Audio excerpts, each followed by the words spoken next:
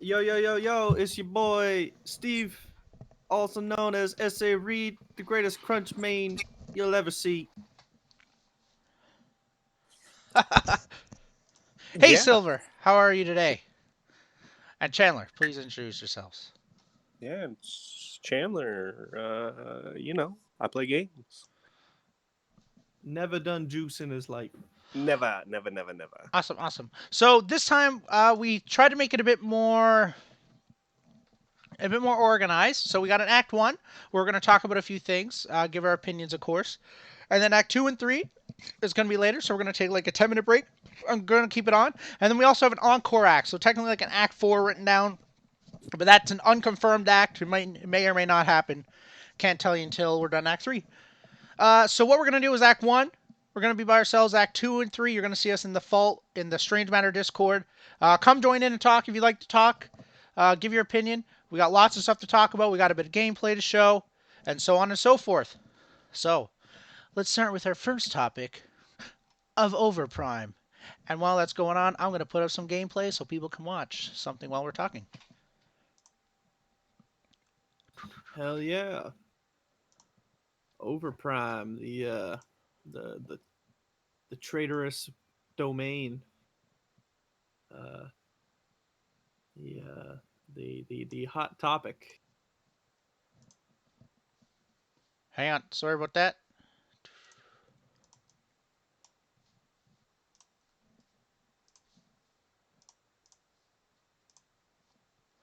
Awesome. So I'm gonna pull up my notebook. So for everyone that doesn't know, there's a few companies making Paragon. Uh, yet, yeah, there's a few, and we have Overprime, Fault, the two biggest ones. We got Core by Metabuff. We got Predecessor by another company. Predecessor was in the running, but they've went pretty dark. There's Ethereal, which I've heard nothing about, and there was Phoenix Rising. I say was because it's been over a year since we heard anything. And they just kind of disappeared. So Core has unofficially announced, in a sense, that they plan on pulling an Apex Legends, and what Apex Legends did is it literally just dropped. It just out of nowhere was just on the PlayStation Store. So Core plans on doing something like that. Couldn't tell anything about Ethereal predecessor. I don't know. So basically, the only Paragon remake that the community can play at this very second, I gotta pull up the chat on my phone. 1 second. Uh, is Overprime. So I reluctantly gave it a shot the other day because we are talking coronavirus and who. So I played it first time ever, and I'm gonna be honest. I have a really hard. I'm gonna give a really right wing opinion on here, and Fault is better. I know some people are gonna disagree with me, but I think it is. Uh, I hope Overprime has all the success it has, and I hope it turns into something that is super fantastic. But I'm here to play a Paragon remake that evolves past the remake portion and becomes its own third person MOBA that the community loves and enjoys, and that's what I want to be a part of. And for me, Overprime was just not that. Number one, the server issue. I never thought so. At first, everyone knows about the server issue with Overprime, right? They don't have servers. You have to direct connect. First off, I ain't giving out my IP to no one ever, ever. Downloading it was a hassle. I literally felt like I was giving away my credit card information when I unzipped it with WinRAR. Of course, that's not how it actually is. Um, so there was that. So that was like the two, and then the server thing. I didn't think it would be a big deal until I started playing, and I was having queue times of like 20 minutes because I'd try to connect to someone who had like a VPN up, because some people were doing that through the Overprime Discord, and then the lobby would drop. Okay, so then we do it again, and then the lobby would drop again, and the lobby would drop again, and then the lobby would drop again, and then we would choose our roles in game, and then the lobby would drop, or someone would leave mid game, but someone could join, so that's pretty cool. And if I'm not mistaken, I know Chandler tuned in, so he saw a bit of Overprime, and I don't know if Steve did. So what is your Yeah, I guys' saw some. opinion? Okay, what is your guys' opinion on Overprime off the little bit that you've seen? I'll go first. Okay. I okay. So first off, that trailer that they got is fire. That's an awesome trailer. It got me hyped for the game. Unfortunately, yeah, like I tuned into your stream. I've seen some other videos, some other streams of Overprime. Hmm. It just, I mean, it looks very, very immature right now. It looks very unpolished and uncompleted. I Hmm. mean, so is Fault. It's not far along in the completed process, but it's kind of it was weird. Like it felt kind of like misleading, like the way that Hmm. they got that trailer looking awesome and made it look so much further ahead because I saw it and it almost like because that was always like the meme, right? It was the idea of like, well, just give us the legacy map, but with monolith speed, and that's kind of what it looked like. The gameplay looked really fast, it looked really fun, it looked really hectic, and I don't know, just watching your stream and hearing about all the difficulties of actually playing it, it felt less serious than what Strange Matter is doing with Fault. Hmm. Um, and yeah, I think that Fault is definitely They're a definitely bit. ahead. Yeah, I think they're a bit more ahead Yeah. between the two, but I definitely think it's Overprime is the biggest competitor with Fault right now. So Hmm. be interesting to see how that evolves. Yeah, and it's not like Overprime doesn't have a chance. Like anyone that like Fault obviously is in the lead, and if there's any developer watching, congratulations, you guys stole my heart a few months ago. I'm a Fault fan. I think my opinion's a little bit biased, unfortunately, because I, the, to change my opinion about Fault, it would take a great deal. Um, but Overprime does still obviously have a chance to get somewhere. Like they have a more active player base, for example, right now. Uh, because you're able to play the game, even if there is no servers, even though it's clunky and the anti-aliasing is on the maximum it can be. Because if you actually take it off, it looks you can like see in between the pixels. It's kind of weird. Um, Chandler, do you have any opinion on this? So, I mean, the biggest thing I found just watching it, I don't know. I personally was never really a fan of Legacy. Mm-hmm. So, just purely like, I know there's a lot of people who are genuinely just playing that game and championing it because they prefer the Legacy map. And I mean, like, everyone's going to have their preference, but I don't know, just from where the game is right now, personally, it doesn't make any sense to me that they are going out of their way to add more characters and try to start making their own monolith map. Like, Mm-hmm. it just feels like there's so many other things you could be doing to complete your game where instead they're just allocating resources in the wrong direction. Mm-hmm. I mean, it's good to have so many companies making pretty well like a Paragon S game because it forces everyone to put out the best content possible. Mm-hmm. Uh, so I definitely think Overprime being a thing and it being as sort of like attempting to go as quick as they are, it's kind of helping Strange Matter kind of pull their socks up and Oh well, with get any good content out.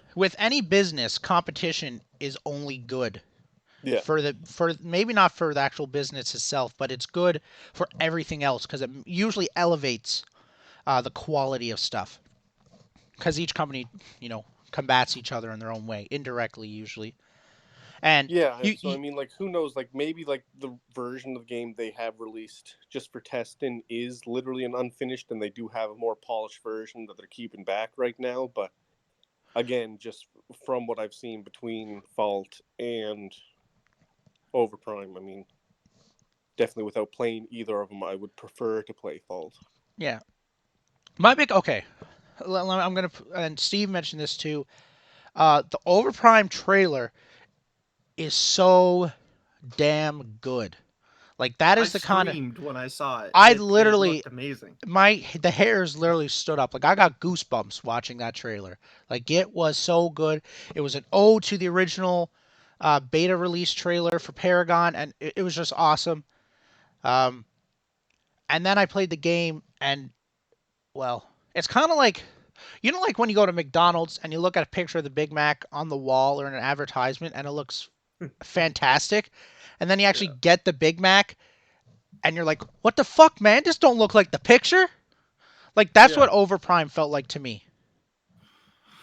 You Yeah. know what I I mean? mean, that's what is standing out most about Fault to me is because listen, I mean, you, me, Chandler, we can all agree to it. I think we got kind of messed around with by Epic when it came to Paragon. I mean, they always tried to be super transparent, but I don't think any of us really saw them closing the servers coming. Hmm. A lot of changes they made, promises that were never kept. I it's a lot of stuff that made me very skeptical. So like when Fault is looking the way it does and there's all this community interaction and it's so easy to actually play and there's timeline and all this kind of stuff, it makes me feel very, I guess, comfortable with Strange Matter as opposed to with Overprime. Like I don't even know what the company is. I don't know who's associated with it. And already the fact that trailer doesn't reflect what can actually be played, I think is just a bit of a head scratcher, and it kind of makes me a little anxious heading forward with it. Hmm. Um, I mean, obviously you're allowed to do whatever you want, but it's the exact same thing with that Big Mac. Like you get to a certain point where, like, as a capitalistic consumer, you know that a lot of the time things are a little too good to be true, especially in advertising. So I think the fact that my heart was played with a little bit has kind of just left a little bit of a bad taste in my mouth. Um, and I think gives a few more points to Fault Hmm. just in my head. I just like, and besides the server issue, so besides the fact that I was raging because the lobby kept dropping and I kept having to uh, put someone's IP in the game. Um, Once I got in the game, just like how clunky it was. Like I remember one time, and it was like a really good. So I'm like, I usually play a support, like that's what I do, and I play a lot of Narbash and Decker. Decker's in none of the was not an Alpha 3 weekend. It is not in Overprime at the moment, so a lot in Narbash. And I remember jumping, and I did like just for shits and gigs, I did like kind of like a 360 jump stun, and like I literally was like, man, I missed, like because obviously I thought I missed, and I'm kind of gassing myself a bit by saying this, but then I realized afterwards that I actually didn't miss. I hit the hero, but I didn't know because like the thunk like disappeared, and then the person was just stunned, and like and not only that, like if you're used to Paragon, and like you play like a lot in Arbash, you know that his thunk goes at a certain speed and it has like a certain motion. And then when you play Overprime, I feel like it's stopping like a clock midair and it just keeps turning every hour. And it was really weird to me because it really, it's just something you just gotta adjust to, of course, but it was just really weird because I could feel the frames dropping in between just throwing my Q ability. You know what I mean? Yeah. And then I was playing Greystone, and okay, sorry, I was playing Greystone. Number one, I had to play him in the jungle because my team was just not cooperating, so that's where I ended up. I killed one mini camp, had to go back. That kind of triggered me. Um, and I remember not being able to use like my circle, like my Q, because it just wasn't working with the button bindings like at all. So I had to fix it, didn't work. Fix it, didn't work. And then it ended up happening that every time I used a basic, I was also using my Q, which worked fine. After like 20 minutes into the game, it just fixed itself. Like I didn't do anything. So that was kind of good. But like I was just like, what? What do you mean I can't use my Q? Like I'm hitting the Q button. Like why aren't you working? And that was kind of frustrating. And that was also a bad game. So that irritated me. Yeah, but the biggest thing that I really wish, and Chandler is the one that mentioned this, that kind of scares me about Overprime. I understand it's an alpha. I understand they have a different business model than Strange Matter does, uh, and that they're going more for aesthetic first, gameplay later kind of thing was what it seems like, to where Strange Matter is the opposite. But what worries me is that just recently they released their like Trello page. If you looked at it, I should probably bring it up because I Yeah, haven't that's a good seen idea. it. Fault will be amazing, Psych. You got to believe in them. Trust me on this one. Yeah, let's see if we can bring up their Trello page. We'll just hop into their Discord. Nee, nee, nee, nee, nee, nee, nee, nee.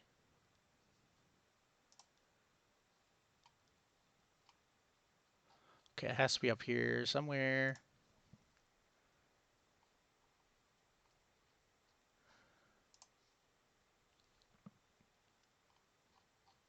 Oh, there it is. Found it. Yeah, so when you pull up their Trello page, and this is new, this is pretty new. You can see like they got the connection to listen to server hosts. So they're trying to fix some kind of server thing, even though they don't have servers. Trying to fix the lobby manager, online servers eventually. And then they got all this, which is a lot. And the big thing that I don't like about this is nowhere on this do I see fix make the game feel smoother and more like Paragon, like or even just make it feel just more like a AAA game. I can't even read that. I don't know what that says. I'm just assuming those are hero characters, but I don't see any of that anywhere. I just see a bunch of, okay, we're going to make this aesthetic look better. We're going to make Monolith. We're going to add more characters. Like, everyone wants a character, but no one wants to play a character that can't run properly and uses abilities. You know what I mean? Yeah. And that's kind of where I'm kind of worried about their direction that they're taking, because I don't. Oh, there's some optimization right here. Look at that. Optimize screen particle asset loadout. Ooh.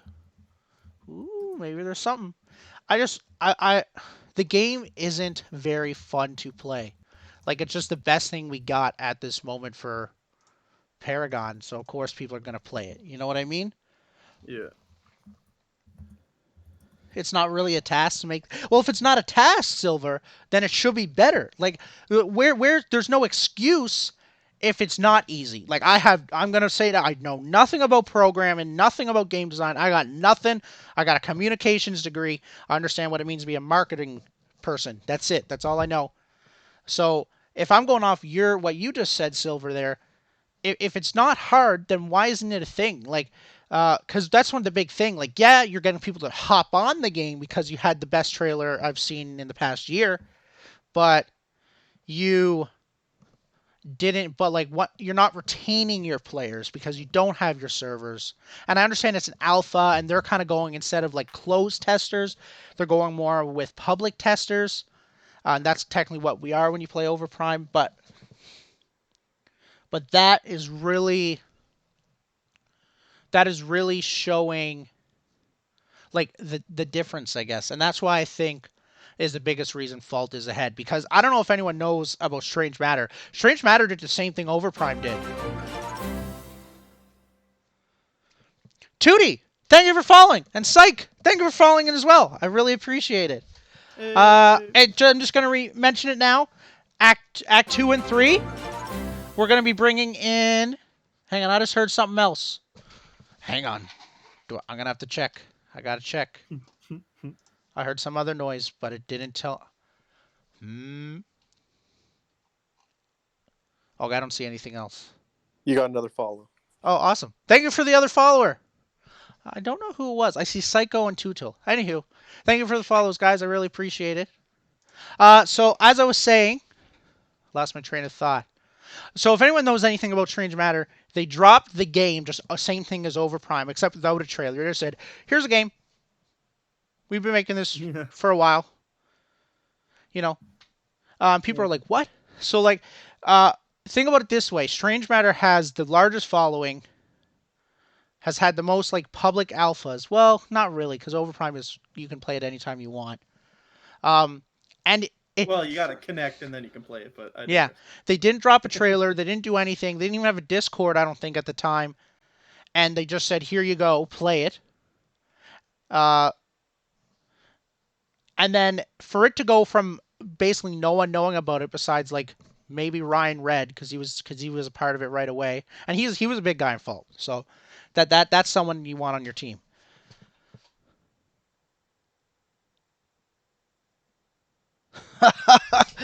sorry, Psycho. I definitely don't speak German.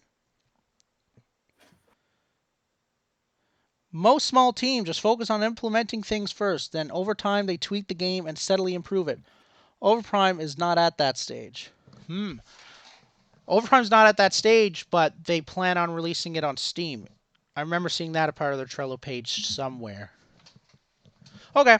Anywho, just Because like, what you don't want, you don't want your game to be played by Critical on YouTube as one of his he just like plays really shitty looking games, yeah. and it's just funny. You don't want your game to become that, especially with like the Paragon assets and shit. hmm Like, I don't know. I guess that's like something that you really need to think about. Like, that's what Fault definitely has over them, and like Fault isn't even in its final form. You know what I mean? Yeah. Like, It's not in its they're final still form. polishing that. If you think about what Paragon was when it ended, I mean, obviously these companies are nowhere near the scope of Epic Games, but Not yet. like Well, in comparison between Fault and Overprime, like I think it just completely blows Overprime out of the water right now. Like it just doesn't look like a lot of fun to watch. Like I was watching the stream for a bit and it's like, I don't know. yeah. Uh, yeah. It just and I'm just saying my opinion. I was not impressed with the game. Uh, I know some people prefer it. Some people just prefer legacy map, and that's a big thing. And it's also playable. You know what I mean? And it's also free. Like early access is not going to be free. It's going to cost you a bit of money. But that's what every company does for EA. So to don't go up with your swords and pitchforks over a bit of money, because that's like how it is. The full release for Fault does plan on being free. Same thing happened with Paragon, and but yeah, I think that's going to be it. So people that really aren't willing to pay that money and just want to play something now and prefer Legacy is going to be that. But I do want to mention this point. Uh, Strange Matter have said it's a part of their roadmap as well that they are adding another map. I'm going to be honest, guys. If you think that's not Legacy, you're nuts. It's going to be Legacy. Like Legacy's coming to Fault now. It's probably going to be in another 400 days before that ever happens, but it's happening. You know what I mean?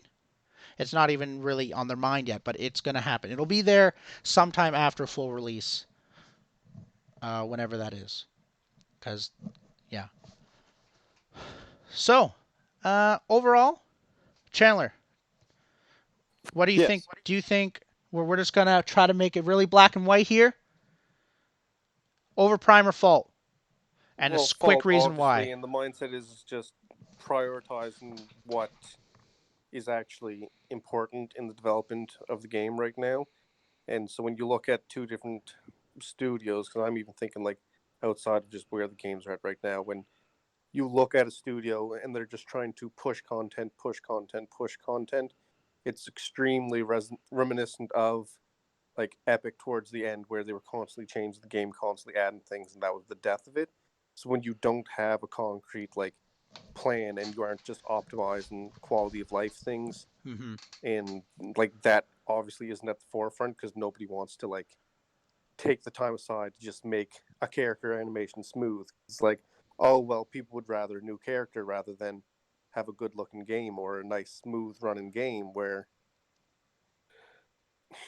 I don't know, especially this early, if you're looking for people to fund and you want to expand your game at all, like I don't know, nobody wants another unfinished character in an unfinished game. So I just just. with how Fault is doing it and their process, like obviously it's a little more reminiscent of earlier Paragon days because they are Mhm. following basically the same thing Paragon did. And as it stands, obviously Fault looks a lot better right now than Paragon ever did Mhm. in early access. But Mhm. that's just a symptom of having all those Yeah. assets And I at their actually, disposal. I just wanted to respond to the chat because I just see a few comments. PS4.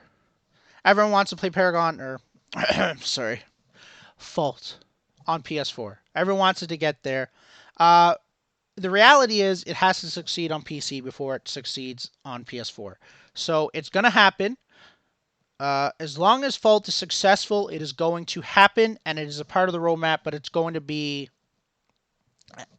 for full release, or maybe we'll say 2 months after that. So full release is anywhere from November of this year to February of 2021. So I know that's a long gap, but you just got to think about it this way: Sony is not going to let you put a shit game on the PlayStation Store, right? They might. Unless you're Activision They might. or Gearbox, because Yeah. Battleborn was released once upon a time, Fuck. and it basically funded Borderlands 3. Yeah, it will. Does Fall have an Game will office? never I, die. I don't know if they have an office. I do know the founders, the majority of the founders, are located in Montreal, Quebec, in Canada, which is also the epicenter of the coronavirus in Canada, because we're all Canadians here too. Uh, Me, Steve, Chandler. Uh, but I know that they have people from all over. So I don't think they have an office, but I'm sure there will be one in the future.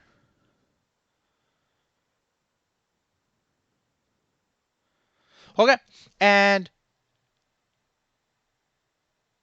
yeah, Steve, do you want to say anything more about Fault versus Overprime? Just make it very black and white. Yeah, I mean, look, they're both MOBAs. They're both using the sweet and sexy Paragon assets.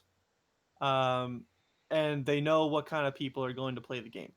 In the beginning, it's going to be the people that played Paragon, but you need to grow past it. Like, I mean, keep in mind, Epic got rid of it because in their minds it wasn't growing. So, like, you need to be making a game that's going to develop beyond a certain point. Now, if the people making Overprime are making something that they don't want it to get super big, okay, that's fine. But I feel like Fault have at least showed that they want to take it really far.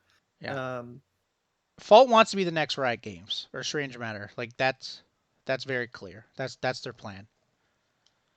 And yeah. Riot Games, of So course, made League of Legends. Yeah, that's yeah, what they want to do. I think Fault currently right now has the biggest promise. If you're thinking about them as MOBAs trying to do what a MOBA does, and that's keep people playing your game. Yeah, and I'm just gonna leave it at that. I prefer Fault. Simple as that. So let's move on to the next topic, which is. We'll just pull up the screen right fast. Which is combat griefing. So this was Chandler's idea, which has got to get swole. So Chandler, we'll let you take it away. What is combat griefing for anyone that doesn't know, and why do you fucking hate it with a burning passion? Well, I don't know if I would like really word it that way, but it's mainly just how do you tackle the fact of 5 solo players queuing up against a 5 stack? Oh God. Yeah. How do you make sure that every single time you release a new character, it doesn't just completely break the game and you just know if the other team runs a certain character, like it is going to be an issue and there's no real way to play against it. I don't know. There's so many things that, like, looking back at Paragon, that those were the most important things that kind of had to get fleshed out to keep the player base, that just no effort went into trying to make sure. Because again, like we said last stream, like the developers were basically like, no, we can see the numbers, this is what people want, you don't know anything. And you're Oh just shit. sitting there like, well, like, why is the player base going down every single week? Every single time Yeah. you do one of these videos, there's less and less people playing. It's because, like, it was just so easy to grief people in that game. You just pick the most broken one. It didn't matter if you've been grinding one like Steven grinding Crunch for months and months on end, like Fucking countless hours. Mm-hmm. It didn't matter, because just somebody that could easily auto target you and just kill you by looking at you. It's yeah. just things like that. It's definitely quality life. Yeah. playing Yeah. a game like that. So if I'm not mistaken, griefing is essentially it's in every game. So if I was playing a MOBA, like let's say we'll say Fault for now, and there's someone on my team, and as you can see in this game, for example, where I picked Narbash, and I'm obviously like Narbash only supports, you know what I mean, and I'm obviously trying to support, but Steel goes in my lane. So now what am I left doing? Jungling as a Narbash? You know what I mean? Yeah. Like stuff like that you can consider griefing. But griefing usually is the next level up. It's usually like when you start trash talking your teammates because they died or you're losing in Oh my god. like pinging good job, like literally making Steven's blood boil over here. Bro. And Yeah, like that, because like that's the thing, right? And it's now, good job, good job, good job. Like that's the thing, right? Like I now here's what we are not saying is to stop that shit. You know what I mean? Because it's you got to look at it from a developer's perspective. Like that's extremely hard to control. The thing you can control though is creating less opportunity for that kind of stuff to happen. Mhm. I mean, like if we think about like broken metas and stuff like that, um, and like being aware of it and not being able to counter it. Like I eventually did get the crunch mastery. Okay, I got that fire crunch skin, and listen, I was a pretty decent character. All right, I had countless people saying to me that they didn't know that crunch could do the things that I could do with them. All right, that was my boy. I worked my ass off to get that amount of clout and whatnot. And I'd lock in. I'm last pick. We're playing. It's not. I mean, it wasn't ranked, but if it was still based on the elo, and like I'd be playing with like high level people, and they just dodge. You're playing crunch. Can't do that. Like that's like really like brief level griefing. I think it's like not actually in game shit, but like I don't know. It's a product of the idea that you can play only to what the meta is, Mhm. and this idea of like Morigesh being, one of the most horrible ideas for a character out the gate, being like two lock on abilities Mhm. that did insane damage. You could just, because like it was that thing where like she got the essence of the other character and then made them the little doll. You could just spam that. If she stayed in lane long enough with you, she could just take a fifth of your health each time. She lands it 5 times, you're done. And then you get completely steamrolled, and then your teammates just keep pinging good job. And it's that idea of you're not just fighting the other team, you're fighting your own team. Like Greg and I, we were playing Smite the other day, and there was someone who just was not there during fights. They weren't there in item choices. They weren't placing wards. They weren't going for camps. They weren't pinging. All this stuff. And then I'm there trying to get kills. I'm doing kind of decently good, but I keep have like under the weight of trying to support the team, and then all I get is a like good job or a nice or all this kind of stuff, and like I don't know. It's all this stuff to intentionally kind of like ruin the game. Mhm. It's Make the funny to spam, but it's like I don't know. It's just Yeah. like I don't know. And All this stuff it's that a part of gaming, right? Like when your emotions are running high, when and you lose that big fight, like some people get triggered. I am obviously someone that gets bro. Okay, I just want to say real quick. Bwapman said in the chat when you're jungler and they expect 10 ganks within the first 5 minutes, bro, bro. bro. That is I okay because I'm a jungle main, and you see I got good ass fucking rotations and still just like yo what the fuck man, I'm just why did you gank in my lane? It's like bro, I was there twice, like I need a farm. If I just go in the lane and die, Facts. it's not helping. It's just all this stuff of like and, what are ways that you can fix that? I mean, I don't know, like something we brought it up on the Faultarian journal before, but something that Paragon never did was actually teach people how to play the game. There was no good training mode, there wasn't terms, there wasn't tactics. There wasn't a way for people to actually learn the game better. Hmm. And any community corner stuff was always just people reacting to how Epic didn't know what they were doing. Yeah. I died because you didn't gank. Yeah, it's Yeah. just like, I or got you could just not push up. I don't know. yeah, and I got a few points there. Yeah, so obviously griefing is subjective. You know, it's up to what you consider trolling is another way to put it. Uh, Spamming good job is definitely griefing. Like, and I'm just gonna take Guatman's point there. Like, if I'm playing solo queue and someone's not warding, it's not griefing.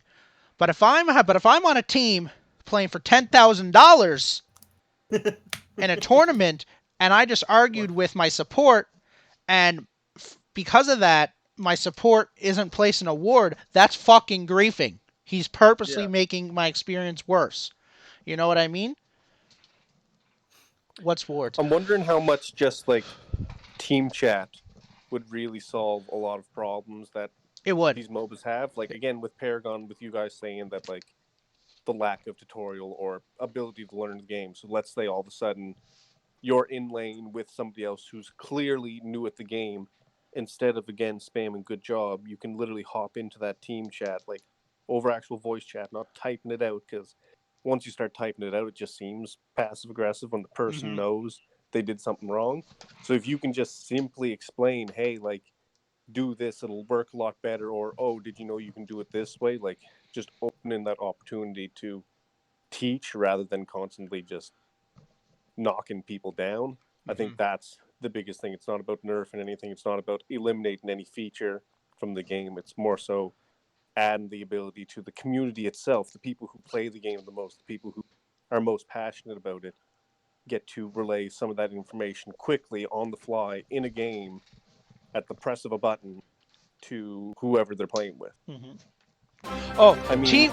the same thing, voice chat could also be toxic because now it's that much easier for somebody to go, hey, like, you can start saying whatever you want. Again, it's team chat. I think that's probably part of the reason because once you have to go through text, they're able to censor words. They're able to do all these things to like push it to a larger audience. But I don't know.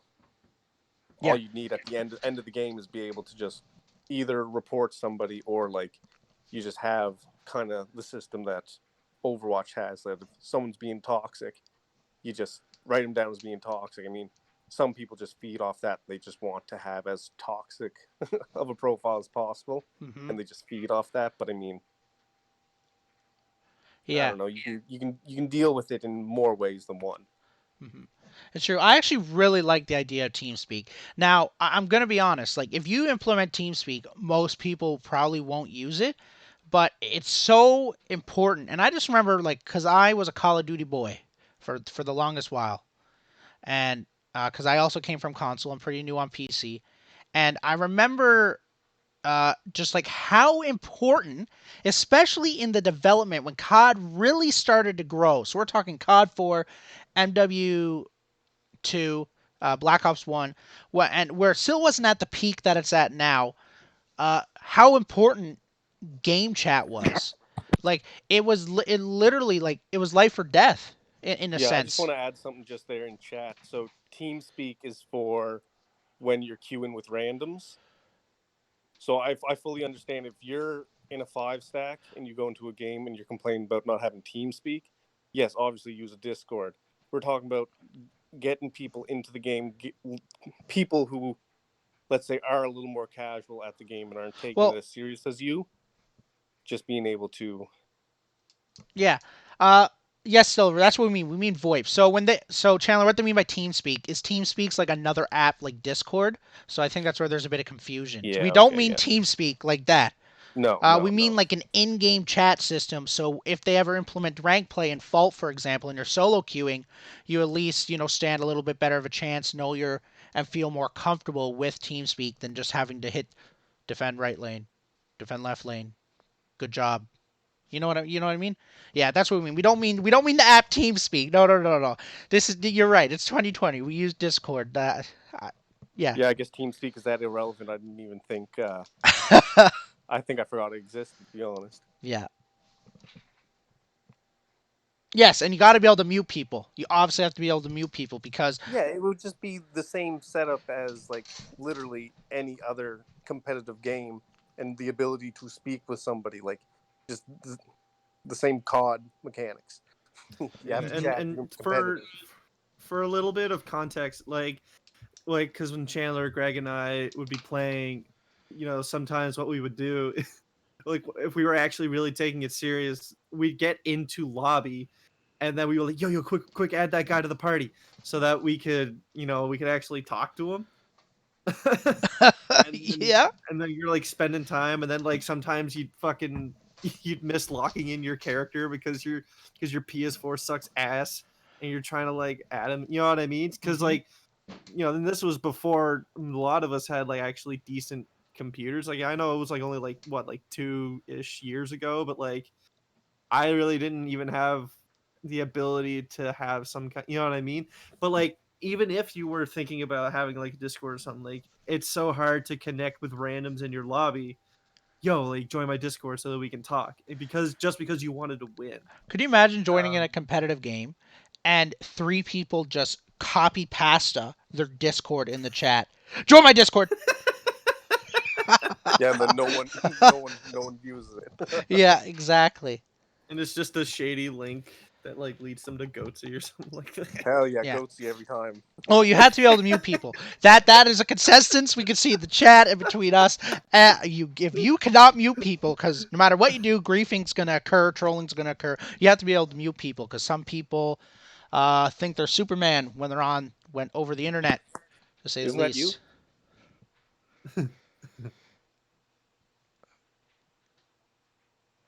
I look like Narbash in real life. High key.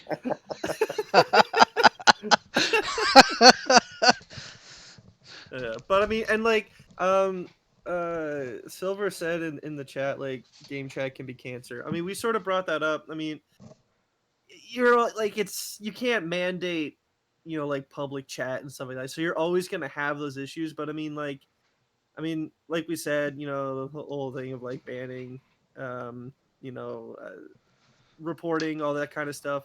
Making devs kind of aware of certain players are like repeat offenders and this kind of stuff. But like we also sort of brought up, I don't know how many people are gonna go onto the Fault in-game voice chat just to like, yeah, like just scream expletives at people and like, you know what I mean? And the ability to mute people, I mean, that's just always present in all video Yeah, games. You know what I mean? yeah. You got to be able to mute people, and I think that's like not and so this in-game chat, like I really feel like maybe it's not on like Strange Matters definitely talked about it, but I don't think it's considered a priority for them. But I personally think it only enhances the experience. It's one of those little small things that really show that difference. Uh, Yeah, you know what I mean? Because then you have the ability to chat. Anyone can just plug in a mic. You know what I mean? Because everyone has a mic and just talk. And it's also like back in the day, uh, that's how I made my online friends. Like no joke. Like if I didn't have voice chat, I wouldn't be talking to the same people I do now. Like I've had some Yeah, like people you could have now. the ability of creating 5 stacks purely from random matches because you go, hey, I like playing the game with this fella. Yeah. We just have fun playing the game. Now all of a sudden, again, instead of getting griefed every time because you're in a 2 or 3 stack going up against 5 stacks, you yeah, start to choosing to create stay in a those party. communities and like you build a community, and it's like the more people that enjoy playing it and have people they like playing the game with, the more Hmm. likely you keep the community alive. Yeah. And it's true. Like I have people. So I think Krypton's in this game. Anywho, Krypton is in this game. I've literally known the man for 10 years now. I've been playing with him for 10 years. We literally met in a random Call of Duty lobby in game chat. You know what I mean? And like, that's probably something people don't think about, but like, it's just so like that bond, communication is just so key when it comes to everything, Yeah, everything really. Do you guys got any final points on that? Or can we move on to the next thing? I think we covered a lot of it. We covered a lot. Awesome. And what is the next point? I got it up. I hope you guys like our design. Shout out to Silver Koi here. He's the one that created this little thing. Uh, there's, yeah. Shout out to that. It's supposed to be Faultarian, not Faultarian, but I didn't really realize that at the time. So here we are. So the next topic we got is skill-based matchmaking. So does anyone want to take this off, or shall I begin? I think that has to cue into like This our all last ties in topic of together. like This all ties in yeah, together. yeah, pretty well. It's just like it is important to have that system there because again, that's part of the frustration and the reason why people leave a game 5 minutes in. Because again, if you're somebody who's been playing time and time after, and like you have countless Ooh, hours into it, this you game don't is want to play a awful. game with Let's move somebody on. who literally just joined. That has no idea what they're doing. Hmm. And that's the thing. So, how do I word this? I remember my first time playing Paragon. It was on Legacy, and Steve can attest to this because he's the one that actually introduced me to this. Who is S.A. Reed? For anyone that Hey, would like to see, or I think you're S.A. Reed because you changed your name. messaging. Yeah. I played it as Greystone. Never played a MOBA before. Never watched MOBAs. Knew nothing about MOBAs. Didn't even know there were 3 lanes. Hey, that's Expert Gains. He's another person that I've known for 10 years now because of Game Chat. Oh hell yeah! Yeah, and Yeah. he's someone that likes Smite, so he's kind of a weirdo. But And just to mention that Agora.gg doesn't Fault basically have their own version of that? Fault The Fault has Hub? their own MMR. It's on playfault.com. It wasn't active for the Alpha 3 weekend, but it should. They're debating from what I understand. They're debating if it's going to be active right away for EA or not. But I think it's so important because no noob, no offense to the noobs, but no noob wants to play a MOBA that knows nothing about MOBAs, get shit on because they're never going to play the game again. You know what I mean? Yeah. And that also goes with the tutorial and stuff. But there's other noobs that join a game when you know what I mean. So noobs should play noobs kind of thing. And the same thing like it's the other way around. This isn't Call of Duty where I'm trying to go 100-0 in a pub match. This is a MOBA. I want to have that tough battle. Uh, I want it. I don't want to just go 40-0 in a MOBA and just be like, oh look, man, this like I'm just pushing. Yeah, just in my right click at my Q. Yeah, okay, they're dead. Yeah, because just as unfun as it is to win a game in 15 minutes, it's also not fun to lose a game in an hour. Yeah. So it's about that happy medium between just like if it is like an actual skilled lobby, you should be able to hit that about half an hour range where everyone's towers are down. It's literally just whoever wins that team fight. Yeah.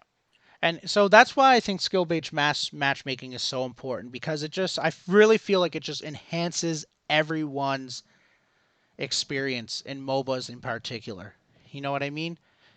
And it also goes into this other point that I think we have mentioned somewhere else in one of the acts, but it all ties in together. Is a lot of griefing is going to occur if you're getting pooped on because you're new at the game and your teammate who thinks he's a know-it-all is getting frustrated. You know what I mean? Yeah. Like griefing does happen over that, which is a bit understandable. Like if your teammate's doing bad or you're doing bad, like I get frustrated too. Don't get me wrong. Like I sometimes need to step away or my monitor is broken. And it also comes into the thing that really, if I had to say one thing, so an Alpha 3 weekend for anyone that was lucky enough to get a key, I was new to PC, so my shot wasn't that great. I understood Paragon, so that was good. But I remember playing and running into a fucking 5 stack of testers. It wasn't just a 5 stack, it was a 5 stack of people that have 100 hours of game time over me. And most of the testers in Fault just happen to also be people that you were used to be part of like the Paragon competitive community, so they're really big on everything. You know what I mean? So they're better than your average player, I guess is a good way to put it. I That turned me off from the Alpha 3 weekend. If there was any reason whatsoever that I didn't want to play Fault, it was that. if that makes any sense. Like, and I know some people are just like, "Yo, get good, bro. You just gotta outbeat them." Well, when you're solo queuing, sometimes you just fucking can't. You know, like you just can't do everything, and sometimes you just get shit on yourself. And Yeah. that's where skill-based matchmaking I really think needs to come in. But this also brings up the issue where it's easier to implement skill-based matchmaking the more players you have. The second you have like a smaller player base, it becomes way more difficult because you might create longer queue times, and so on and so forth. But I know that in other games, like a five stack will only play a five stack. There's obviously exceptions. Like if there's a weird difference in MMR, you might say three stack and two randoms go up against a five stack or whatever.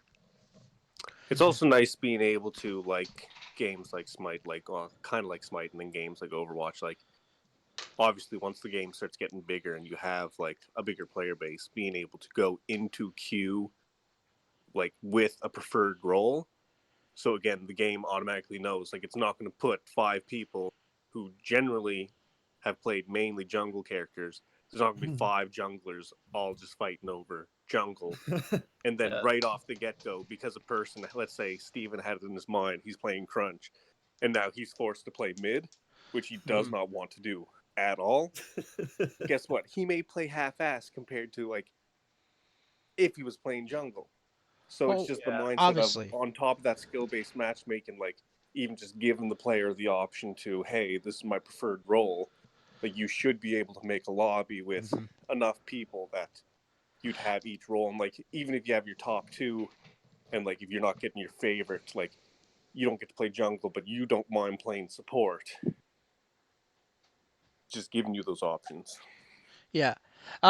Just to answer Danny's question, just like so, this is where like as a part of the Paragon community, I would have loved to know how many people play the game, and that's just like a little bit. I think that just goes with like that just hypes some people up. But just to show you just a few analytics that I've just remembered over the time, Smite has approximately 10,000 concurrent players per week. I think it is, or maybe it's per Really? day. Yeah. Holy Um, shit.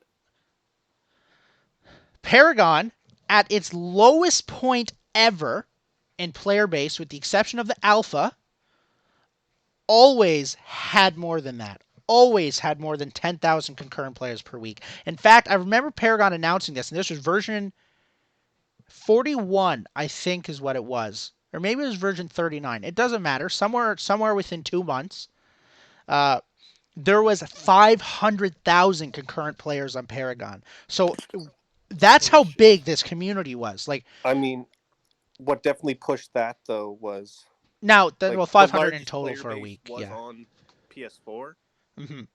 and because again it was a free to play game on PS4, and this is back obviously before Fortnite, so like there wasn't a large selection of free to play games. Hmm. So you also have to take that in consideration, the fact that like yes they had that player base, but it was mainly on PlayStation. Yeah. Yeah. And that's another thing that people uh, need to know. 70% of Paragon's player base was on PS4. That is mind blowing numbers, by the way, because usually it's the other way around. PC is always more popular. And that's why in Fault and the Para Zombie universe that is created, some people will argue that the game that's going to be successful is the first game to come to PS4. Simple as that. Yeah, once you have a finished game on Mhm. Steam and you have it playable, I mean, like, obviously they've all made sure that you're able to play it with a controller. So, I mean, that's the first half, but just being able to get it coded over for Mhm. PlayStation. And at that point, again, if they're looking at a full release this fall, winter, or early next year, like, yes, it could still come out for PS4, but that's going to be the hurdle making it for these next gen Mhm. consoles. It's gonna be Yeah. tough, and they can't release an alpha on PS4. Like Sony's not gonna let it fly because Sony is not super strict with the rules, but they're not super lenient either. You know what I mean? because they're Yeah. only going to release a game that's going to make them money as well as the company money, if that makes any sense. They're basically looking out for both their interest and the companies, which is kind of cool. Sony's just a bit transparent for such a large company.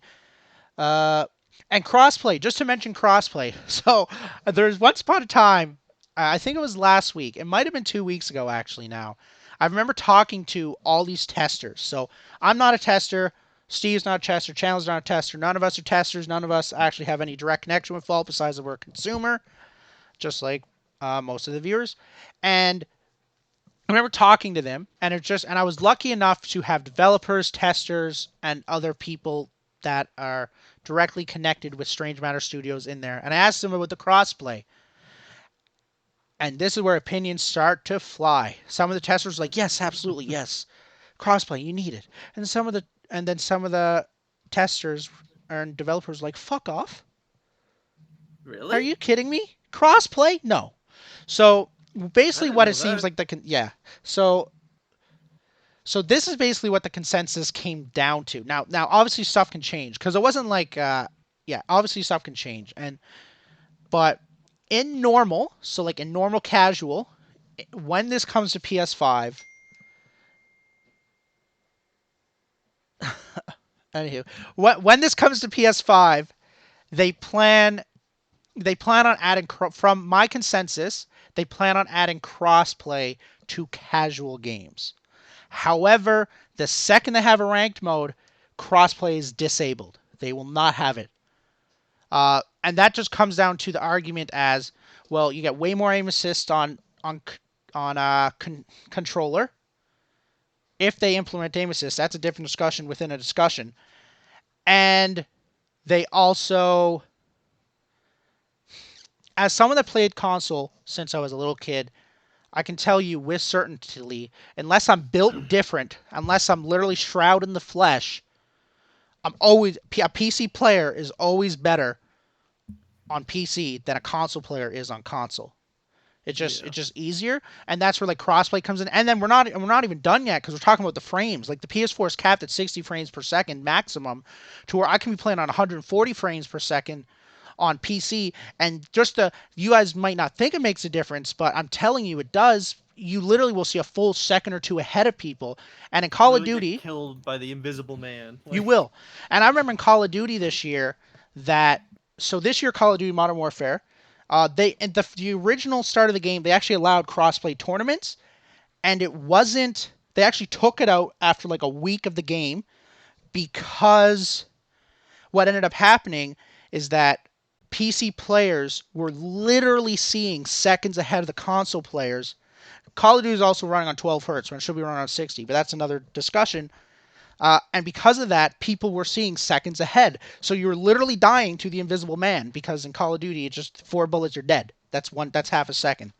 And it's the same thing with MOBAs. Like, what's the difference between 2 seconds in a MOBA? One ability. You know what I mean? So do you really want to be one ability behind at all times?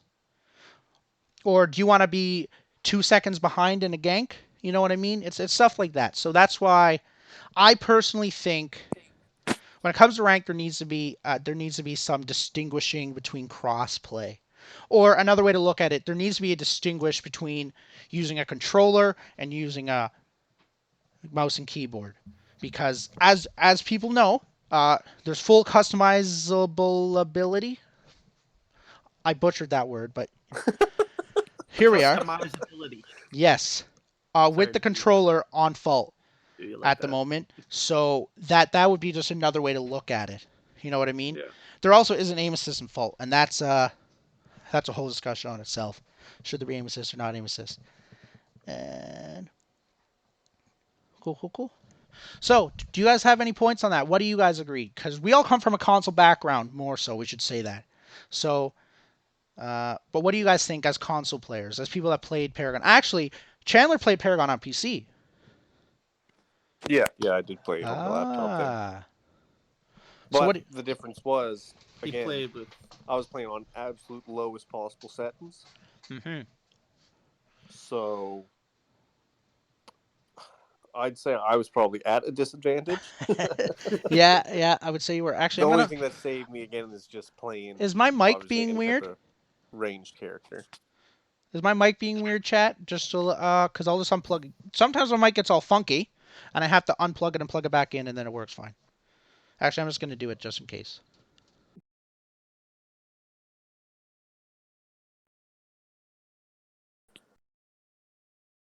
You sound okay to me.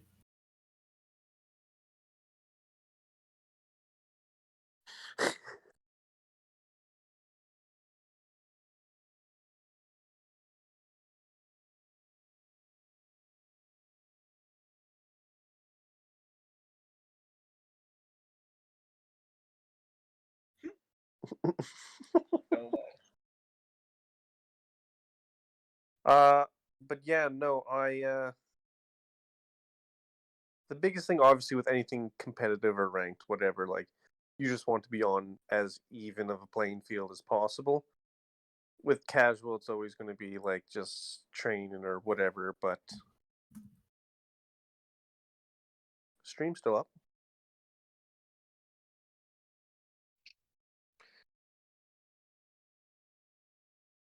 No, you're very much still streaming.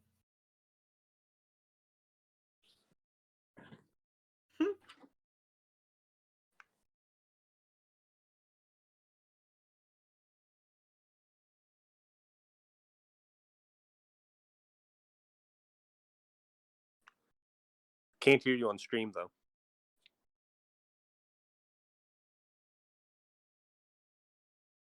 There you go. Good job. Oh wait. Good job, Greg. You fucked it.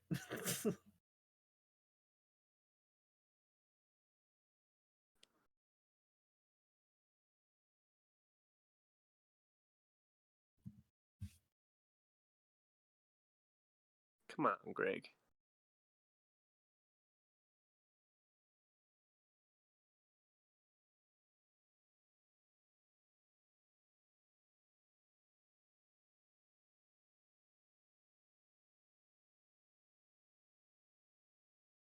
What's wrong? Well, we will welcome everyone. Just please no griefing. Because if you do that, we're just going to have to very quickly leave, and you're only going to hear us three again. So, there we are. I don't know if Chandler's back yet. Steve is back though. Steve is back. I see Kenny has chopped in. Awesome, awesome. Hey, Kenny hopped in last time. Kenny's also the one that made the Faultarian Journal little graphic you see on your screen. Fix your text, please. I can't. Wait, what do you mean? I like the Faultarian. I can't fix that part because that's like a part of the actual No, graphic. the extra topic. I mean, he's talking about how some of the stuff leaves the box. Oh shit! I didn't even realize. again, the time's not centered. Oh, that's I'm fine. OCD about this. I'm not really worried about that. Yeah, it you know, we still a bit of a we still a bit of a lo-fi grassroots. Yeah. You know what I mean? We're getting there Yeah, though. Getting there. So There you go. I fixed it. So, should we just go on without Chandler as he's not back and he can just jump in when he's ready? He posted in the chat. I'm here. Oh, you're here. Yeah, You're here. Okay, yeah. Yeah, Awesome. I just posted the Discord link there in the chat. Hey, Jero plays Final Fantasy. I got a question for you. Have you played Final Fantasy VII Remake? Because I have, and it's amazing.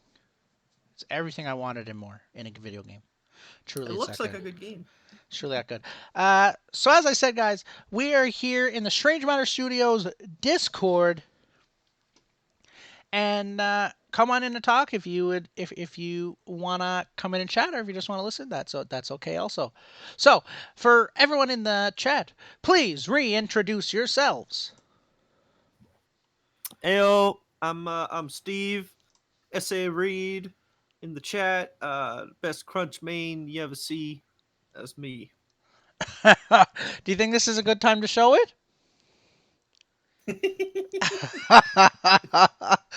Do it. Look, man. Jesus. Listen, I got a lot to prove. All right. Yeah, you got a lot to prove. Yeah. I'm going down as the best motherfucking crunch player that any Paragon affiliate game has ever seen. Oh boy. Number one phase player, bro. I like the sounds of that. God damn, we got royalty in the chat. Jesus. Ooh.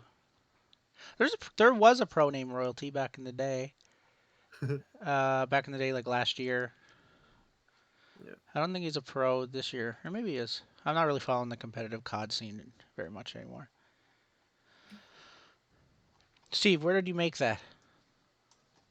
Because I have a little Where did file I? of it. Yeah. One sec. It's in. No, Chandler made it. Oh, jeez. Chandler, where'd you Yeah, put it? Chan could. Oh, I got it. I got it. I got it. I got it. I got a Got good it. one. Yeah. Drop Well, it's that. not the best, Drop but we're gonna show. that. Oh, Phase! You mean Phase the support? Hold on! Yeah, that's what I I was thought he saying. meant Phase the Phase Clan. Whoa, whoa, whoa, whoa, whoa! Bro, it's Now, spelled differently. yeah, but I didn't look at the chat. I was just listening to what you said. Whoa! Damn, you Now, trust me too much. all right. Yeah, Now man. No, I he's like number one phase. I like the sound of that shit, man. Phase and crunch. Now that's nasty. Oh, yo, right there on the stream, bro. this Check right that shit here, out. Steve versus Meeks. For anyone who knows Meeks is, I hope he sees that. Bro, I hope he sees it. Blue Bomber versus the Red Rocker. Like, Yeah. Crunch versus Crunch. They'll meet you on the fault line. Hello. Okay. I'm new here. Hello. I have a quick hey, question. Yeah. So is the Steam like early access like closed right now, or is there actually a place where you can get it? So you can't pre-order it at the moment. So as it's looking, is it's going to be May 8th when it comes out. That's when you can buy it. May 8th? Yeah. Nice. But they're trying to make it so that you can pre-order it. But it's Steam. yeah. It's not going to happen Mark it on tomorrow. your calendar. Yeah. May 8th. For everyone who doesn't know, if you're trying to play Fault and trying to create a 5-stack with me.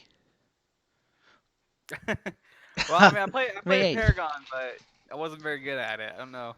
Awesome. How are Hey, you liking the man. stream? How are you liking the stream? I'm not on the stream right now. Oh, I don't. okay. Oh, You're shit. just I hopping just in. joined the lobby. Yeah. I don't know. Okay. Is the stream like? Is it the one that was just posted by Huddy? Oh, what? Wait, what?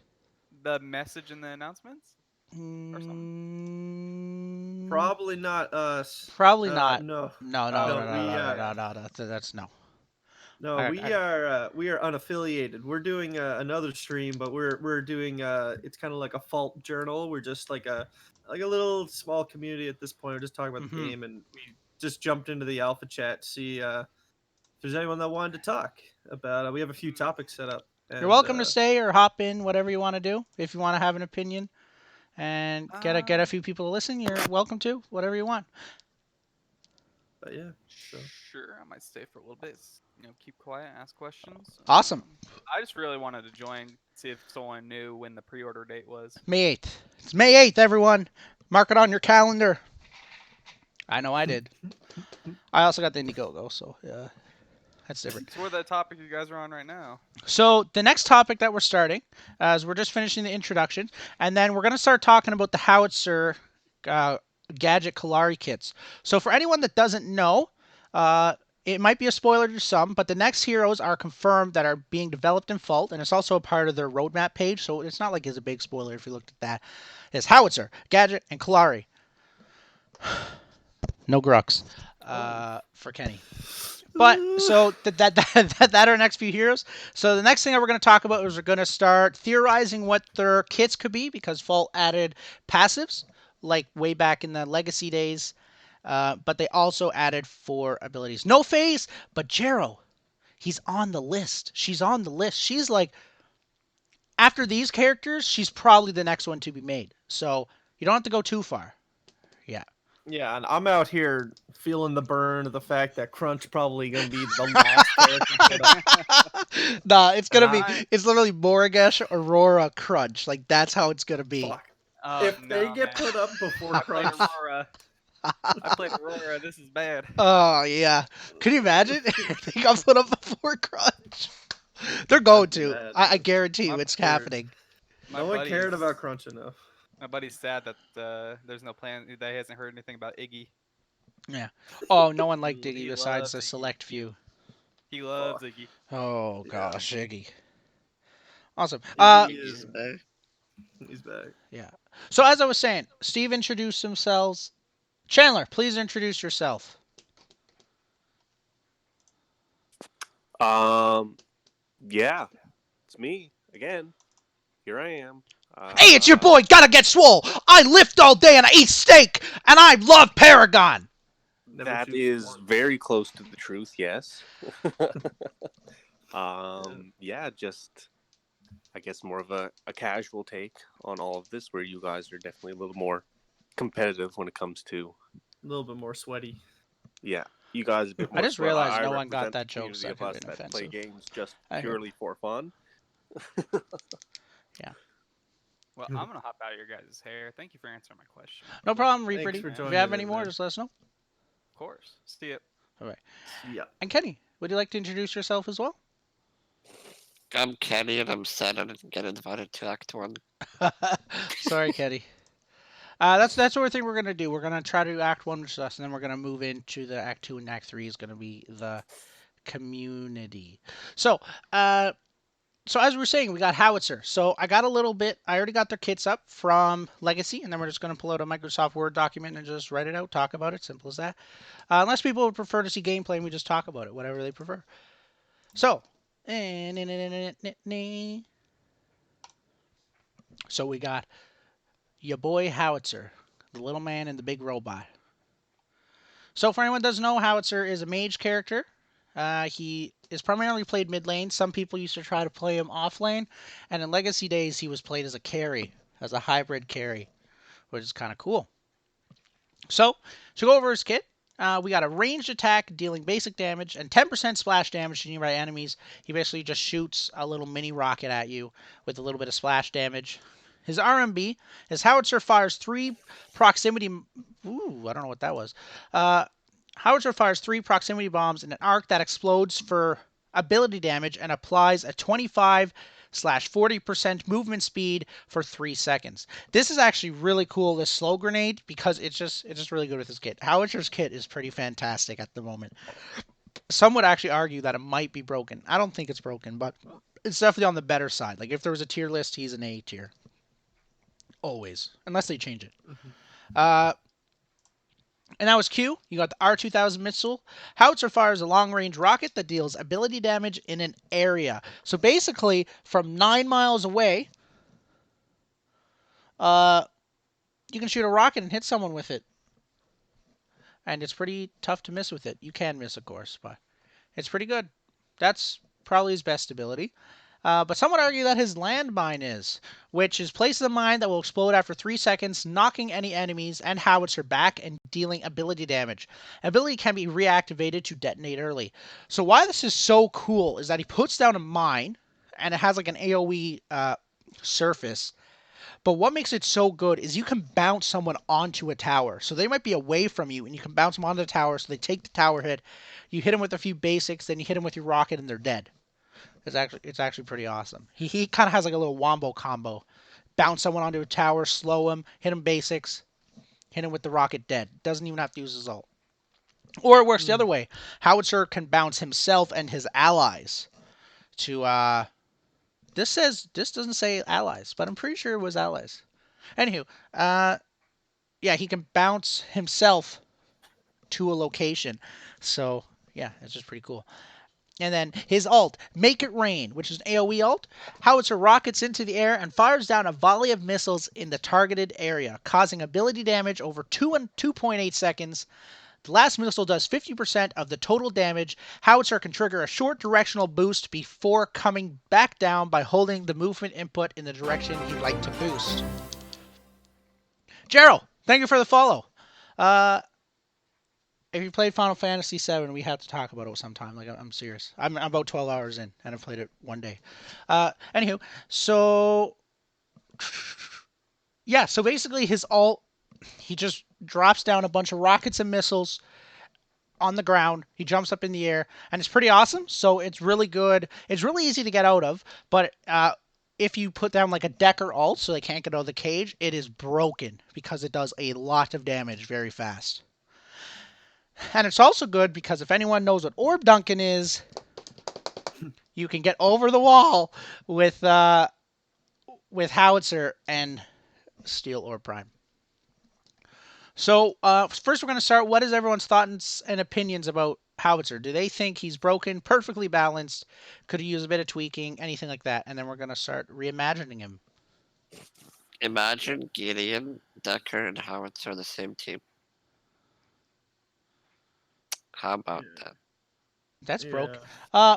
It's pretty good, but you wouldn't have much.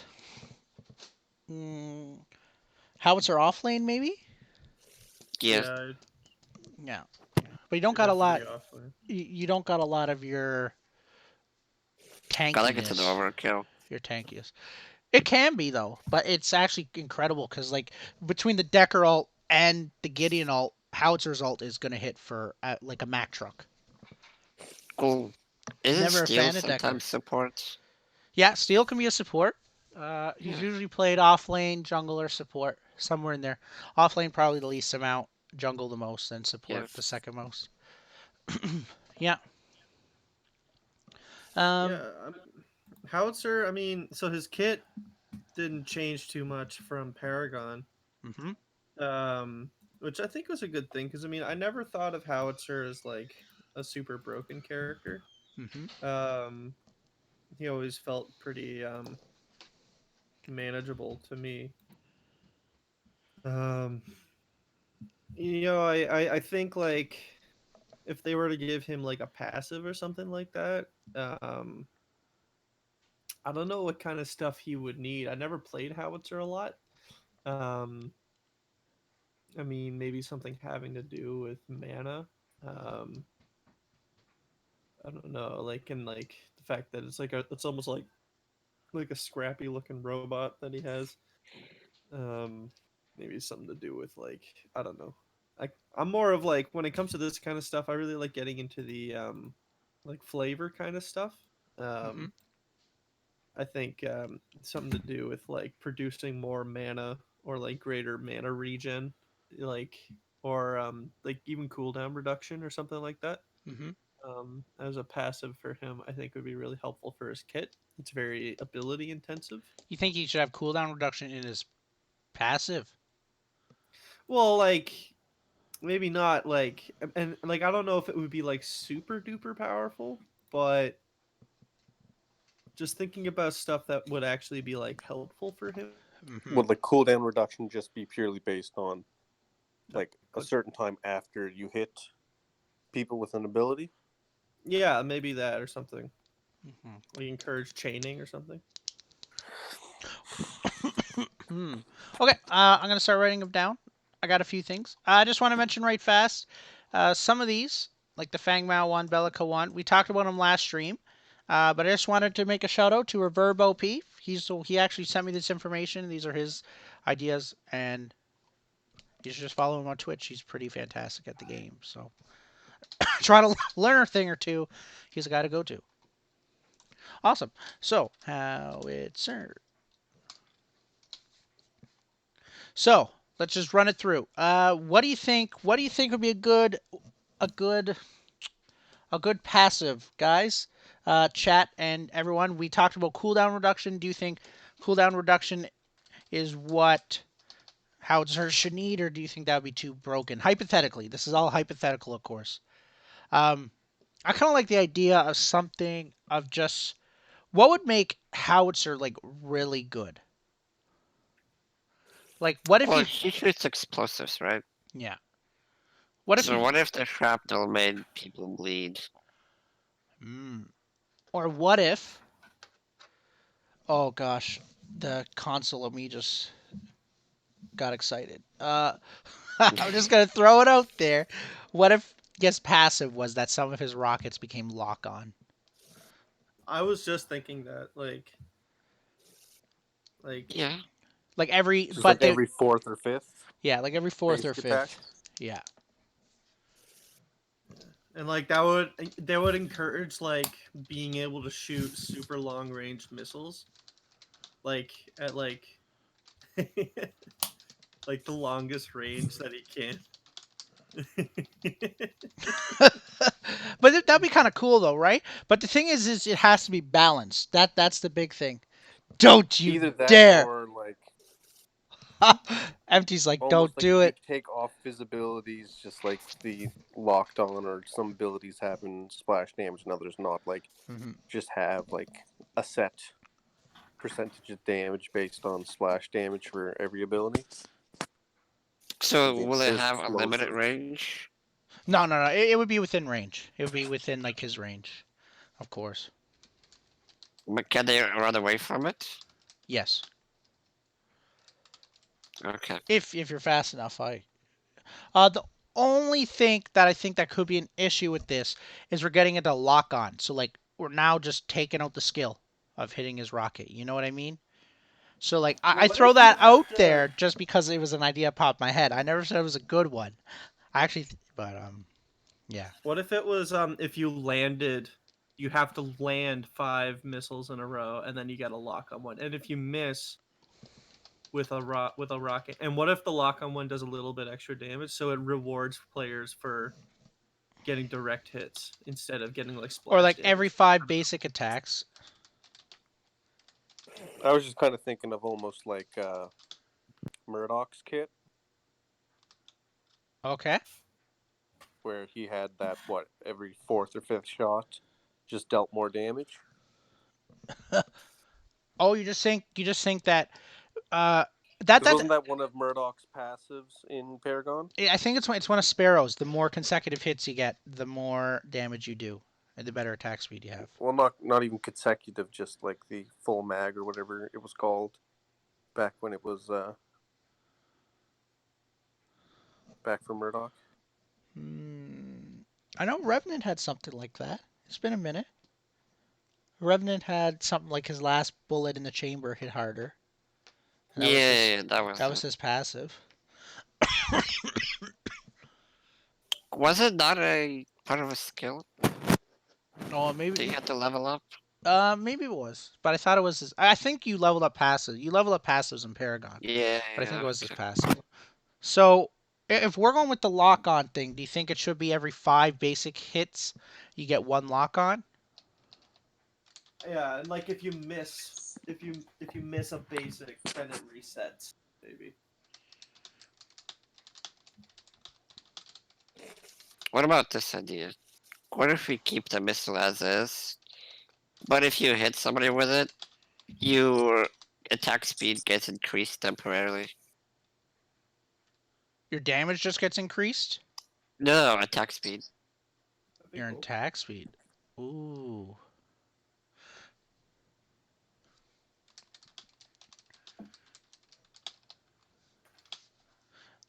So we're saying this. So I'm just going to write down multiple because this is all just hypothetical. So we got this, and then passive number 2. What were you saying there exactly? We have it If you does. keep the same missile as is, but if you hit someone, your attack speed gets increased for like 3 seconds or 5. Maybe the On more people hit you hit with with it, ability, you get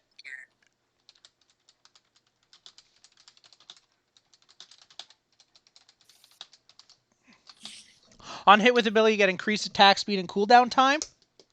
oh, if you hit somebody with the missile, Oh, with the missile specifically. yeah, Okay. it maybe increase the attack speed the more people you hit with the splash damage. Chandler and Steve, what do you think of that? Do you like that? Do you dislike it? Would you like some tweaks? No, I think that's cool. I think something like that encourages the skill and rewards skill. Yeah, I actually like that. I think this lock on thing, I think we're going too much into the realm of like Yeah. it just takes away that skill gap, you know what I mean? It should always, in my opinion. It should Yeah. always be there. So, now we got the Q. What do you mean by cooldown time? His ability cooldown Gets increased or what gets do you mean? decreased. Oh. Yeah. That's what I have written down, right? Right? Okay, so now we got his rocket. Oh, that is not what I'm trying to put up. Okay, so his Q is just his rocket.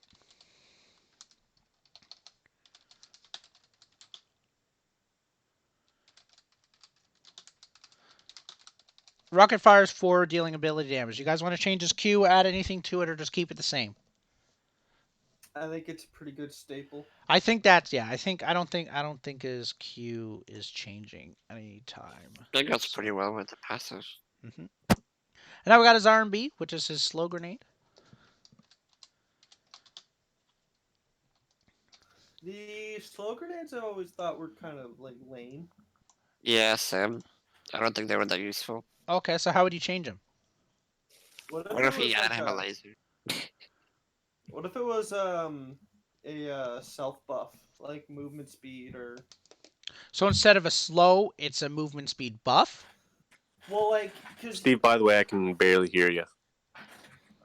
sorry, what if it was like a movement speed buff or something like that?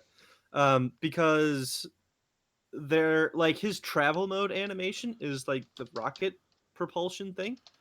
Yeah. So what if it got switched to something like that, and it would allow him to like catch up with people, maybe position better for his ult, run away from people. Because if you think of Gideon, like he has his little portal, Yeah. lets him get away from people. hmm Gadget has her little speed gate. You know what I mean? So you think that he should have so instead of decreasing movement speed, he just increases it, just as simple as that. Yeah, like increases his movement speed. Like I feel like, and it would allow him to like catch up to people a bit quicker. Yeah, I actually think that would be really cool. I don't know. I always thought the slow grenades were kind of pretty stupid. The only thing when I think about slow grenades is if you slow an enemy player and it works so that all your teammates around you can also get there faster, but if you just speed yourself up, you're you know what I mean? It's only you. It's not the team. Does that make Yeah. sense? That's the only way I look at it. Yeah. I have 2 other ideas. Okay, what are your ideas? Similar to what Steve said, Okay. but make the right click like Rampage jump with his jets, basically. You know what I mean? Yeah. He has a jump. Yeah, like Rampage has one. Similar to that. Make Howitzer just lunge at you. Yeah, because he can fly and, Yeah. he can Actually, boost I himself think up. using his fly ability would be really cool. Like adding more of that. You know Yeah, what I mean? because I don't. Is Fault gonna have travel mode? No, I don't. I Yeah. can't confirm that, but no, I don't think so. I don't believe travel mode's ever making it in default. The jump would be cool too. On ability hit, Howitzer can now jump, can now fly into the air with a reclick of. That might be What do really you mean? cool. So if he hits his ability, his 3 mines, he now can hit it. He can now hit his right click again, and he'll fly a little bit into the air. Oh no, the right click itself is a jump. Oh, just take away his damage, and it just make it a jump. Yeah, or maybe when he lands, like drop grenades around him or something. It does slow damage.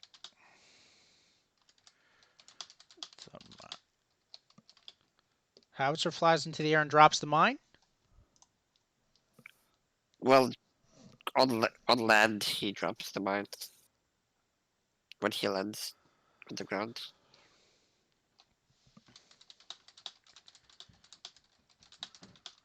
Does that make sense? Yeah, that makes sense. Howitzer flies into the air, and when he lands, he drops the mine. So we're using his flying thing, which you don't see very much of, and he drops his mine when he hits the ground. That might actually be really cool. Does the mine still do a movement slow or movement speed? Probably slow. Yeah.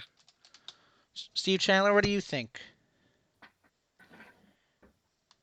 Definitely some sort of traversal, like just giving him the ability to get out of there. Because I Considering remember he a lot has of a people mech. used his alt to get away from a fight.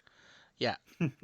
I've used my ult So to I get mean, away. at no point should like you be using your ult just to run away. Hmm. That makes sense. Yeah, that's kind of cool. I like that. Second idea is Okay. give him a laser that penetrates people and slows them. Kind of like Phase's laser. In a way, yeah. Kind of like how Murdoch's laser can go through people, but like it's less powerful. And it would make sense, like maybe like Howitzer stole that tech, but like he couldn't make it work right or something. Oh, that might actually be really good. He gets a laser. Well, So, obviously it's not infinite range. Like it's yeah. short. The only Yeah, problem with this, with like him, it wouldn't go through like the world. yeah, the Maybe. only problem Yeah. with him having a laser is I do know that Strange Matter Studios are going to be using the animations of Howitzer that they're in the assets. They're not going to be creating a new animation. So, like, they're not going to be. It could be the same arm where the missile is. Yeah, it could be, yeah. Can I just add a red beam? Yeah. That might not be too hard. But Or I like Yeah. won't be able to replace tell you. the slow mine animation. 'Cause I'm pretty sure those came out of one of his hands. Yeah. What? Yeah. He also has stuff on top of him, which can be made into a laser. I'm pretty sure. Yeah. I actually think that would work. Howitzer has a laser, slows people, and goes through people. I don't know if it should do damage or not. It makes sense to do damage because it's a laser. And what is his E? What is his E? That's his landmine. That's his really good ability. Ooh. I think leave that. I always thought that was a pretty like iconic ability for him. Yeah, Yeah. I think his landmine should be the same. But now if he do that, he will have two different escape abilities. That's okay. And he still has his ult, which is still an escape. Okay. Yeah. Landmine is placed and can be re-clicked and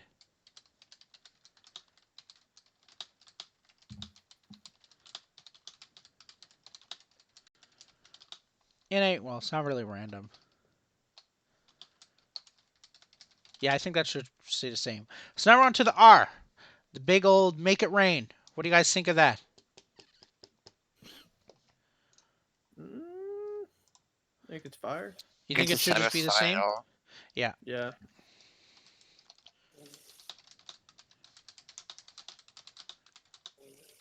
Maybe make it faster. Doesn't take that long. No, it's pretty fast. It's pretty fast. It's It does slow as well, right? Or it used to. Does his ult slow? I remember it used to slow people. Yeah, I don't think it does anymore. Maybe it's just my imagination. I don't know. Yeah, no, he definitely in the last version, he definitely doesn't uh he definitely doesn't have that. Yeah. Yeah. Because I remember people are escaping him really easily if no one Okay. has CC on the enemy team. Mhm. You know what I mean? Yes. Hmm. Awesome. So what do you guys think? So what do you guys think overall of Howitzer? So basically, the only real difference is we were looking at his right click being slightly different, so he doesn't have a slow, and and a passive. So we had this lock on, which I think is never going to happen, to be honest. And on hit with missile, you get increased attack speed and reduced cooldown time. Hmm. What do you guys think of that? Do you guys like if you were to play Howitzer, would you be happy? Like if you were a Howitzer main? I think it makes Howitzer pretty cool. I think. I mean, he's not the kind of character I would play. Just because I'm not really like into casters and stuff. Mhm. But I feel like it makes him a bit more playable. Mhm. And I guess rewards accuracy Yeah. and gives just a bit more of a chance, a little bit more survivability. Hmm. Which it does do. I think it's kind of cool. I think it's kind of cool. I think the lock on. Gosh, I shouldn't have even mentioned that, to be honest. But we're here now, and I mentioned it. So now we're gonna go on to Gadget.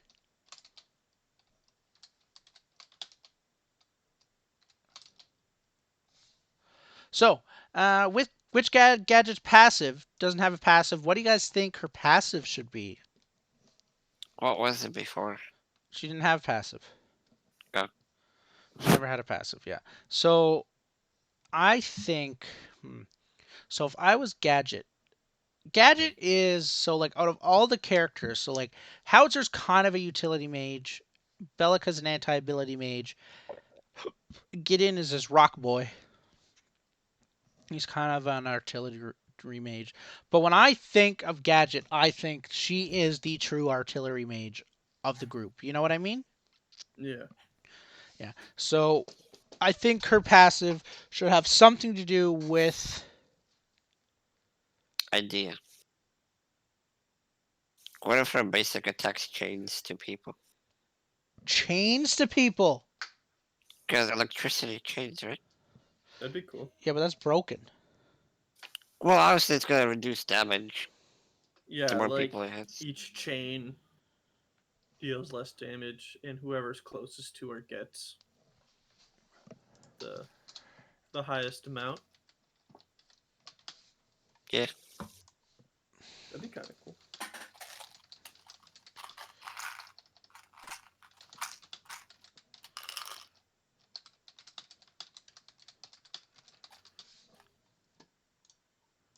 Her electricity chains to multiple people. Her Dealing- basic attacks. Yeah. Yeah. I don't know. You know why I don't like that? Because it really, really makes me think that we just put an Aurora alt as a basic. And like I know it won't do as much damage, but like you know what I mean? That chain reaction. But I do like the idea. Like I'm visualizing it and it looks really cool, but would it be It would too make broken? her. It would make laning kind of weird. Yeah. It would, yeah. Well, what if it changed to minions as well? Yeah, like that's my like you'd just Yeah. be like clearing minions a lot quicker. Okay, yeah. And like I don't know if that would be. A good idea or not. I don't know. Maybe it would be. I don't We'll know. put a question think it mark would by be it. We'll put a okay. question mark by it. So now we're on to the passive. If I was to give Gadget a passive, If I was to give Gadget a passive, I would. I thought that was the passive. Oh, her electricity chains. Yeah, Yeah. I thought that was. Oh gonna shit! be her I passive. did not understand what you're saying.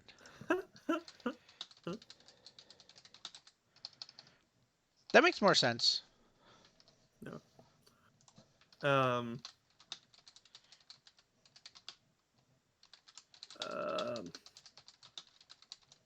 So also thinking, well, if there was like a passive that like she got like stacks of like mana regen or something like that. Just give her mana regen.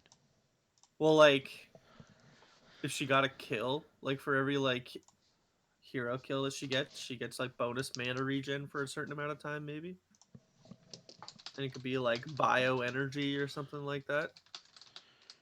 Like the heat released from like the killed enemy or something like that gives her like I don't know 50% bonus mana regen for like 5 seconds, and it would help her in like team fights a bit more. It would. It and, would like, help. It would help quite a reward for bit. It would kills. help quite a bit. What if she recharges her energy on ability hits?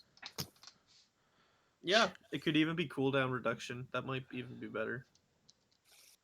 But recharges, I mean recharge mana. Oh, yeah. She gets mana. But then, wouldn't it make her abilities free, basically? Because it's hard to miss with her. No. I don't think so. Is it Maybe hard to? maybe make the radius of her little drone a little smaller. Yeah, That you actually have to like aim that could it work. better. Same ability.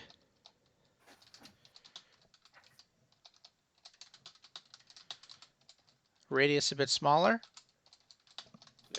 Same ability, radius of a bit smaller. So now we're on to the RMB, which if we look at her RMB, we have Gadget deploys an airborne bot projectile that can be reactivated to stop in place and begin dealing ability damage. Oh yeah, she like puts something over. It's kind of like her AoE. She puts something over your head and it just deals ability damage going down, down, and down. What do you guys Yeah. think? I like it. I always liked that ability a lot. Personally, I always thought it was kind of cool. Mm-hmm. I think Gadget was my main mid lane. All out her kits.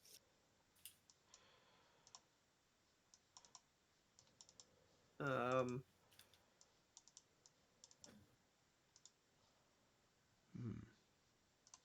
maybe hmm.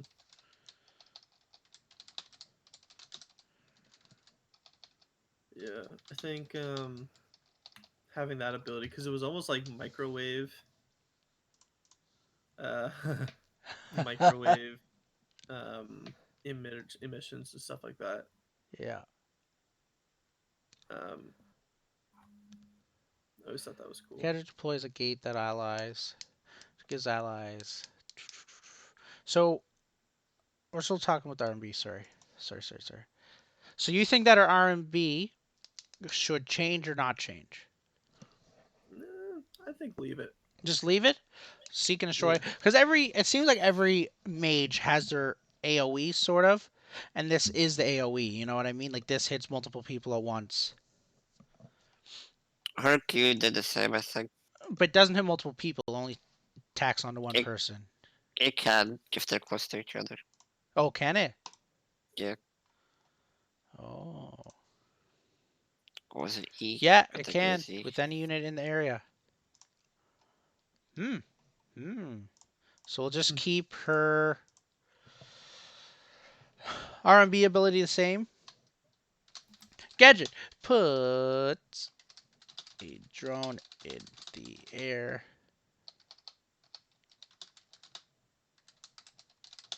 AOE damage. I remember I was one-shotting people on their Gideon ult with that mine. Wow. Wow. Yeah, I can see that mine doing a bit of damage if it's hitting everyone, and it's only a Q. So, now we're on to the E ability. So, Gadget deploys a gate that gives allies a 30 to 45% movement speed boost that decays over 4 seconds. What do you guys think about our speed gate? Should that be the same or should it be changed? I think it should slow people or enemy if they go through it. I think that'd be cool. You think it'd be better if it slowed people? It would be kind of No, cool. no. It would be more of a Gives you skill shot. speed. Giving you speed still, but slows enemies. Oh, and also slows enemy. Yeah. Whoa, that sounds broken Because as in the hell. game it was not good, to be honest. Yeah. It wasn't good. Yeah.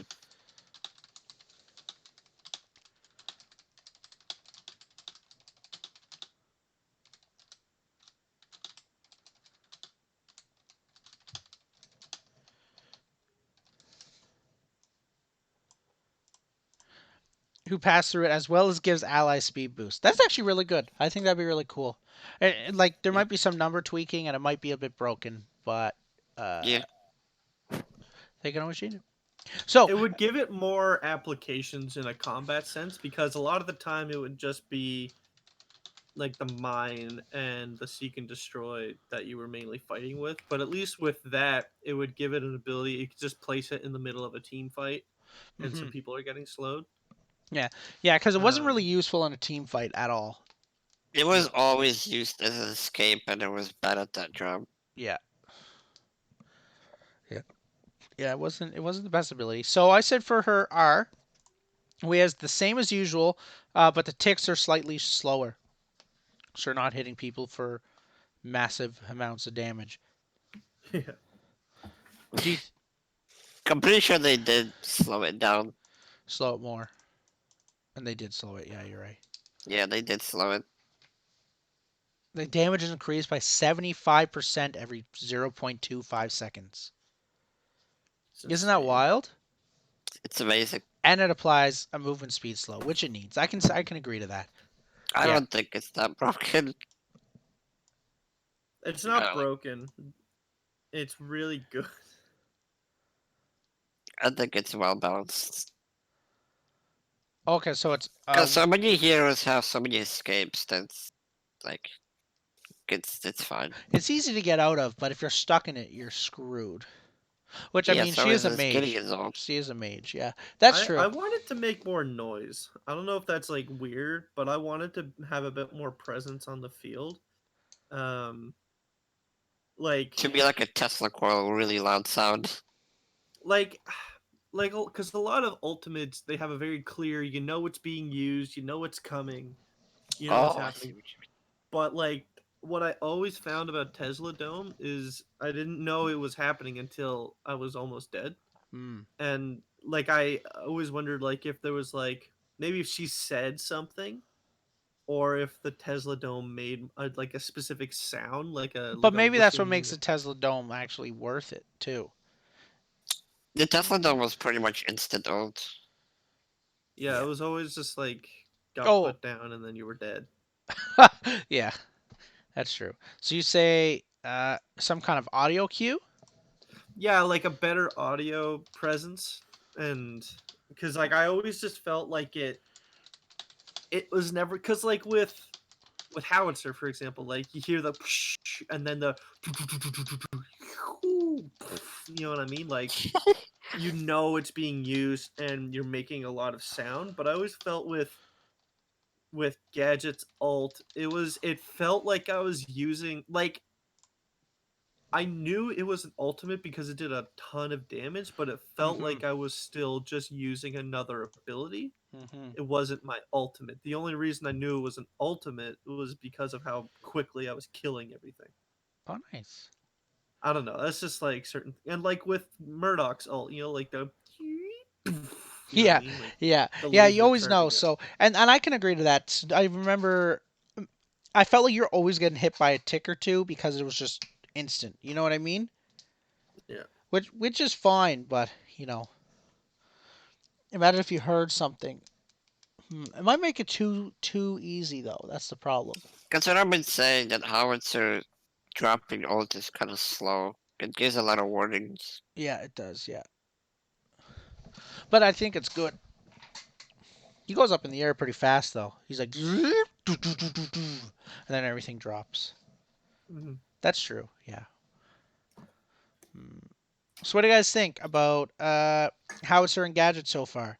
So we got howitzer. We got the passive is really the big change.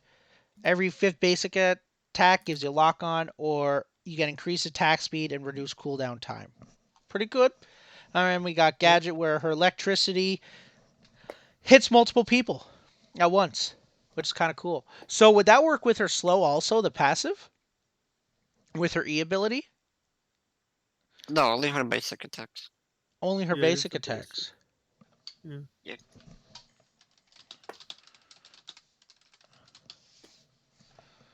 Only for basic attacks. Oh boy. Awesome. So we got that. So,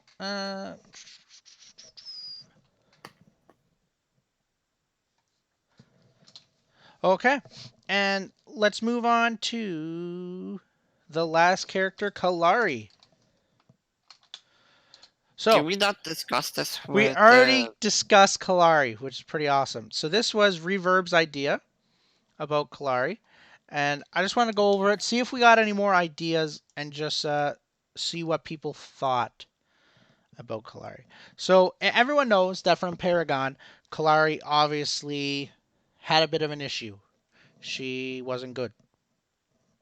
Her ult was worse. she was either overpowered or not good at No, all. I've never met an overpowered Kalari in my day. Oh well, The only way I'll she was send you a video later. overpowered, the only way she She was was definitely just not balanced. yeah, the only way she was overpowered was if she was like up 5 kills. than everyone else. You know what I mean? I'll send you a video when she's overpowered. Yeah. But overall, jeez. So what we thought, what I shouldn't say what we thought, what Reverb thought, and we kind of agreed and disagreed with some stuff. Kalari's kit, I thought he did a really good job on. To be honest, I was really impressed. This is one of the ones that I was big on. The passive is the double jump and marked for death. So Kalari always had the marked for death thing, which is every basic attack she gets one stack of Bloodlust, and Bloodlust means that she does more damage to you. And stacks only last for 20 seconds. Timer refreshed if a new stack is applied. So if you attack a new hero, a new enemy. Her double jump used to be an ability, but Reverb's idea here was just to make it the passive. So you just hit the spacebar twice, whoop-de-doo, there you go. I think I that's think pretty that's a cool. good idea. I always thought that having a double jump assigned to one of your 4 abilities was really stupid. Yeah. Well, it's not I, useless, but like to take up a like full ability spot. Oh like boy. I wouldn't want to level it up, especially early game, because like I was jungle. I needed to kill Yeah, exactly. run Exactly. away better. Yeah. Uh, and then we have her Q.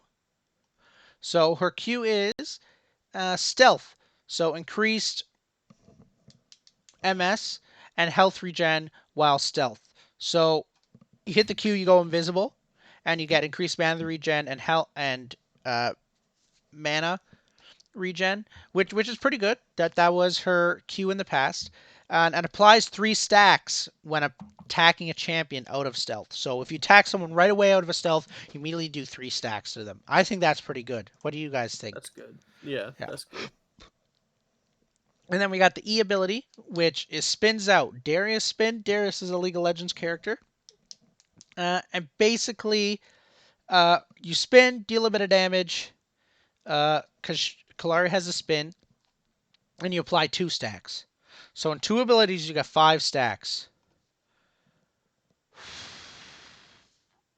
So which is 15% damage Nice. in 2 abilities. Ooh, that can be kind of scary.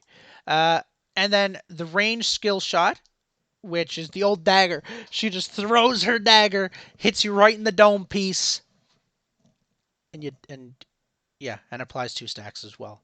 What do you guys It's think? Do pretty you good. think that's a good idea for her kit? Yeah. Yeah.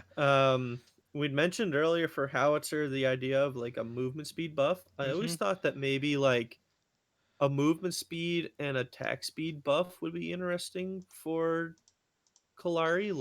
Mm. Like there's a few characters in Smite that their abilities either give a slow on basic attack or they give attack speed for their basic attacks, and that was always something that like I felt with Kalari having the ability to either move, like chase people a bit quicker, Mm-hmm. um, and then when she actually is in the fight, maybe like attack a little bit quicker. Yeah, because a lot of her Um, damage seems to come from her basics. Like that's how it works. yeah, So, and it's easy to get away from basics. But with a good team comp, she could be good in that sense. yeah, You get a good stun in, and if you build just attack speed on her and a bit of damage, oh my. Well, then again, yeah. So that's does a our stealth have movement speed? yeah. She Um, gains movement speed, yeah, which makes more sense. It just took me a second to figure out her what MS is.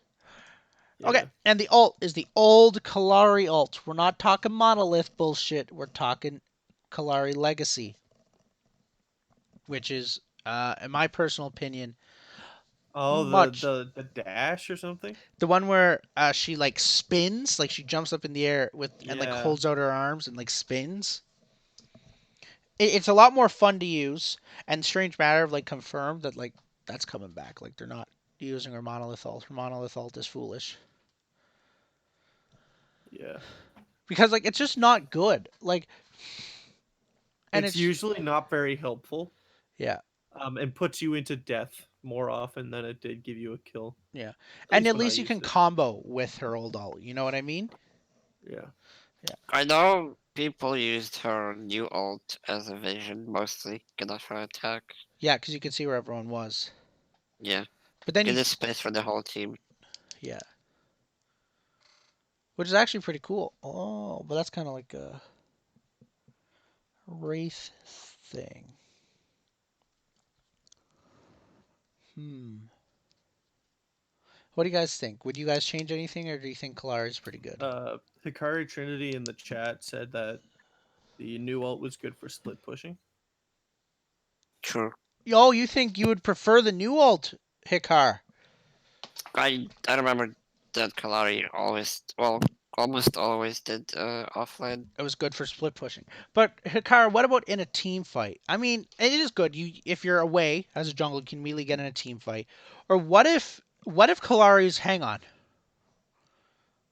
What if Kalari's old alt, instead of going to to an enemy, it went to an ally, so you could teleport to an ally at any moment in the game, kind of like Muriel. Well, Imagine she's if an it was assassin, so she needs to do damage. Uh, can you use using old the old alt ult from from self? self. Yes, you can. You can. Actually, have you seen the old alt? Hang on, we'll bring it up. We'll bring it up. We'll open up a YouTube. Imagine if Kalari's ult was transformed into you switched places with a teammate so you could steal their kill. Yeah. That would be funny. So this is Kalari's old alt.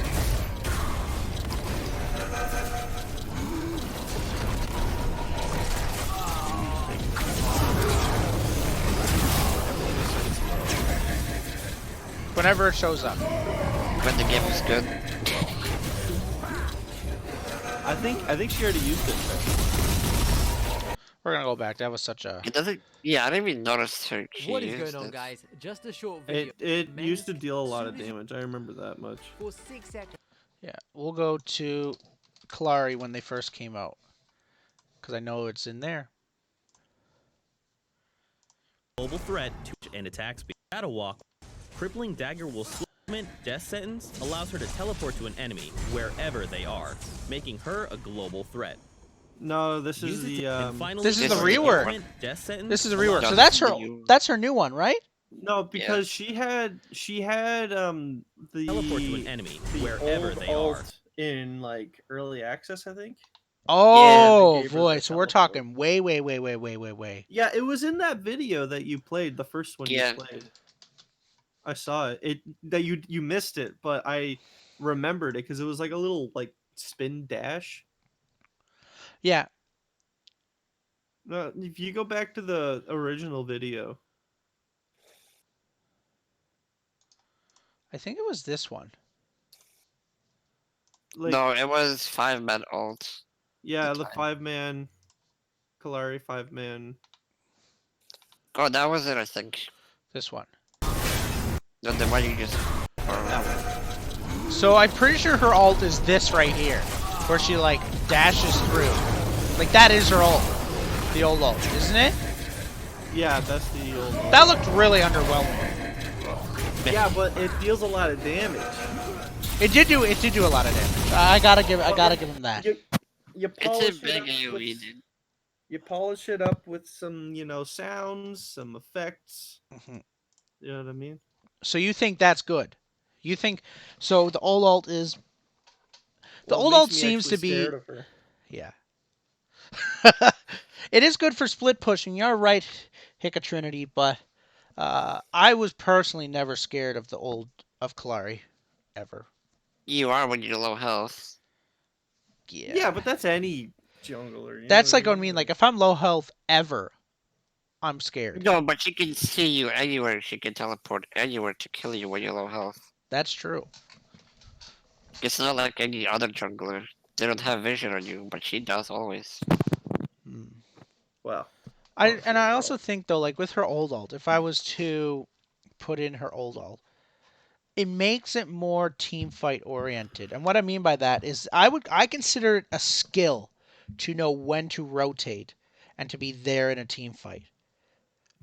With her new alt, you are literally taking away that skill. You're literally saying, run away from me, doesn't matter. So it's kind of like Morgesh, you know what I mean? Like, who does. Yeah. And Morgesh's alt was too good and was too easy. Morgesh's whole kit was too easy. And we seem to be getting into that realm with Kalari. Like, and that's one thing Strange Matter seems to be trying to stray away from exceptionally. They want to make it skill based and they don't want to give you a freebie. And to say you have a freebie to get vision and to go anywhere on the map, that's that. And also on top of that, though, it really wasn't a good ult. Like, theoretically, it was a good ult, but it wasn't. Like, it just, unless I was low health, I never cared. To her old ult was better in more situations as well. It was more versatile and that. I just never was a big fan of Kalari. To be honest, I think she was second worst character in the game. Number 2. People probably want to stab me with a pitchfork for saying that, but I did not like Kalari at all. I'm also not a jungler or an offlane at all. What was the other worst character? Oh, Iggy was by far the worst. Okay, I should say this. We're talking before version 42. If we're talking after version 42, Iggy was the best. By far. He was a little powerful. Hey, Jabari, thank you for the follow. For anyone that doesn't know, we're just going to reiterate. We're in the Strange Matter Discord right now, in the Alpha Chat. And if you want to come in and chat and give your opinion and just pop in some ideas, have any questions or concerns about the stream or something you'd like us to talk about, just let us know. Or you can just sit there, enjoy it, talk in the chat, whatever you prefer. But we are here. We are here. So I think we're a bit ahead of time with Act 2. We were behind on time in Act 1. But we're ahead of time in Act 2, if I'm not mistaken. You got extra topics. But we do have extra topics. Just in case this happened. So let's go back to those extra topics. So, we have Battle Pass versus weekly challenges as the extra topic in Act 2. And we can always use the Act 1 as well. We could probably go Act 1.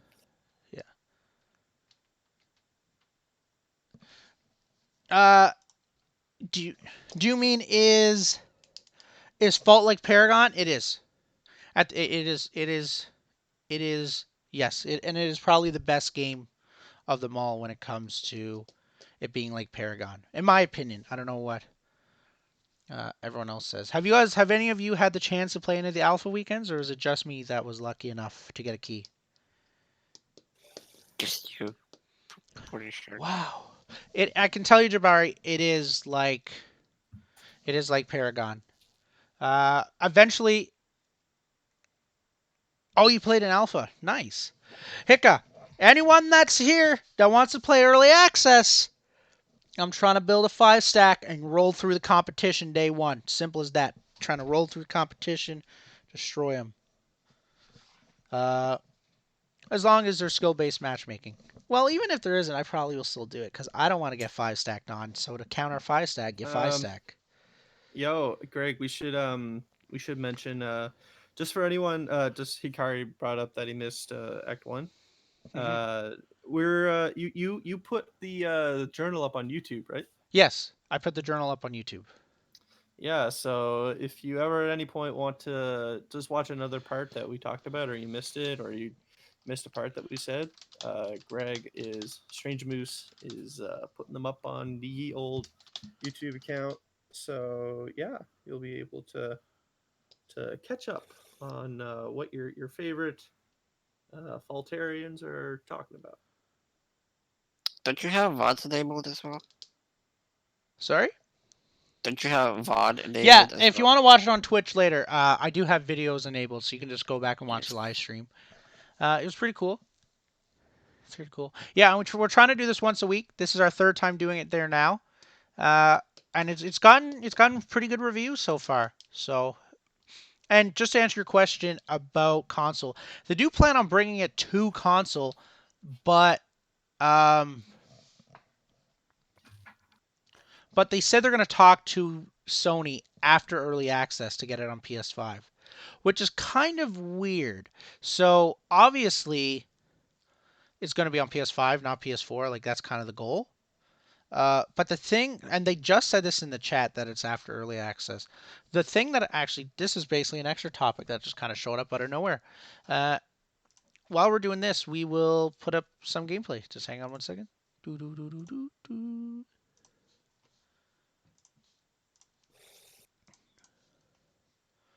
So while obviously, and just to put this in perspective, 70% of the Paragon player base was on console. So to say that it doesn't need to make it a console, in that needs to be a goal. If you want to target that demographic, it needs to come. Yeah, it has to come onto console. But What's up, boys? hello, Hey. Reverb. I think it's Reverb. But I might be wrong. Should I check the chat? I'm gonna check the It chat. It is. is. It's Reverb. Holy shit. Hey, Reverb, what's up? Reverb, I was trying to host you last time I did this, but you weren't streaming. I even Oh, told that's you I'd do it, unfortunate. man. I had like 23 viewers. That's unfortunate, bro. That's all right, bro. We just talked about a few heroes, and we were just about to talk about console. And basically, my point is wouldn't it be? I know they want it on PS5, so they want to talk about it after full release. But wouldn't it be smarter to just talk about it now and get the discussion started? You know what I mean? Or No. or is it all about like the second you start the discussion, Sony's going to ask you, "What's your product? Let me see it. See if it's good enough." That's not how it works, I don't think. But I have no idea how it works. I mean, you could make like a really crappy game and just ask. You just have to do an application thing. Oh, you just have to do an application on like Sony.com or .ca or whatever it is, and then it Either goes through like a review process, either accept you or deny you. and it's just I as think simple they as kind that. of check for if it's like a full rip off of another game. So I think that I don't want to say this would pass, but I also don't think they've worked on coding it for PS4 because I think you have to like make a whole different build for PS4. Yeah, when yeah, you you do do, it. you do, yeah, and that would be a different. Yeah. Yeah, I'm just thinking because I just know like, and I came from console. Like, I would not know about Paragon if it wasn't for console, and console has proven time and time again that uh,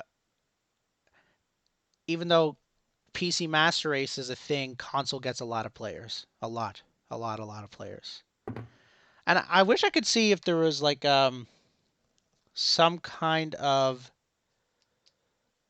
I wish I could see an analytic like how many PC players there is compared to console because I feel like there's more PC players, but console players are more active if that makes any sense. Like because console players are usually people that are younger that can't afford a PC. To where They're talking like overall. Like yeah, overall. no, there's definitely like exponentially more consoles. Really? I think Paragon was like 70% console. It was, yeah. It was, yeah. Welcome to the chat. I'm not entirely sure who's talking, but I'm gonna check it out. Hey, it's Meeks. What up, dude? Hey, Meeks. Did you see our little? Did you see the little thing that SA Reed made earlier? I did not. Okay, he's a crunch main, Yeah. so I'm gonna have Gotta get Swole made it, but it's about me. to. Well, I have bad news for you. What's the bad news? I have heard that there are certain characters like Rev and Crunch and Wukong that they want to have every system implemented before they try and put them in. So they're gonna be some of the last. I told you, Steve. I told Yeah. you. I heard Yeah. that from Uzi. So Oh man. I saw that coming. No one really gave a because it fuck was about like Crunch. if they want to put those characters in every time they update systems, they have to completely work on them and pretty much make them again. Wow. Yeah. Yeah, Well, I saw Crunch. that shit But coming. why would they make them last? Is it just Revenant was just good at every level. But Crunch is just because he was so bad that you guys think you would need that much of a rework? Crunch is not Yeah, that no, bad. Crunch. I don't think they should change them at all. You Yeah, think it I just would. If they changed Crunch, I'd be so sad, man. I'm I busting don't my think they ass would. to learn that character. I'm just worried that they're gonna move the passive. I haven't. They like I said, they haven't even started working on them, so they don't Yeah. know what they're gonna do. Yeah. But I really hope they don't like move the passive from his ult to his actual passive. That'd be terrible. They would have So to like buff him his Okay. abilities hard. And I just want to the say for the reason stream, for anyone that doesn't know, Meeks and Reverb are testers. They are testers for the game. They play the game actively almost every day that they're allowed. So they got the real inside in a sense without knowing too much because they're not a dev. Yeah, we don't I have mean, there's a NDAs. lot So of stuff. Well, there's also a lot of stuff like gotta respect, like we don't really talk about. Yeah, understandable. But I got a question. This is why I came here. Okay. So what's up with this howitzer passive? Look, man, MT came in and was pretty upset about it. MT's also an idiot. Don't... No, MT's cool. So we were okay. I threw it an idea, and okay. So by the way, if you can't see it on the screen, it says direct from ringside: Blue Bomber versus Red Rocket, Steve versus Meeks 2K, and this is what Steve made because they're both crunch fades. Anywho, yeah. So to show what we were talking about, I threw the idea out there, but I did reiterate it's a bad idea about just having a lock-on ability. Hey, And the I spreadsheet looks familiar for this. Yeah, so the first few are yours. So, but then once you get to this page, we just started going off on a little bit of a tangent. So Yeah. the howitzer, so we just said every 5th basic attack gets you a lock-on ability. However, if you miss, the timer resets. But I think that takes away from the skill. But then again, hitting 5 basics can be really hard. But then we had Yeah. another idea under it where it says, on hit with his missile, you get increased attack speed and reduce cooldown reduction. Or decrease cooldown reduction. What do you guys think of that? Like on hit with basic or abilities. So we have like 2 different passes we're working with. The first one is if you hit your basic attacks 5 times in a row, you get 1 free lock-on ability. Or 1 free missile lock-on. Whatever would be less broken. Pretty much. But if you you would pretty much miss, have if, to put that on his Q because his E and right click, like those can't be lock on. yeah, Yeah, like which makes sense. And like if you hit like 4 and then the 5th one missed, it would like reset. Yeah. My documents like on my other onto my laptop. But for howitzer, I think the passive idea I had was to give him like a fuel booster type meter.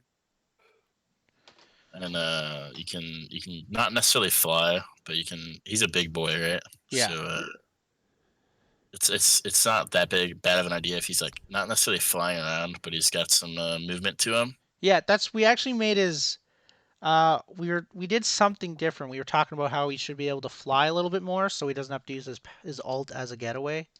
It's his Well, right click. Yeah, his right click. Thought about like his E is his getaway. That's the bounce, isn't it? Yeah, I mean, Yeah. like howitzer player, like you put yourself on one end, put the Yeah, you get and one then from another end. you bounce one way, they bounce the other. Yeah. Okay, yeah, I never thought of that actually. It's been a I minute. thought I thought like because I feel like a lot of the travel mode animations aren't going to get used because I feel like they're not going to do travel mode. So like what if there was an ability that he got that like activated because his travel mode animation was always like it was like his little thruster and he like lifted off the ground. So like what if he had an ability that like actually used that animation, you know? That's what That's I what I was saying. suggested. I don't know if you guys played Overwatch, but Pharah, I was thinking like pretty much just like that. Yeah. So you can use Oh, your yeah. E, and you can also use your Q as a displacement for yourself. Yeah. That's pretty Who much is Farah? Who is Farah? Pharah is a character from Overwatch. She got jetpacks and a rocket. Oh, she's the damage character that flies up in the air. Yes, Yeah. I played a lot of Farah actually. I'm really upset I didn't know that. She was like one of my main characters I played in that game.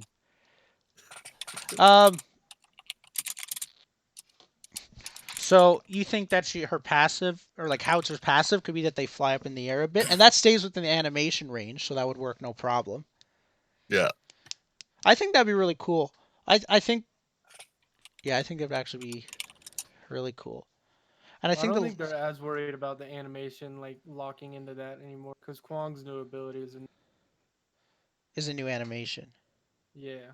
Yeah. I Oh, mean, they okay. have like it's all about like using their capital like in the most efficient manner. I'm pretty Yeah. sure Uzi made that Kwong ability. I don't think they. Oh, nice, nice, nice. I actually think that's a really good idea. And I personally like I threw the lock on ability out there, but I don't like it because it's only like you can't make it work with the rest with the rest of Howitzer's abilities because it's just too broken. Simple as that. It kind of reminds me of if you played Titanfall 2 at all. Oh fuck, what was his name? The One of auto the pistol. Titans. What one of the Titans. It wasn't. Did it begin with an R? It was the sniper one. It was it had like the railgun, and it had one of its abilities was if you hit another Titan like 3 times with just your normal shot, then it Mhm. allowed you to shoot off like 6 lock-on rockets and stuff like that. And like Mm. a lot of people always really complained about it because it would go around walls, so you could literally just keep peeking. And I mean, I don't know. I feel like maybe in a MOBA where It I don't know, you sounds have like to like Revenant E. yeah, actually. Yeah. But it Mm. was one of those things where like it was building up this lock on, like because with Howitzer being a robot, or like the suit mech, it would like kind of like I guess also too like I always just think about like flavor and all that kind of stuff when it comes into creating a kit, and sometimes it kind of like doesn't translate well into actually feasible abilities. But like I don't know, the idea of like the mech calibrating the longer it's in a fight, and then it allows you to I don't know, just like thoughts like that. Mm. Mm. I'm Yeah. just trying to think. So, uh, we all know it's like confirmed now that like Howitzer's. I don't know if he's the next character, but he's definitely in the next three. That's why we're talking about him. So, um, I really think I'm really gravitating towards his. Somehow he flies up kind of like Farah. I don't know if it's as high as Farah. Definitely not. Definitely not as high as Farah. But yeah, he flies up. I think it'd be really cool. The only thing I think about that, if I think about it too much, is there? I don't know if it's a good or bad thing, but could Howitzer have too much escape then? Because then you still got you got your fly. Well, I don't know Yeah, if you but can you're consider burning it your all fly. for. A fly's not really an escape though. It's kind of like a half of an escape. That's kind of a good way Uh, to put it. Because you can still hit him. And if anything, it's going to be easier for people to shoot him in the air than. You think But so? then melees can't hit him. Yeah, but I mean, like if you're playing like a carry and you just got this fat robot flying like 10 feet in the air and there's nothing to body block for him. Mm.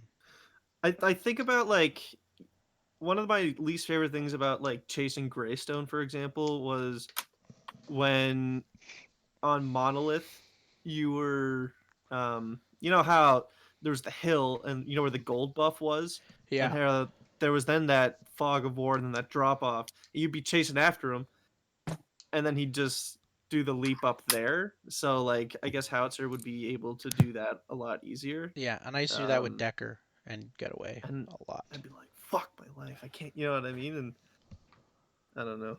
I guess I only care it about always Shinji felt a and lot. Aurora. It always felt a lot more satisfying when I forced him to like if you had to like force a Howitzer to pop his ult just to like run away. I don't know. I was like, fuck you, Mm. So let's fucking so loser. let's try to move off of Howitzer and we'll go on to Gadget. Well, I'd just like to say this before. I think with the lock on passive, instead of it being a lock on, it could just do more damage or have a buff on the rocket if you land a certain amount of autos instead of a lock on. Oh, Yeah. so kind of instead of like, so a sparrow, like when you hit more basics, you do more damage with basics, but howitzer would be if you hit more basics, you do more damage with Yeah, abilities. so let's say like the cap's 10, but every auto, like consecutive auto you landed on character you're queuing, it does like 100 more damage, max level, obviously. Oh, that'd be kind of cool actually.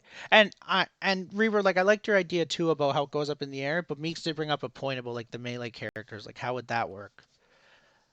I mean, there'd just be, like Screwed. you said, you play fair. There'd be like a fuel meter of some sorts. Like, just fly. Okay.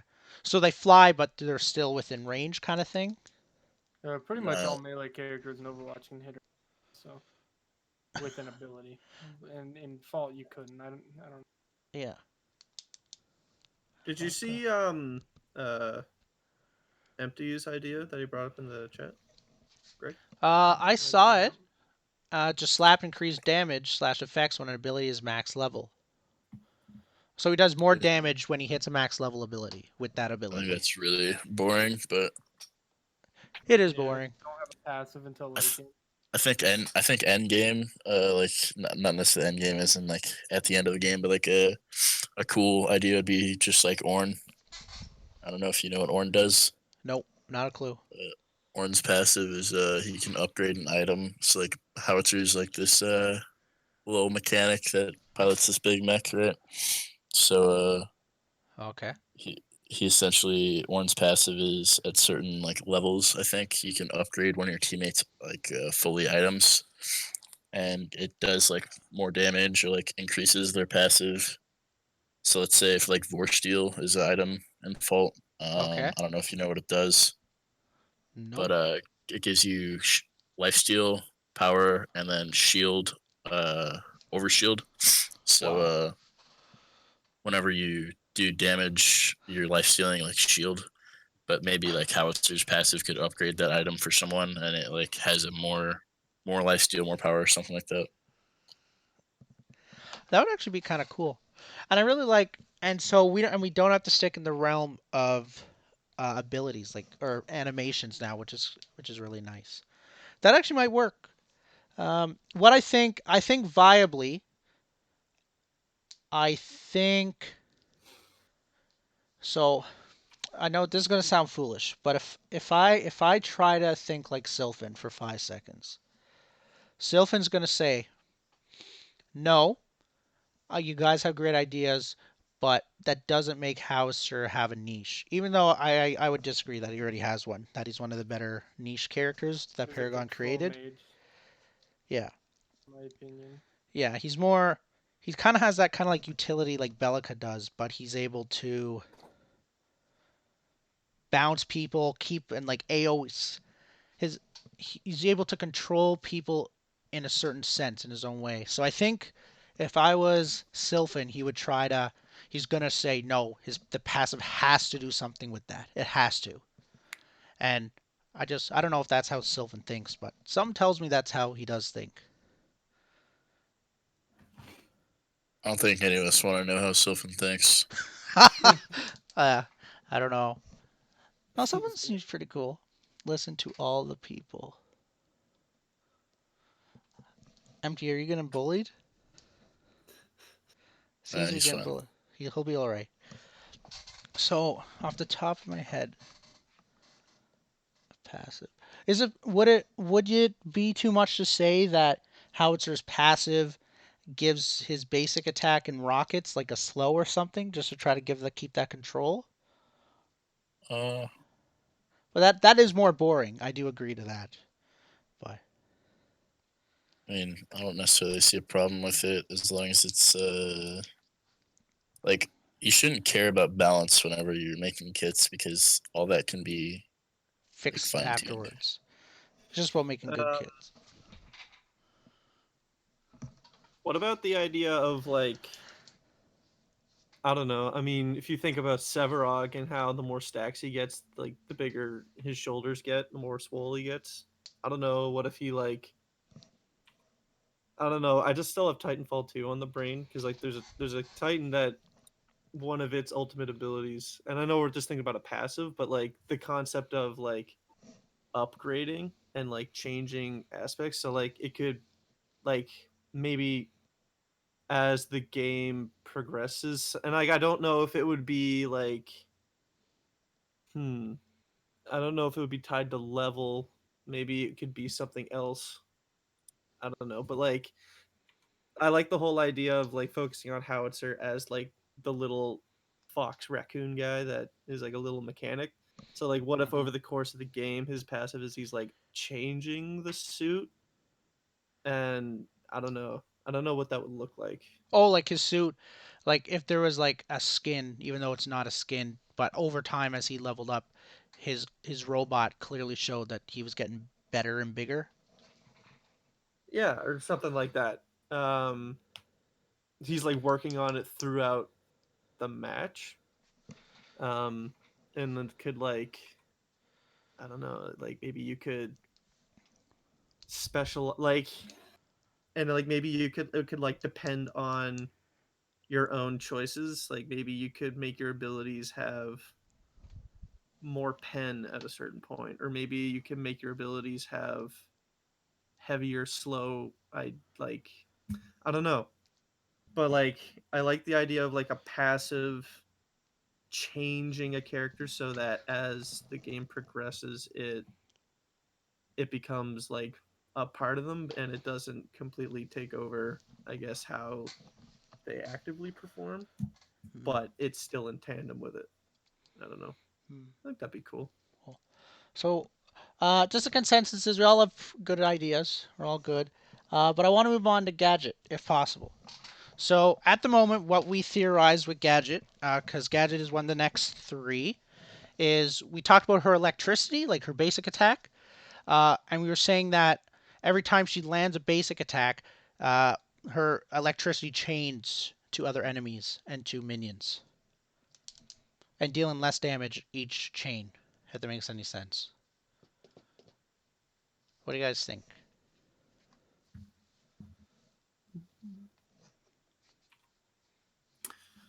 Sorry, I'm not very helpful. I'm in the middle of. That's all right. That's all right. I don't even know Reverb left, to be honest. Uh, He did. yeah. So if I really like the idea of the chaining. Actually, I think it's really kind of cool. And we also had she gets mana regen for a short period on every kill she gets. That was thrown in there. It's okay. And then we have the Q, which is just the same ability, but we said the radius is a bit smaller, so just make it a bit more difficult to hit the ability. Uh, the RMB is the same, and Gadget slows instead. And for her E, because I found we all came to an agreement earlier that her E, it just speeds up heroes, allied heroes. That it's not as impactful as it could be. So, what if it also slowed enemy heroes as they walked through it? Which would be kind of cool. So if you pass through it, so makes you faster, and if enemies pass through it, makes them slower. Yeah. I I don't know. I think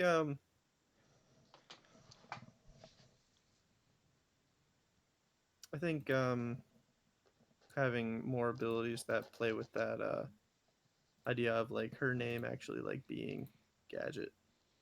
Hmm. I I think think would it's be really pretty cool too. yeah. I think it'd be really cool. I think it'd be, and I was thinking about this with Howitzer about how he's a mechanic. I would really like to see something crazy like they drop they drop uh some kind of bolts on the ground, kind of like right out of Ratchet and Clank, and you pick them up and you Yeah. get like a little speed boost or you get like a little damage buff or whatever it may be. I think that'd be kind of cool. Yeah.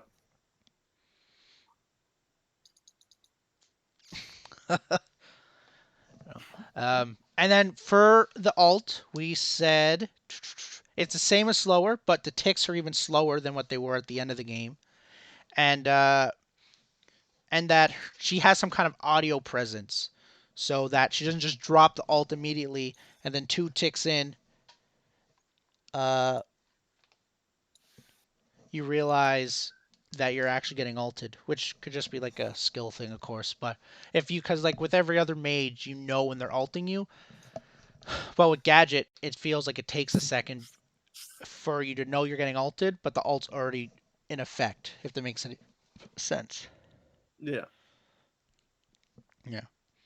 Okay, I disabled links because I just didn't want no bot coming in here. That's all. That's the only reason I disabled links. We had to disable the ability for the goatsy links Yeah. because YouTube those- links don't work. Sorry? put them in. YouTube links don't work either. Okay, yeah. If you want to share links, you got to email that shit. I could probably. Well, not I could probably. I could change it. Hang on. Hang on. We'll make it happen. Do you have two screens? Do I have two screens? What do you mean? Do you have two monitors? No, I only have the one monitor. I wish I had two monitors. It would make it a lot easier. But I don't. I'll send you the updated version of the screen.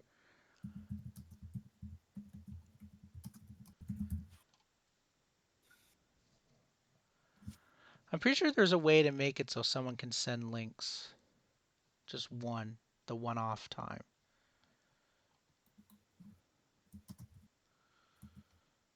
I don't think so.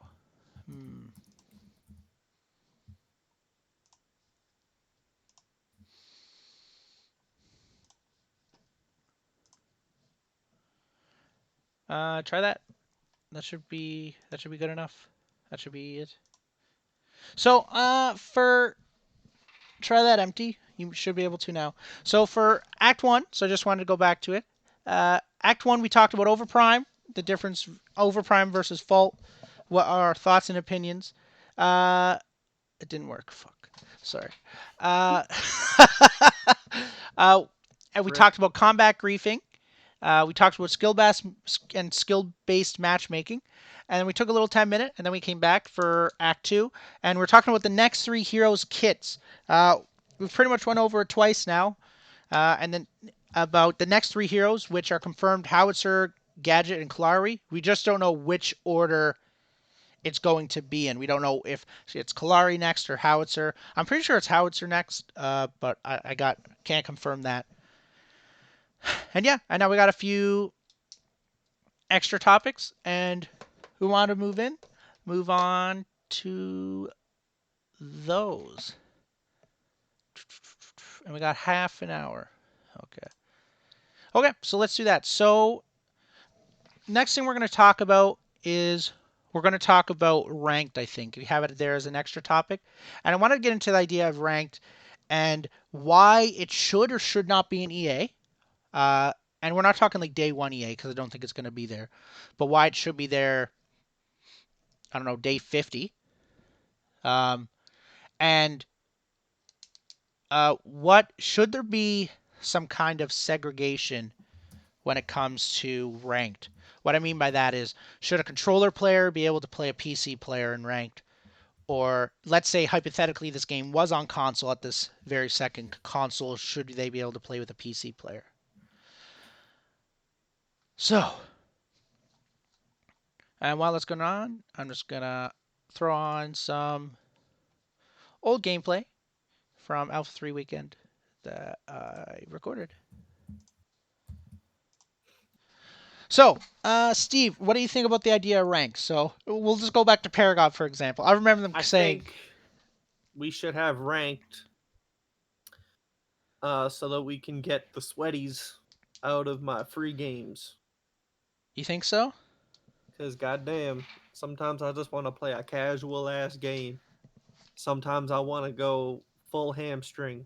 And that was the biggest problem with Paragon, was I felt like I didn't have that. You know what I mean? I felt like I had to be always strapping. And if I wasn't, someone you know what was it felt just like yelling. to me playing Paragon is because there was that like internal matchmaking system which they did have, and like people used to use that as elo. And people did that because number one, they didn't ever actually come up with ranked, and number two, I felt like I had to be on a Smurf account if I wanted to just play casual, because anytime I tried to play on like Stranger and we're just goofing off and letting ourselves lose every game, it was always super serious, and people would be like, no, choose Sev, or I'm dodging, kind of thing, and I just don't want that. I think, Yeah. yeah. But the only problem with that though is, like, I don't know realistically what Strange Matters player base is. They say 10,000, but uh I think it's a bit less than that. Um because just because I had 10,000 keys doesn't mean I had 10,000 players, kind of thing. You know what I mean? And you don't want to create 20-minute or 10-minute queue times, we'll say. But I want to be able to play ranked. I want to be a sweaty. I don't want to be in casual.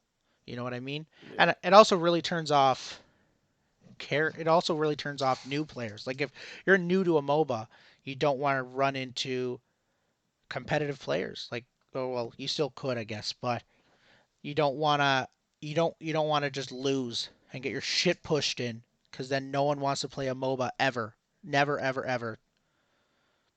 Like, no. What do you think, Steve? If you're there. Well, like, hmm, just had a bit of a brain fart there. So, what do you think is the benefits to having a ranked play? Well, like, I think it's a better place for people to, like, I guess, like, hone their skills around people that are also taking the game particularly serious. Um, because you can only get to certain high ranks in a ranked mode after you've played a certain amount of time. So Hmm. it creates a better streamlined experience. And it allows for more casual players to experiment in game modes that maybe other people don't have to take as serious. Because here's the thing, sometimes, like, I'd be really taking it serious and like, yo, I really want us to play well, and some people would just be, I don't know, like, taking Decker in the jungle, you know what I mean, like crit Hmm. Decker, and I'm just like, guys, like, stop, Yeah, I you think know what people I are always mean. going to do that though. Like, you're always going to see people that want to But experiment. like, I, here's now you're talking to the king of experimenting, but I feel better experimenting in a casual game and then bringing that over to a more ranked mode, Hmm. but like working out the kinks and the that kind of stuff Yeah, I is I very agree with you. There's always going to be some people that are always going to jump in ranked and be like, uh, I'm jungling with Decker yeah. as damage Decker, and they're going to go, okay, and we're going to go, oh, okay, yeah, you go right ahead. I hope you're nasty, but it's Yeah. gonna worry you, right? Um, but yeah, for the most part, I think you're right. Especially where, like, especially like, I just look at it when I was a new Paragon player. Like, I literally played the game, got smoked, stopped playing, gave it another shot because Steve begged me to give it another shot, and then I loved it. And I'm not just talking. I took another shot. Like, I did my research. I started watching League of Legends. I was like, what is this 3 lane thing? What is the jungle? I was like, what is this raptor thing? Like, and I was just, and I remember watching it and learning about it, and then I was like, oh, now I get it. Now I get it. You know what I mean? And then I came back, and then I gave it another shot. But some people aren't going to put in that research, and by no fault of their own should they have to, and they should just be able to jump in a game and have an enjoyable experience. Because you need to be able to bring in new players, or the game's never going to grow. You know what I Yeah. mean? Same thing as you need to retain your And I players, guess, but. and like, the benefit of having a ranked mode is the exact same as the benefit you get from having like a dedicated training mode or Hmm. academy mode or something like that, where it's actually teaching people MOBA tips and MOBA tricks and rules and ward placement and pushing, split pushing, Mhm. um, uh, team fights and CC and what all these terms mean, and encourage people to actually use them, um, and put faith in the idea of actually helping people get good at a game instead of just Mhm. 10 chickens with their heads cut Yeah. off. And It's like, yeah. And it's one of those things too. Let's say they didn't have like it's not like League. The first game you play, you're allowed to play ranked in fall. Like then they would immediately just put you at like a low MMR. So then, because they assume you're uh, newer to the game if you're on a new account, right? You know what I mean? yeah, And like so that's where like let's say a new player, that's what they're really getting into. They watch competitive League of Legends and they're like, hey, I want to try competitive Fault out. So maybe they can do it that way. I still think you should have to play a bit of casual before you go hopping into ranked. Um, but yeah, like there is also that option. And the reason I put this in like even as a topic is because I don't know where it was, uh, but someone that is directly and I truly don't remember someone who's directly involved with default development said no, ranked play is stupid in early access, and they never elaborated on it. And like, of course, I asked them why, and that was just kind of the end of the discussion. And so I just wanted to see like what uh, the community's idea was and why. Because like I understand, like if we're talking about player base reasons, okay, I understand. I'll suck it up, move on. I'll be bitter about it, but I'll move on and I'll create my own Agora.gg if that's what I got to do. I'll make it happen. You know what I mean? Um, yeah. as long as I have an internal matchmaking system. But if they're, I just, uh, I don't understand why it would be a bad idea except for the player base. And like, one way to grow a player base is to have ranked. Like ranked attracts a lot of people, or esports attracts a lot of people, and that has been proven over the year. And if like uh, esports alone this year was worth 1.5 billion or something. I think I'm under guessing it, and the total amount was 150 billion dollars. So Yeah. it's just for all video games, casual players, mobile games included. So I just yeah, I just think I would really personally like to see it uh, because I guess I can understand why not having it in early access is an interesting idea, because like, I mean, the purpose of early access, I guess, is like what, like, this is like a screening of the game before it fully comes out. And I hmm guess like if you at least have ranked mode when the game fully comes out, that makes more sense to me. hmm Um, but like if you're putting all that time and energy and focus into a ranked system for a game that it's not 100% in the final stage yet, yeah I can understand how that might be pulling away yeah. from the overall focus. But I also think yeah, Um, I say that, but like I understand your point, but I just look at it other ways. Like Fortnite didn't have a ranked mode, for example, when it first came out, right? And it was still considered beta. But like it wasn't long before websites like Game Battles, Checkmate Gaming, and UMG Gaming were having daily tournaments on Fortnite. So in fact, what it ended up being is that the company Epic Games ended up having a loss of income because they weren't creating their own ranked playlist and own tournament thing. And that is like, and the best example is, and I got a Call of Duty background, is Call of Duty. This year they literally started the Call of Duty League, like to have like real franchise things. But before that, it was Major League Gaming did all of it, a third party company. That's literally what they were. And a strange matter, or not strange matter, Activision realized, wow, there's a lot of money in esports. Well, we're gonna take all the money, and like MLG doesn't exist anymore, like they did, because Activision bought them and laid them all off. For anyone that knows anything about that, and because they realized like there's a lot of money in this, so and so without not putting in a ranked play and not hosting these tournaments themselves was actually just losing their income, if that made any sense. You know what I mean? yeah. And it also like MLG was a very trusted company. You know what I mean? Mhm. But when Checkmate Gaming first came out, which is just another third-party website, which people use all the time, every day still, um, that's not as trusted because you see some people that are like, look, man, I haven't gotten my $200 yet. It's been 6 months. You know what I mean? Like I won the tournament, give it to me.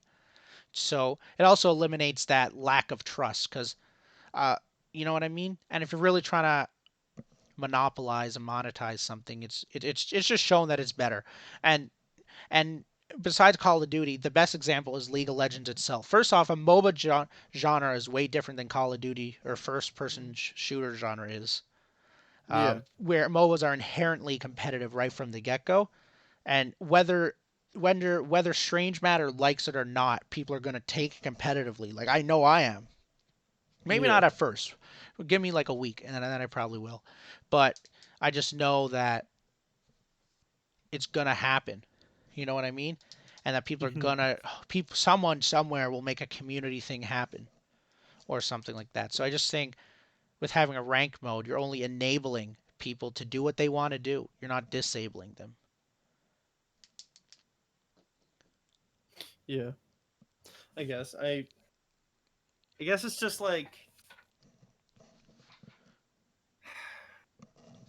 how many people are going to be playing during early access? I think is the biggest question.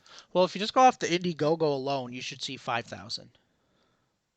And like, yeah, I And guess that's do you like want to split that between a casual players. mode and a ranked mode? Yeah. Hmm. I think they're gonna. I Kind of think might. yeah. That's where. So like if we're lowballing it, we'll say 5,000 players per week, right?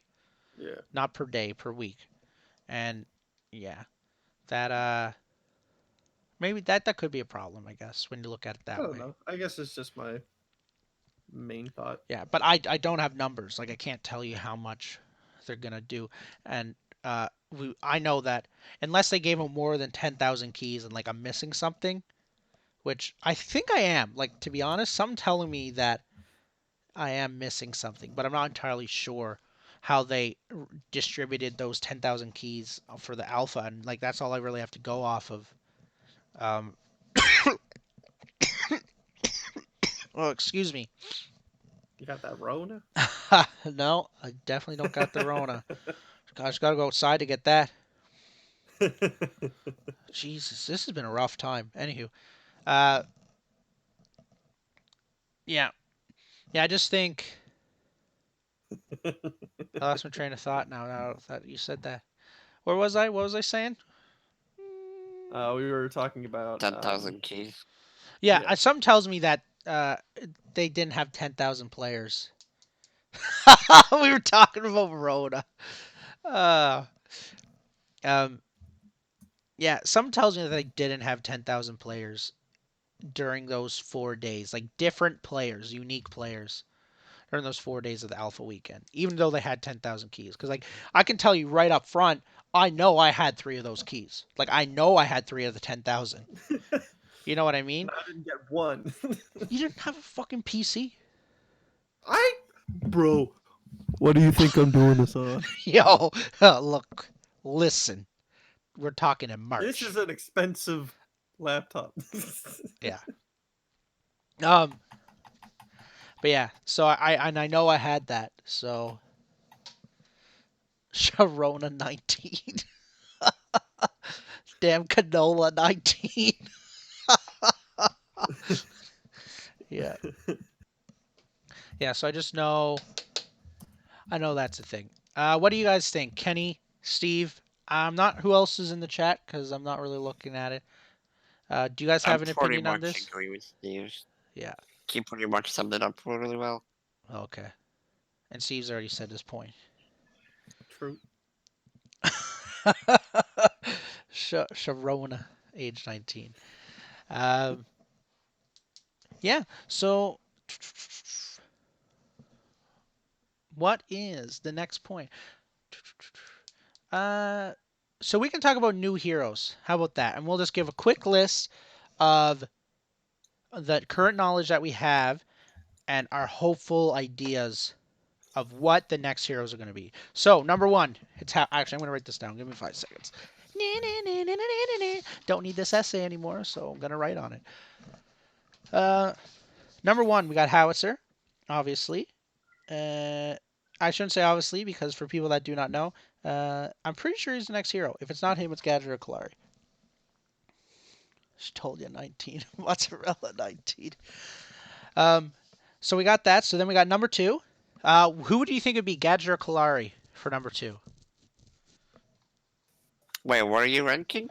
We're just going to say the order in which the heroes are going to come out. You said Howitzer is first, yeah? Yeah, I'd say Gadget. I think Gadget too. Same. Yeah, and then And then 3, that Kalari. makes 3 Kalari.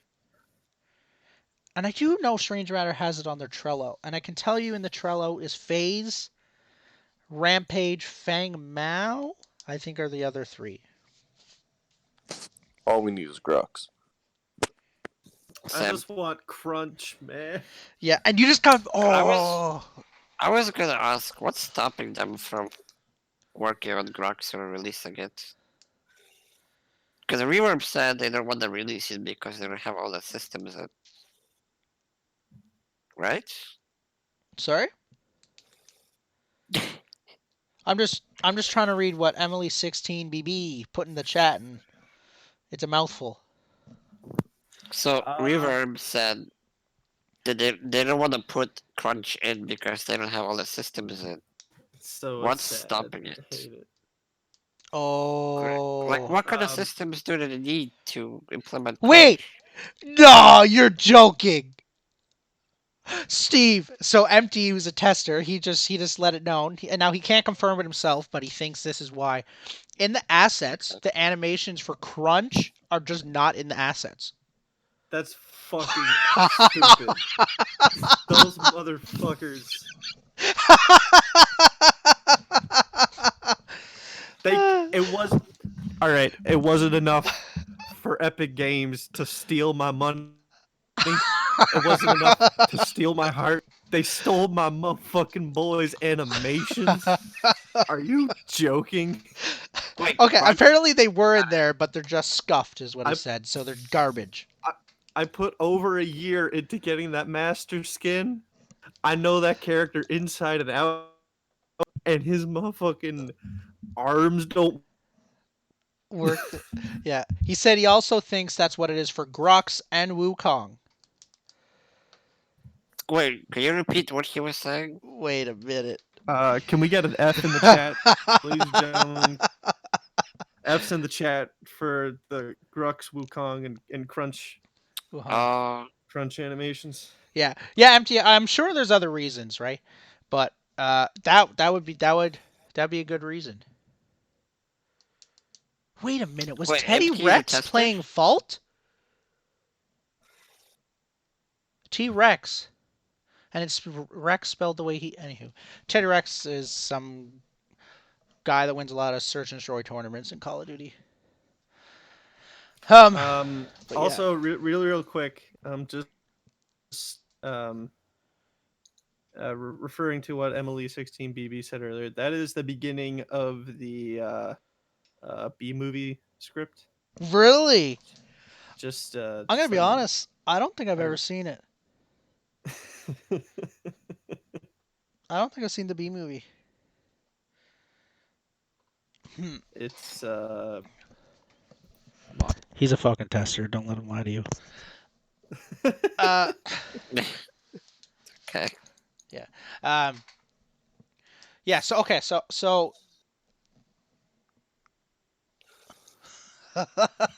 So the next hero, who do you think they're gonna make next? I think.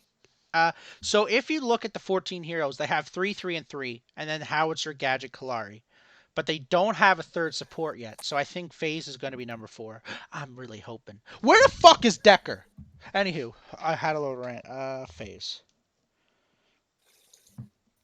I love me some Decker. I was...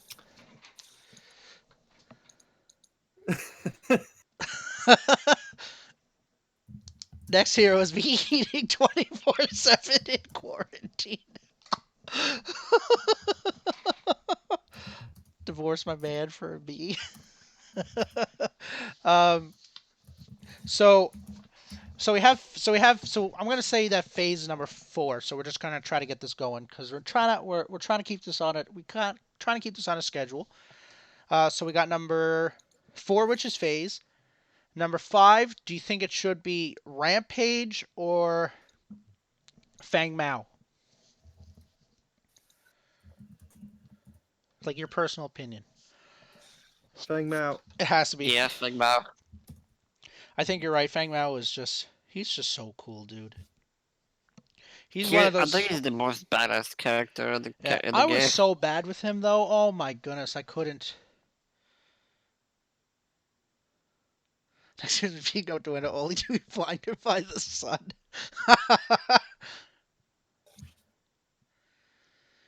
Oh, you're gonna check? Yeah, I was like, you're gonna check the assets, see if they're all weird. Yeah. Yeah, okay. I want Faye in the game because, bro. Oh, wait, is she in the game? No. No, she's in Overprime. Yes. Faye. Okay, I played Faye in the support role, Mm-hmm. and bro, I loved playing Faye support. She was genuinely one of I always forget I played a fuck ton of Faye because her bramble patch minute. was so annoying to deal with, Wait a minute. and if you leveled up her harvest nettles, because bro, if you landed it, you got the mana back, Faye, so you you know could what Faye endlessly was? poke. Faye was the hero that was good, but never was loved. It's I like liked her. it was like being the second sibling, like the middle child, like always having to look up to your uh older sibling and just being like, She just wasn't sexy enough. Where's the sex appeal in the insect Hey, character? hey! "Hey Did you yo, see the oddest, hey yo." the autumn skin, bro? Yeah. That shit was He's fire. got a Okay. point.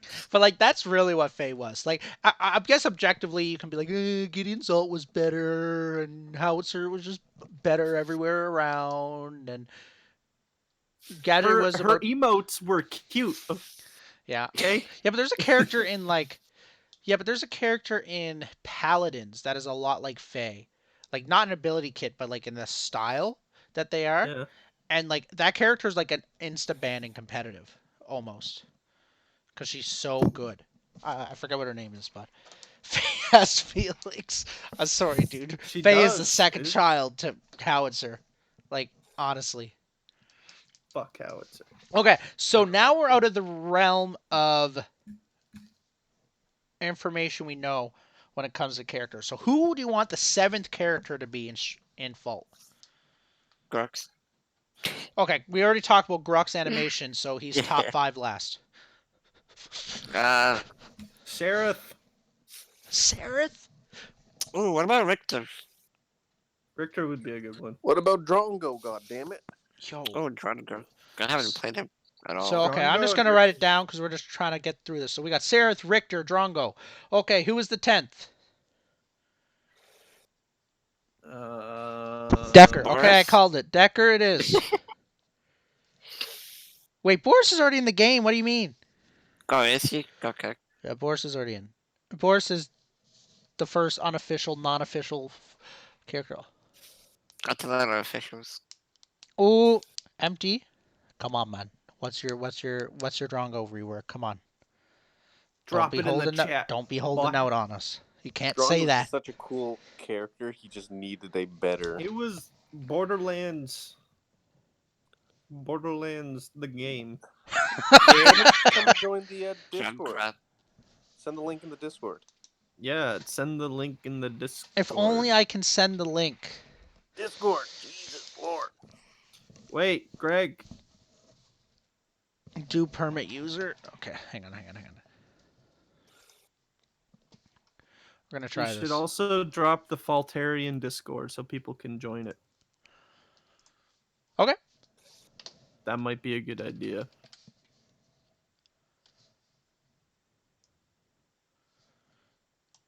So if I just hit permit space.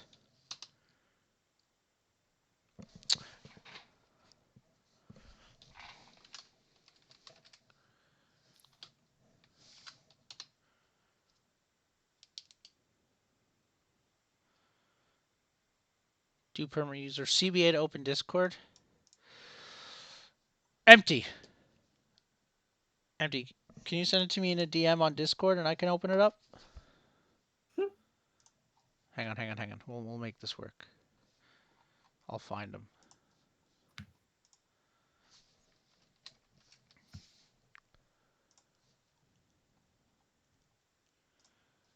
I will find him. If he's okay with that. Whispered it on Twitch. Okay, that works too. Oh, sick. Yo, this is detailed as ever. Hang on, is this showing up on stream? Yeah, it's on stream. Yeah, it says Whoa. He really ran in.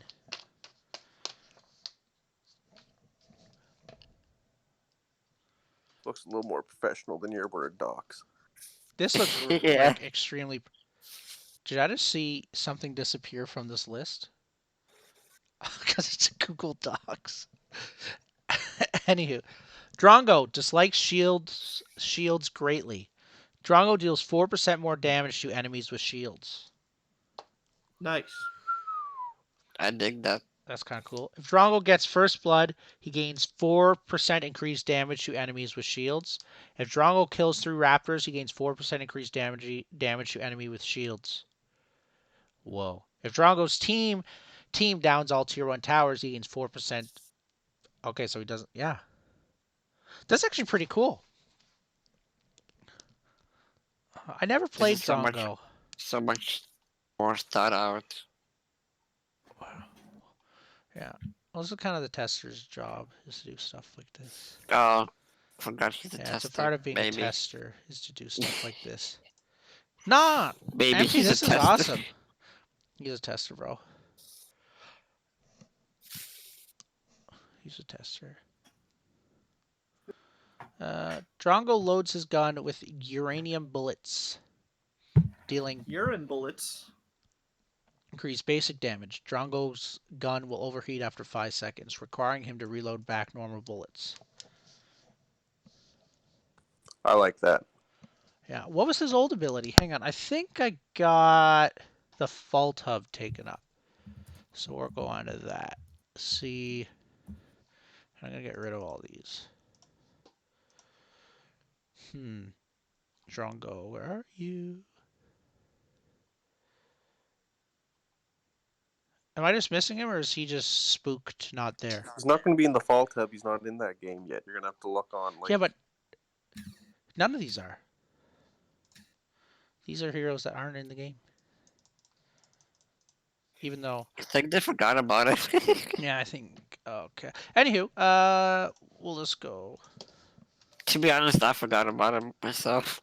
Yeah. I never liked Drongo.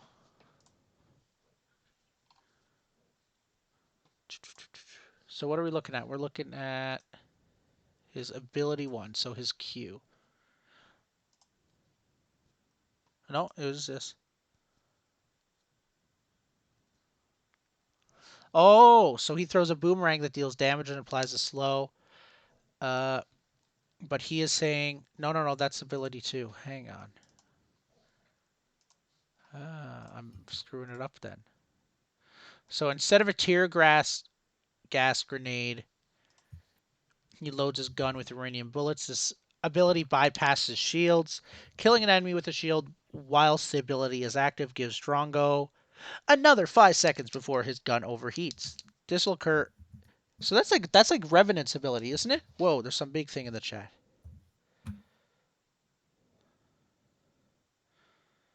What the fuck?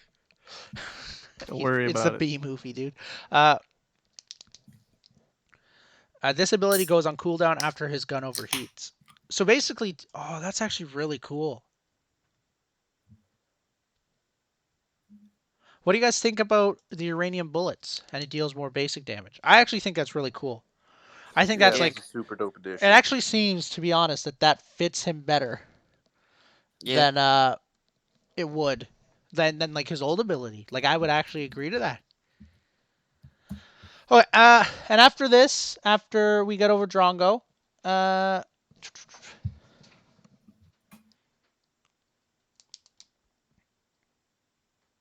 Yeah, and empty. I really like that. Why I really like his your shields thing too, is because it's like it gives him that huge niche that everyone's looking for. Because why? Like if it wasn't, I would just play Murdoch if I really was just looking for basic damage. You know what I mean?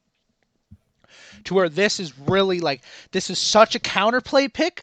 It's just so cool. Okay, so Buff Muriel seems like a good idea. buff Muriel. Because Muriel always felt like I was playing a wet noodle. Do you know what her passive is?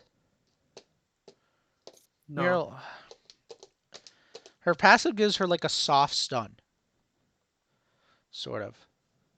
Oh yeah, he does have that. Drongo launches his boomerang forward, dealing 50, 100, 160, 230 physical damage, physical power damage on its way out, and a bunch of damage plus physical power on its way back. If an enemy has been hit with uranium bullets whilst the boomerang passes through him, Drongo lowers the enemy's attack speed by wow. Drongo's boomerang will follow Drongo's movement on its way back. Drongo's boomerang will stun minions on its way back for 1 second if they're in the tear gas.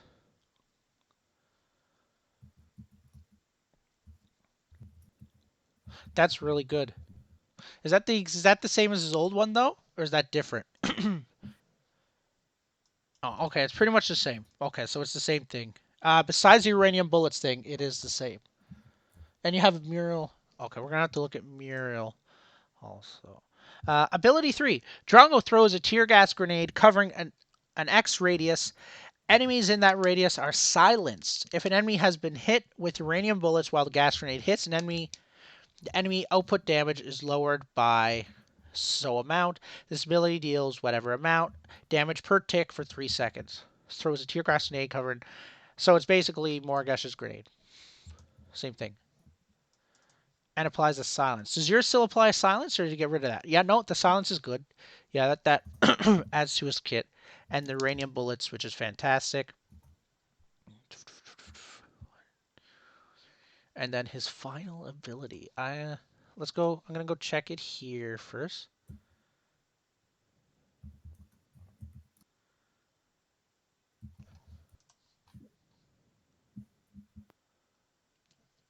Loads his gun. Oh, okay. Yeah, I was just getting a bit confused for a second. I was thinking his uranium bullets were his passive for a second, but I see what you did. Yeah. Drongo fires a Conal Blast, a shrapnel from his bazooka that deals so amount of ability damage and 15, 45 basic armor shred to anyone hit for 8 seconds. The blast will knock Drongo back in the direction of. Okay. And what did you say? Are blind? Okay, so when you say blind, do you mean like Final Fantasy blind or where they miss attacks? Because blind in Final Fantasy is where, you have a better chance of missing.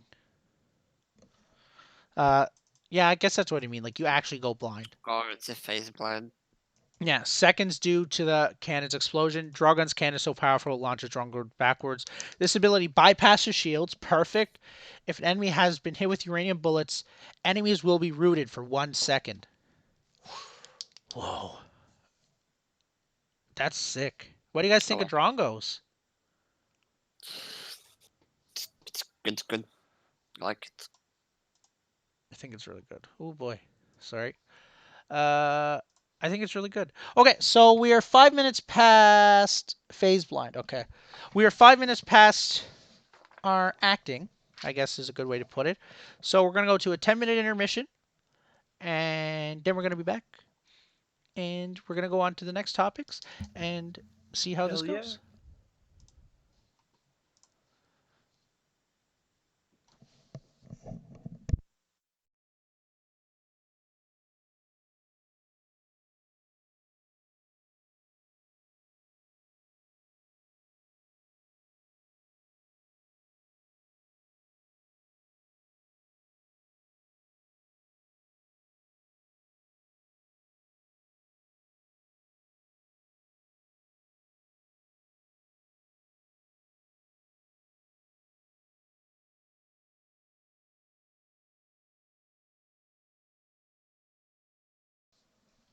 Yo, what up? I'm Steve, aka SA Reed, aka the most OP crunch made you'll ever see. There you go. That's my Facts. I've never seen a better crunch. Okay, Chandler, you could go. Yeah. Yeah, no, it's me at Gotta Get Swole. It's that fella playing games. You know, Yeah. So for anyone that doesn't know who we are not testers. We're not directly involved with Strange Matter in any oof. way. We are just consumers, like most of you yourselves. And today we have Kenny, who's been jumping in. He jumped in last stream, and he is jumping in again. So Kenny, who are you? I'm just a caddy. He's just a Kenny. He's a pretty awesome Kenny, though. And I must say, I've known a lot of Kennys, and he's the best one. So, so we're I'm just better. here, and we all come from different standpoints and different opinions, which is really cool. So I'm more of a support main when it comes to MOBA. Paragon was my first MOBA, and we and I kind of followed the competitive scene a bit more. And then Steve, how did you hear about Paragon in just a few brief words, and what were you to Paragon?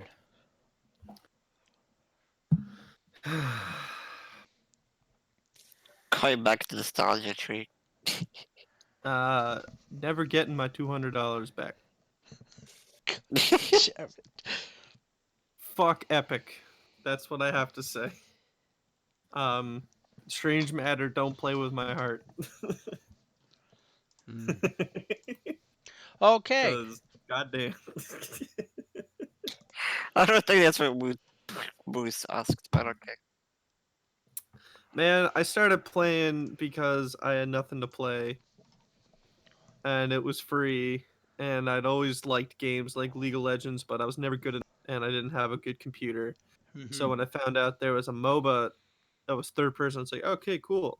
And then I talked to Greg about it, Strange Moose, and got him in on it. And then I Gotta Get Swole, Chandler in on it. And we'd play, and Yeah. Strange Moose, Greg and I, we were nasty.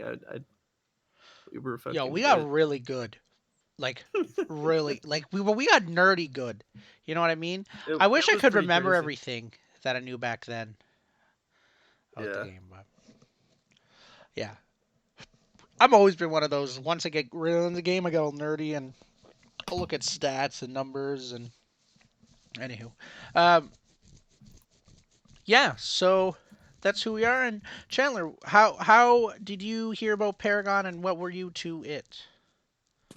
I guess I probably would have heard about it through Steven, and I was always just a casual player. I spent more time than I probably should have playing bot matches, Yeah, a lot of bots. but it was always just fun. And then definitely it helped once you started getting into more serious games, just being comfortable with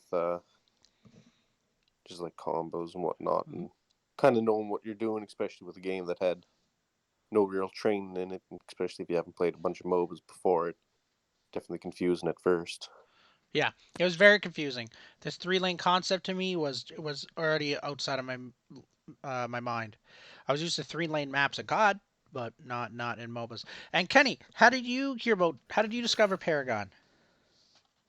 Well, I played other MOBAs like Dota League, realized I sucked at them, tried Smite, didn't like Smite, looked for other MOBA, found this, uh, yeah, after 3,000 hours, my heart is broken. You know what? I want to say 3,000 hours is a lot because it is, but going into version 42, I had 50 days played on Narbash. Like y'all think I didn't play a lot of Nart, and like I had just as much time with Decker. Like I played a lot of Paragon. I'm talking 12-hour days every day. I was a lonely boy. You would never catch me playing it that much now. Well, that's not true. Especially now the universe. Ooh, I might be able to do it. Anywho, so here we are. We're here to talk about all things Fault. and we're here to try to take in the community if you would like to be. So we're currently in the Strange Matter Discord in the Alpha voice chat. So if you want to come in and talk or just put in the text chat, please come on in. We invite everyone to come in and share their opinions. Right now, we currently have a Empty's hero design ideas, which we're going to get to a bit later. And then we got a few topics of our own that we would also like to discuss. So, the first topic that we got for Act 3.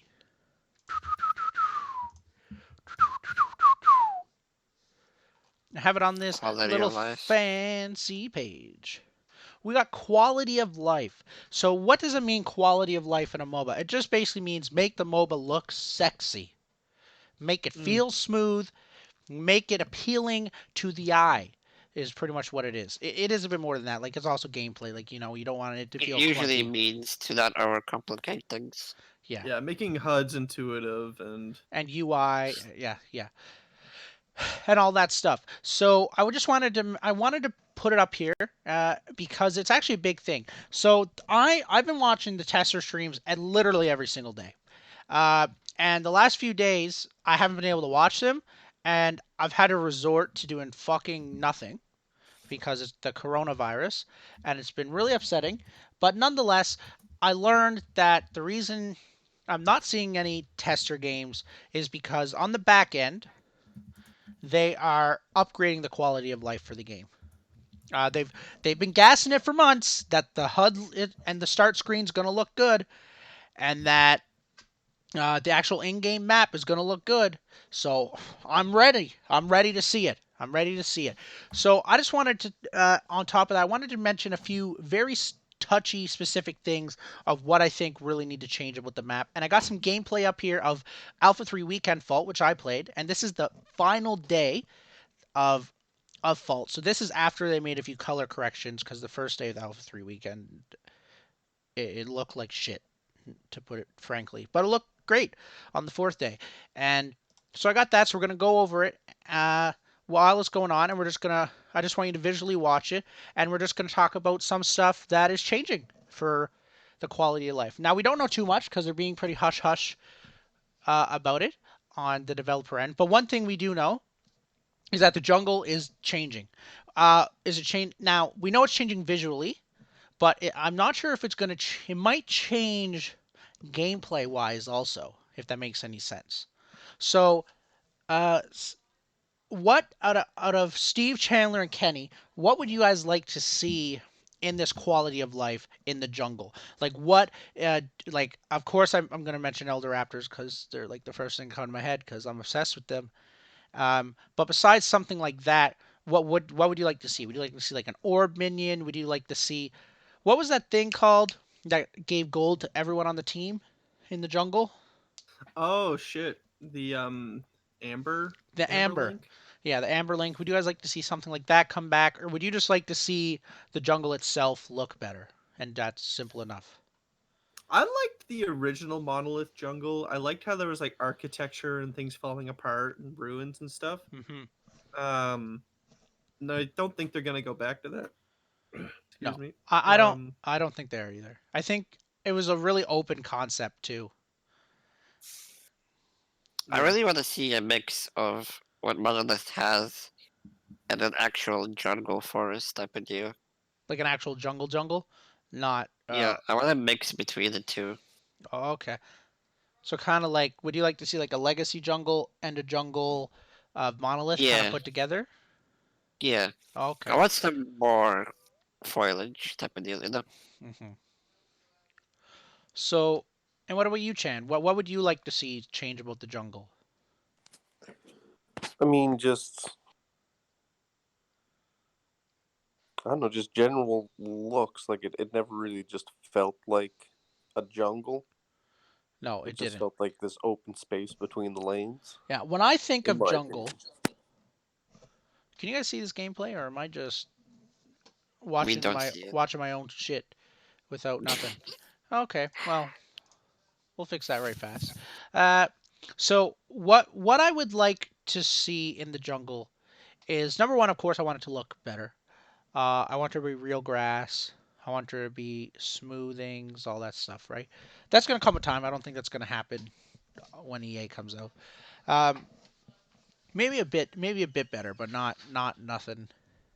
What I Did was you know when thinking. Monolith came out, they had no grass at all? It was just a texture. I know. Oh, I Yes. know. That was wild. And I still had those like little boost pads to get to the other side of the jungle. Yeah. And then New Dawn came out and they got rid of them. So I would like to see that. I would also like to see when I think of a jungle, I think in my head, look, you walk into it and unless you have a ward, you don't know what's coming around the corner. You know what I mean? But I feel like the fault map, uh, and the monolith map is soon TM is what Empty says about the jungle. I feel like it's so open that like I can play peekaboo with the enemy team. You know what I mean? And I feel like when you go into an enemy's jungle, there should be some risk with that. You know what I mean? And I feel like the risk level in the jungle for Fault is just too low at the moment. It's just too low. And I really think it's really important for that too because number one, it rewards Risk was people. never super high in Monolith though. Like It wasn't. I remember in Monolith, it was always like I just fucking like I'm done in my jungle. I go check out theirs. Like It was really I don't know. straightforward, yeah. Yeah. And when you make a more closed jungle, let's say, you have one it rewards wards. So like people that use wards will usually have a better time, which is always important in a MOBA. Anyone that disagrees, don't talk to me for 5 days. And um and I also think it just like it adds that risk and it really means and it's really what you think when you think of a jungle. Like if you're thinking of the Amazon rainforest, of course it's not going to be the same as the Amazon, but you don't know what's coming around your corner. You know what I mean? So, and that's what I really want to see in this jungle. So now I'm not So you saying want to be more like a labyrinth, more yes. complicated. And that's what it is like in most jungles. You know what I mean? And with it being third person, you can see more of the map anyways when you're just playing. So I think that on top of that, especially having a more closed in might be good. Real gamers don't ward. Wait a minute. He's got a point. He's just trolling. You go off your instinct. You don't need a word. Yeah, you don't need a word. Yeah, I got that sixth sense at all times. Yo, real gamers ward their own spawn. um, yeah, so that's what I think. So if I was to maybe one day,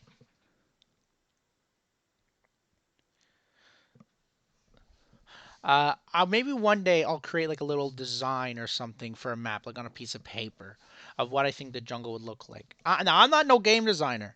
I should mention that. I might have a terrible idea, but you know it might be worth trying out. But for now, what I would love to see is I want to see like a wall going through kind of like the middle part of the jungle. And like they're trying to do that kind of with like the red buff. You know what I mean? But I think like it's really open on one end and then really closed on the other. You know what? If that makes any sense. And I think it needs to be closed on all sides. You Um, know what you should do? You should draw it. no, I can't draw. Get a, just a sketch. I just free for my solo lane and never get ganked. I mean, oh boy. Um, So yeah, so we're going to the jungle. Like this is what I mean. Like that side on the right there is closed, but this side is open. You know what I mean? The back side, to where I think it should be closed on all sides, in my opinion. And I think that more so it's because like if you're playing League of Legends top down, you really see less. Like just because of the way the map's designed, to where in Paragon and Fault, because it's third person, you see more. You immediately see more. Um, and I really think that should be more closed. Of course, your jungle camps should be like kind of their own like little small circle, which Strange Matter's doing a pretty good job of. And and when it comes to the lanes, I think there needs to be the lanes, but maybe with the exception of the river, make like the lanes going to the river smaller. You know what I mean? Do you guys agree? Disagree? Think it's perfectly fine. Nothing has to change. Honestly, I don't really understand with that visual cue. Okay. If you were Steve, if you were a jungler, if you were a crunch main, because you're not anymore. Uh, Yeah. Not anymore. if you were, uh, what would you want to see differently in a jungle to feel more secure and to feel like you're really making a big play? Hmm. What if there were speed gates for like the exits of the jungle? Like make it faster? I like. I don't know. What if there was a thing that like, you know how for example, when you like you have those the jump pads in the beginning and you lose them if you lose an inhibitor. What if there were like special gates that every time you went through it and it goes like out of the jungle, it gave you a speed buff? Or like even if it was going in and out, and that way like if but it wouldn't affect enemies, so that way if someone came in to steal your camps and then they try to run away, it gives you more speed to like catch up with them to try and kill them. So basically, it gives the defenders an edge, kind of thing. Yeah, and like but it only affects your own jungle. And like if you lose an inhibitor, then just like with the launch pads, you lose those. You lose the speed gates in and out of the jungle. Oh. Hmm. I think I need to. I can see That's it like my being first idea. all right. I don't know if giving an edge to defending team is that really a good idea, or do you like because then Well, we're like both teams get that, right? that's true. So yeah, that's true. I think And it'd it's just be for being able to defend your own jungle better. so while you're in the jungle, maybe your own jungle, you get a speed buff or speed boost or these speed gates. I would think it's like a gate that when you enter or leave the jungle, you get a speed buff for like 5 2 seconds, seconds, two five. seconds, or something like that. Okay. Like something that, like, if someone comes in to steal some camps and then they start running away, it gives you a bit of like a bigger incentive to actually chase them. hmm I Which don't makes know. It's just the sense. first thing that came to my idea, my brain. That's actually not bad. I think it'd be a bit. I think that could be a bit risky, which isn't always a bad idea. But uh, we'll see. We'll see. What I would like to see, if okay, first off, the weak jungle side. I have a bit of a problem with the strong jungle side. I have a bigger problem with the weak jungle side. The weak jungle side is like Weak jungle sucks. if there's ever a side that should be closed besides the camps, it is the weak jungle side. And why I believe that is because when you're a jungler and if you're invading the enemy camps, it's usually pretty risky to go into the strong side just because it's just easier to rotate and it's bigger and blah blah blah blah blah blah blah. But I think the weak jungle side. That as a jungle, I'm gonna grab. If I'm gonna steal your camps, it's probably gonna be from the weak jungle side. So that needs to be really closed off.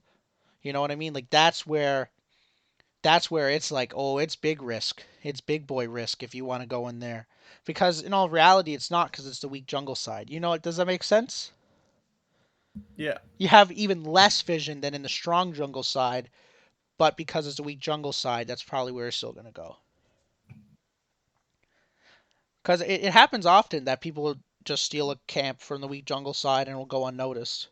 Or the Yeah. jungler will get there 3 minutes later and be like, what the fuck, man? Who took my camp? You know what I mean? True. Um, so I just think there could be a bit more of that. What do you guys think about the red buff being where it is? So it's like right, you know where like the Amber Link was Yeah. after version 42, like how they moved it to the middle Yeah. kind of thing, just to make it easier to defend. What that's where the red buff is in Fault right now. Yeah. So what do you guys think of that? Do you guys think that's a good idea, a bad idea, or do you think it should be moved? Um, it might be okay. Um, I did always think the Amber Link was a cool idea, but I don't know if there's analytics that show that like it actually didn't work out that well. Hmm. Um, I feel like Oh, geez, that's a bad game. Look at that.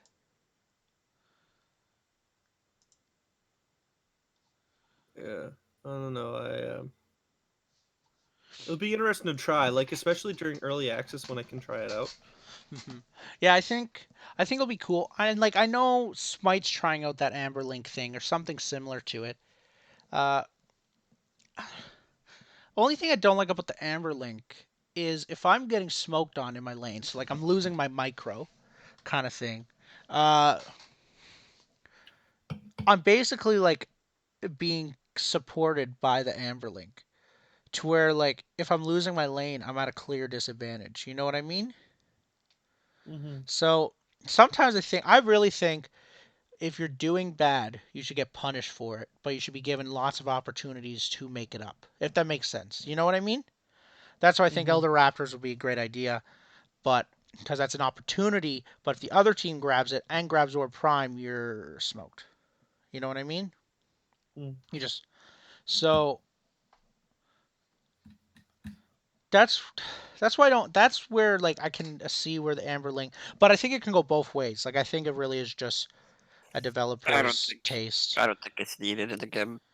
You think it just should just be taken out? Yeah, Mm, it doesn't provide anything important yeah, besides more farm. that's true.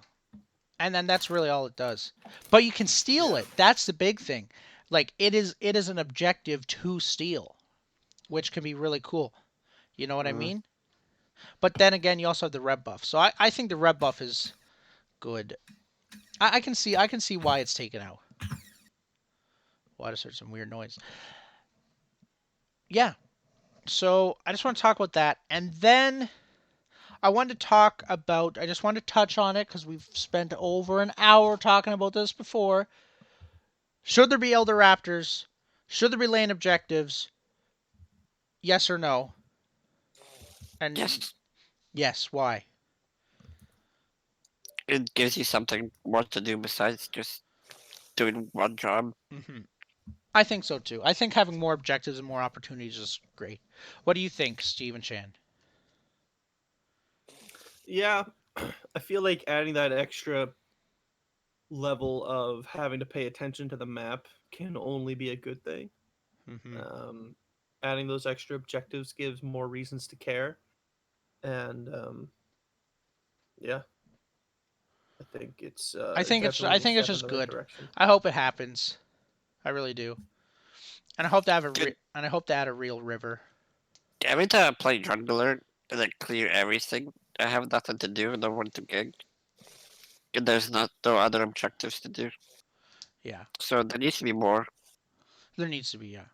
I also think like it's just so cool because it really baby Narvash. um I also think it will just really add just more to the game and like it'll keep people in lane a bit more, which can be a good idea, but it can also not be if you think about it the right way.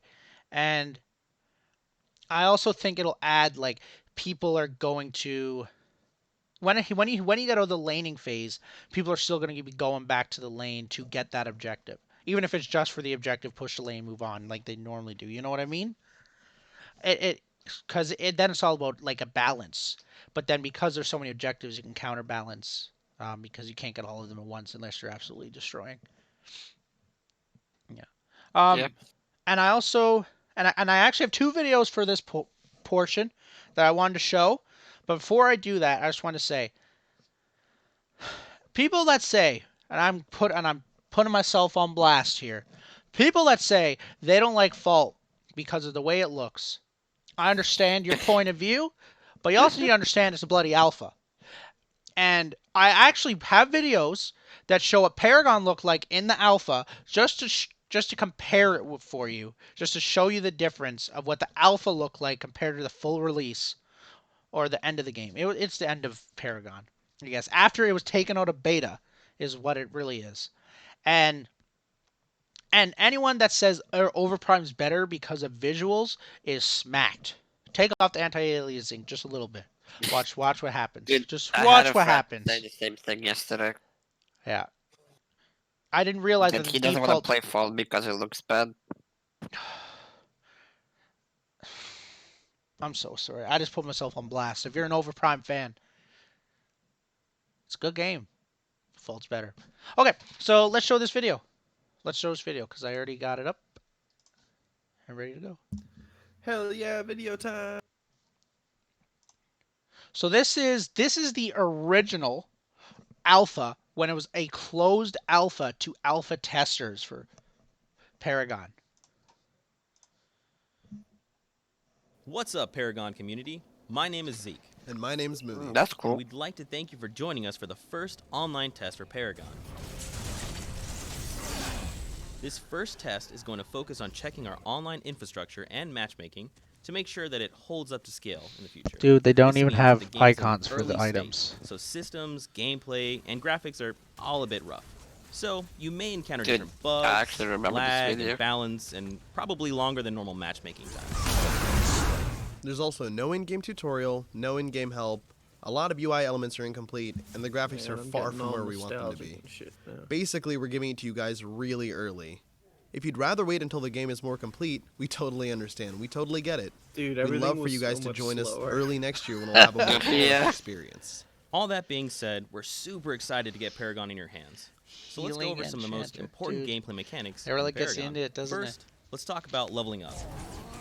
Oh yeah, and they had that thing where the To level up an camera ability, didn't move hold the with control key, dashes. and then Yeah. the ability key you want to level Dude, up. he ulted 5. You'll notice there's an indication So, like, on your HUD display with obviously, which abilities you can the level map up at is any still given like time, slightly better than which will what allow you to Fault's customize is. how you play. But like not by Next up much. is itemization. Like If you anyone hit that the G thinks key at base, you'll bring up the card menu. I don't know. That's just Here my... you can see oh all my the god, cards look at and the amount of card card menu, points available dude. to you based on your card XP level. Those don't look like Yeah. Calm down. It The doesn't key is look still that working much on it. different, to be honest. To purchase a card, click the slot you For want the to put the graphics card wise. into, then click the card. Each card is different and augments your character in different ways. You can also upgrade cards. To do this, click the card you want to upgrade and you'll notice there will be new cards to select. Upgrading your cards will make them and you stronger.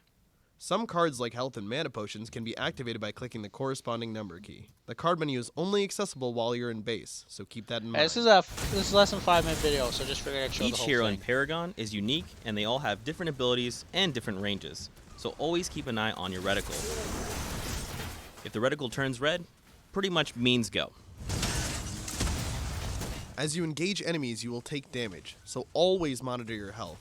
If your health gets really low, hit B. This will begin a recall and will take you all the way back to base.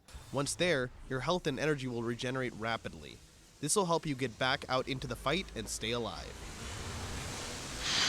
Man, Keep in mind, when you begin your recall, if you take any damage at I all, miss you will be knocked Paragon. out of it. So find a safe place before recalling to the base. Recalling to base will You know what I've automatically been activate doing? travel mode. what? If you I ever have been want to get watching somewhere quicker than normal, old use Paragon travel mode. videos To to activate not- travel mode, to hit shift. stop the After hype a few for seconds, Ultimate you'll for see me. your camera push in, and you'll Me notice So I your can be character more moves quicker patient. than normal.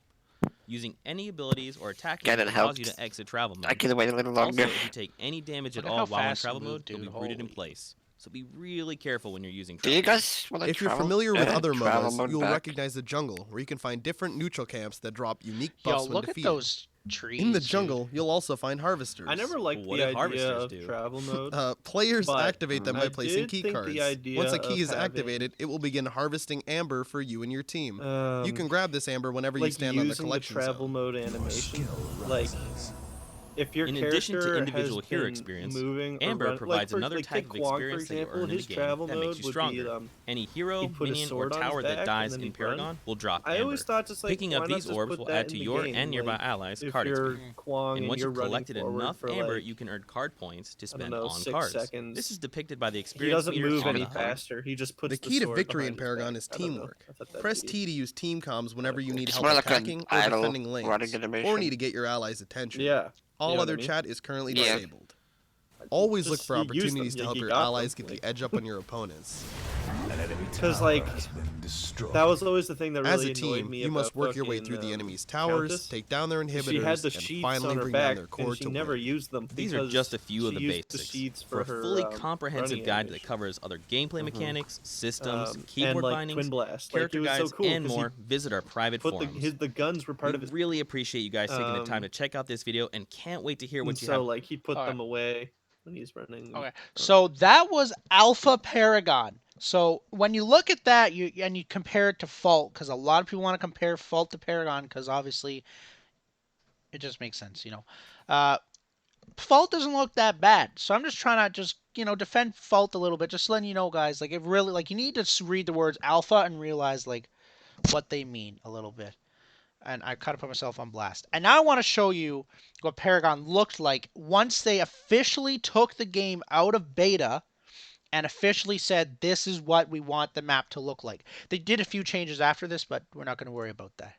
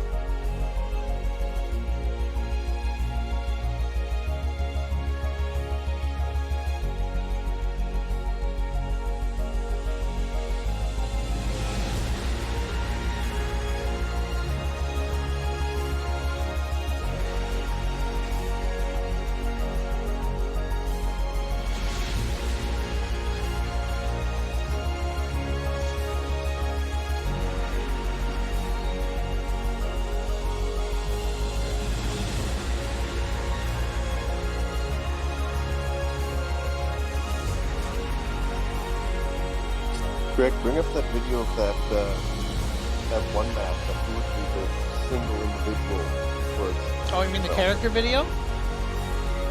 No, do you remember the video of the guy that's using Paragon assets to create a map? Oh, you mean The Rock? Yo, yes. Just because it's kind of impressive what one individual can do, just so like Yeah. people can see like what can be done and what we kind of should be expecting from people developing this.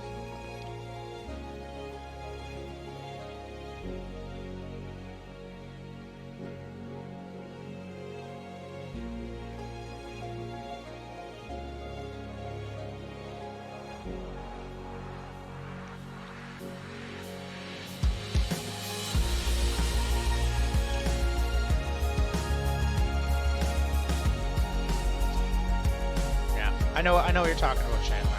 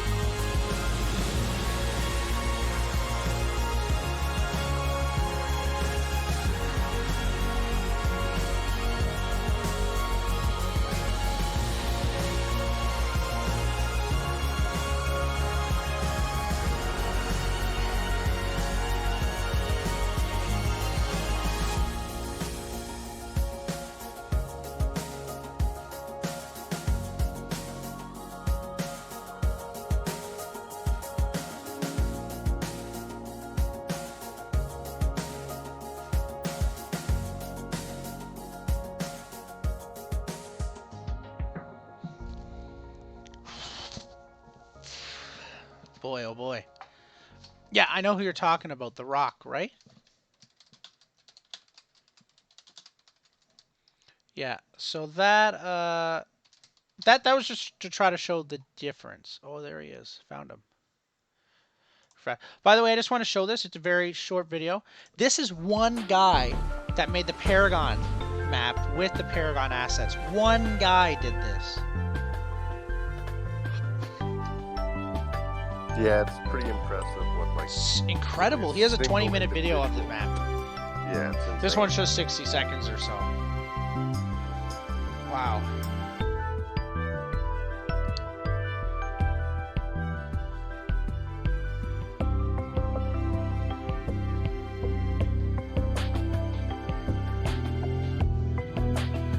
I don't know who this guy is, but he's impressive. Isn't this the fella that reached out to the? Yeah. Apparently he Well, reached out to Strange Matter, yeah.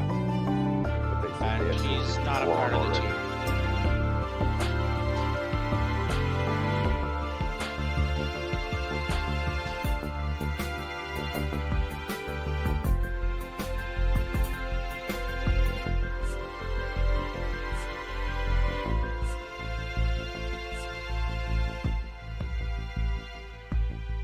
Cool. So yeah, my whole point there is I just wanted to show like the difference in the alpha gameplay compared to the new. So when people argued that like Fault's not there, like of course it's not. It's an alpha, guys. Like it was a pre-alpha until just a little bit ago. And I just really wanted to hone down on like the journey that Epic Games took to get the map where it was, let alone where it's going to be for Fault, and so on and so forth. And I think that was a great example. And I also got this. This is just a little small bit. It shows the same thing. It just shows version 44 when they changed the jungle a little bit. Just shows a bit more design.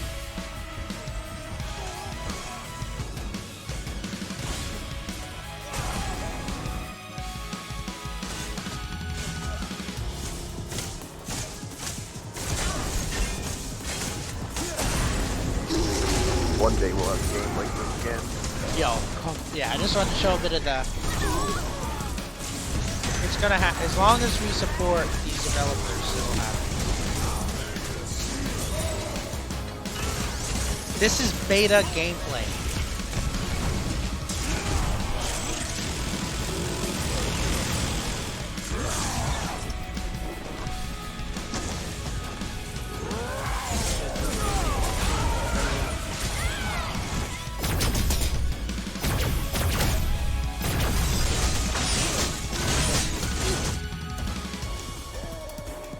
Blah blah blah. Okay. There we go. So what do you guys think of that? Do you think So what do you guys think of that? Do you think that like people are being basically, do you guys think that people are criticizing the developers of Strange Matter just a bit too harshly? Yes. Kinda, yeah. Why? Well, as I said, my friend just based it off the looks. Yeah. And like you got to keep in mind, like you're comparing it to a game created by a team of people. The people that created the Unreal Engine, by the way.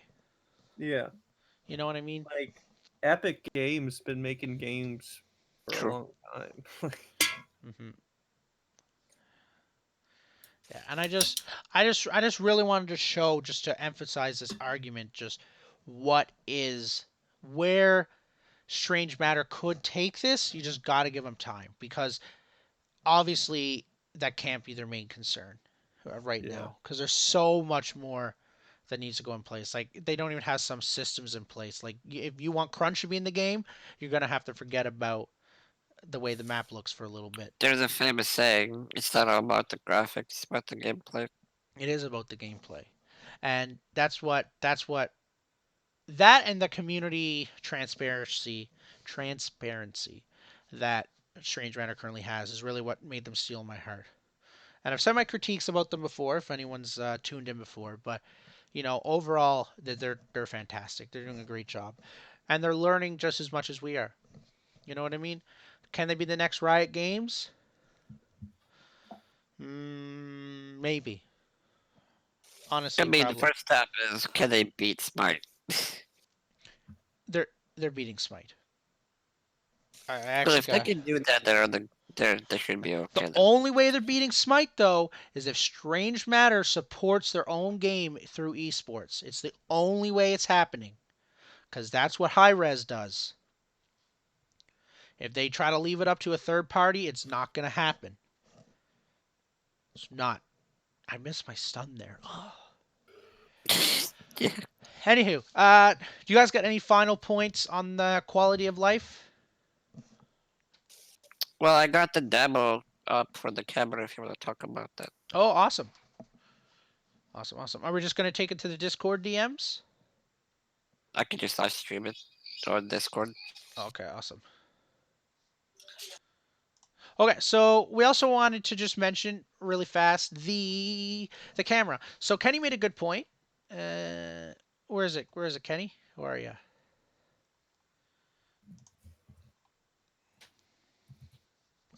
So Kenny made a good point once, and he was just talking about the camera. So I know nothing about the Unreal Engine or game development, but I did notice that there was something going on with the camera, and then Kenny kind of explained it to me, which is pretty fantastic. And for some reason, when you get close to a wall, the camera zooms in on the Unreal Engine. So let's say you can see 5 feet behind you through the normal camera. In Fault, the second you get close to a wall, you can only see 1 foot behind you after you get close to a wall. So because the camera zooms in, so it really causes that issue where you just can't see. And I'm not entirely sure why that happens or any of that kind of stuff. So Kenny has been trying to come up with a I'm live solution streaming. to this You thing. can watch it. Of course, it's still a bit of bugs, but where can I see it? Where can I see it? Just click on me. Just click on your name. You can watch or I'm something. clicking on your name. I'm in your profile. No, it should be in the Strange Battle Discord. In the Go Strange click Matter there. Discord. Yeah, I don't see it. Does it not say I'm live? No, it does not say you're live. Okay, 1 second.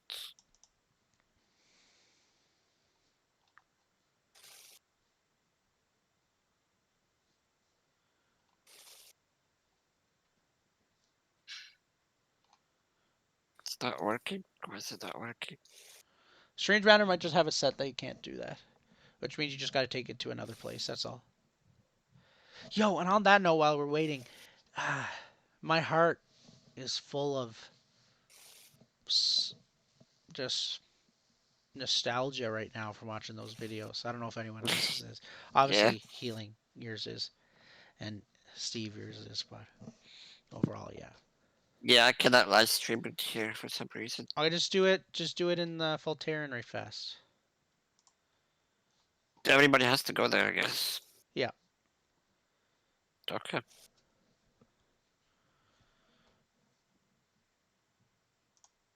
Hello. Okay. Bring it up. Hello. There you go, that's working. Okay. You see it? Yeah, I see it. Let's do this. Show me what you got. So Yeah. I'm kind of a bit of a crybaby Healing, to be honest. I just don't talk about it. And I'm one of those criers too that like if I don't take a deep breath, I'm like choking. I'm like so parent God. You know what I mean? So yeah. So I'll show you how they do it from this point first. Okay. You see the camera right here? Yeah. And they have a thing called the spring arm that is connected to the camera and the character like this. Okay. So if the camera hits an obstacle behind it, and you get closer to it, the camera springs back on the line to the character. Okay. You understand? It's clear as mud. So, if I play and we go here, so I'm gonna turn the camera. It does this. Yeah. Okay. So the way I fixed it was get a distance between the character and the camera and hide the character if it gets too close. Hide the character if the camera gets too close to it. Oh, So okay. Let's see how that looks. I tested this with my body. Does this exact same thing. So if I do this, hold on. You can't see the character, but you can see clearly. And you It's can see almost like a perfectly first clear. person. Nice, nice. That's actually really kind of cool. And that Smart. would actually solve the issue. And like I know the first person thing, even though it's like just a little small tab, might not be worth it. But if you accidentally end up in a weird camera position where you're looking at your own butt, it's obviously not worth it either. And this is better because at least you can see a little bit of something. You know what I mean? Or a whole lot. What if you turn around? Like, because we were looking at it that way. Also, thank you for the follow, healing. I really appreciate it. I hope you're enjoying the stream. What do you mean turn around? A pocket healer as a follower. Ooh. So I remember we were talking about this before, and when you turned around, uh, the camera was zooming in when you were going into a wall. You know what I mean? It, oh no, it doesn't That's what seem to I be did. happening. Oh, so you did fix it. So that's just a No, little thing. so you see it in here. It takes away the character so you can see Yeah, clearly. yeah. But So the first time I showed you, it doesn't do that. it doesn't. No, the first time it does not do that. And so this is just a little something that Kenny showed me. All credit has to go to Kenny on this one. That we were just talking about the camera and just a little small issue, just like, but it's those small things that add up to a big thing, in my opinion. And this is really what it is, cause yeah, like that's just how it is. Yeah, I can see what you mean. And now it's kind of right in, and the camera's zooming in. I'm not entirely sure why it's doing that. Cool. Thank you. Yeah, the other thing I showed you was the material thing, which you can see through walls, Yes. which Yeah. wasn't working that Yeah, well. which we found out didn't work. We at first what? So can you explain that? What at first did you show me? What exactly was that? You might not have gameplay of it, but just talk about it. Uh, should able should be able to show it. Oh, you can show it. Okay. So what happened at first is his idea was that you can see through the wall. But it was fine, but it ended up being looking unnatural because at some points, even though you were side turned, you weren't back turned or full looking into the wall. You could see through the wall, so it was like a wall hack. You know what I mean? And I remember there were times in Call of Duty where I literally would hop on a certain box because I could see through the wall, and I would get the kill because I was a nerd like that. Um, so he was just trying to show that really fast.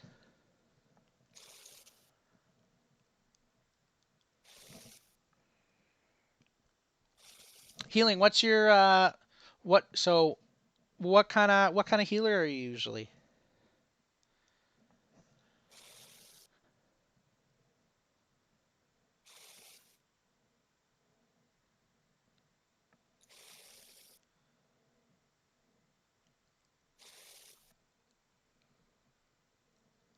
Okay.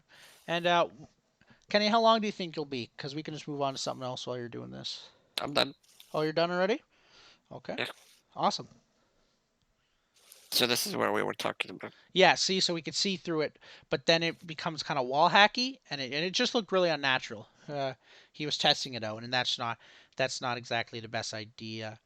But the other idea that you had, that was really good. I really thought that was smart. See, like it Yeah. looks good there, but then when you start doing this stuff, when you turn a bit more to the side, that's weird because you can see through a wall that you shouldn't be able to see through at all. Cool. Thank you. Yeah. That's pretty awesome. Okay, guys, we're gonna go Thanks, back. Kenny. We're gonna go back to the chat, the main one. Yep.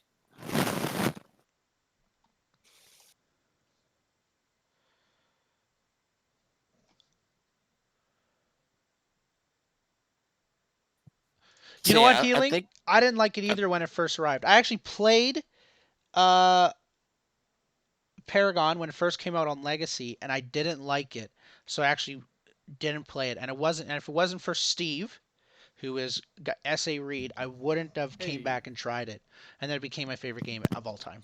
Simple as that.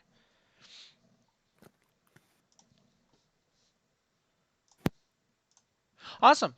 So the next thing we got is Quality of Life Alpha, and then I wanted to talk about the monetization. Ooh boy, this can get. I don't wanna shoot people when I say stuff. So we're just gonna try to keep it civil, and I think we're pretty good at that. So this is what we're gonna talk about, and we're gonna throw up some gameplay while we do it.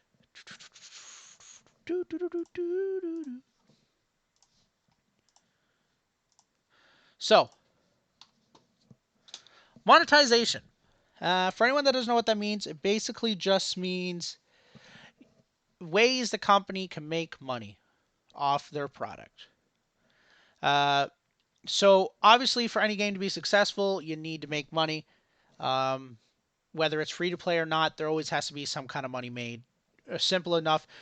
If for people to do this full time and to have a good game, they need to be able to they need to make money and have a paycheck. So that plus you need your servers, plus you need money for contingency, plus you need money for development and so on and so forth. I gave. I actually play a lot of support myself. Healing. Uh, yeah.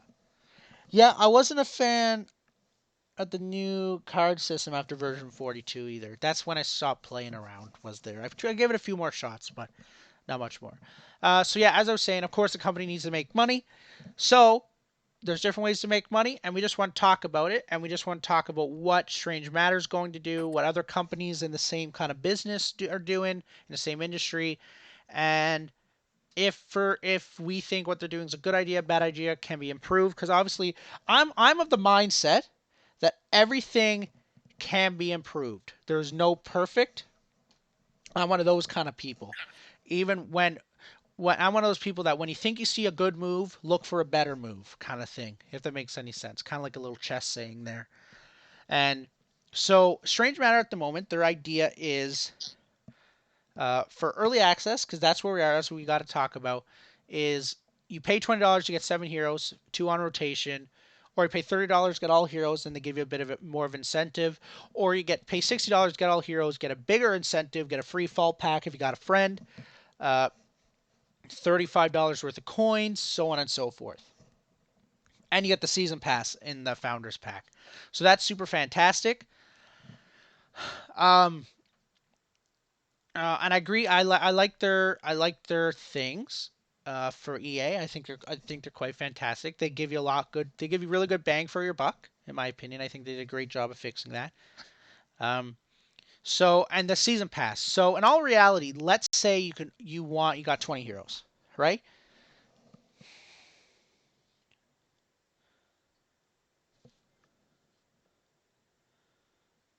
20 heroes. Yeah. Okay. So if you pay $20, you get 7 heroes, which is good. But to get extra heroes, uh, you have to pay $20 for a season pass. Obviously, they're going to be grindable as well, but in all reality, no one wants to grind them, and if you can dish out the extra 20, you're going to pay it. You know what I mean? So that's one of the ways that they are. That is one of the ways that they are trying to monetize, and I agree with it. Season passes work. I play Call of Duty. They have a season pass every year since I've been playing it. Since Call of Duty 4, they've had a season pass. Like that's just how it is. They've proven to work. They're good. Uh, and But I think, how do I word this? I think the season pass is good. However, I think the battle pass is better. And what is the difference? Well, when I say battle pass, I mean like in Fortnite or Apex Legends, where like not only do you get a premium, you get the battle pass even if you're free. So it gives free players a bit more incentive, and it makes it more enjoyable. And as Steve once said, when you enjoy a game, whether it's free or not, you're more inclined to pay out. You're more inclined to dish out a bit of yash. Um, and so I really like it because it adds incentives. So there's a free version and then a paid version, and the paid version would be a part of the season pass. You know what I mean? So in the battle pass, it's also a season pass, but there's little incentives for every level that you get. And I'm gonna try to turn it to Chandler if Chandler is there, and I just want to give him the stage for a little bit and talk about his idea for a battle pass and why he prefers it over a season pass and over weekly challenges, and why he thinks it is better at making a company money than not. I mean, I always like the idea because again, like you sort of you don't have to pay for it upfront to get your value out of it. So let's say again, the free to play player gets into it, and obviously, like with any battle pass, you have a paid version, you have a free version. The free version has significantly less, but there's still enough incentive to keep playing it. So the mindset is that okay, let's say when I was originally sketching one out, I had 100 levels, but 100 levels seems way too much, especially with the minimal amount of content they could put out at first. Mm-hmm. And again, this wouldn't be for early access. This would be like for a full release. Okay, so the battle pass, in your eyes, it's not an early access No, benefit. so like the season pass definitely makes perfect sense for like early access. Yeah. But I think once you get to a full release, that's where like because again, right now that season pass makes sense because in early access you have to pay up front for it.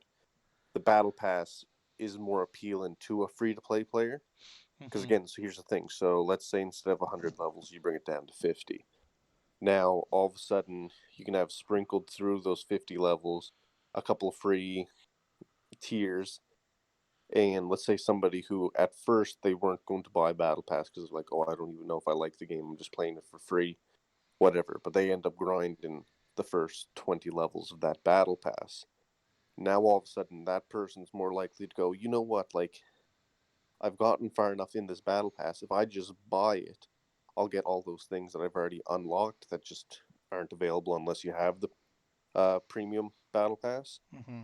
Now all of a sudden it's just added income for stuff that let's say you already had on the back burner. Like we're talking about basic things like just like experience boost for like matter and like loading screens and tier one skins, like literally just recolors.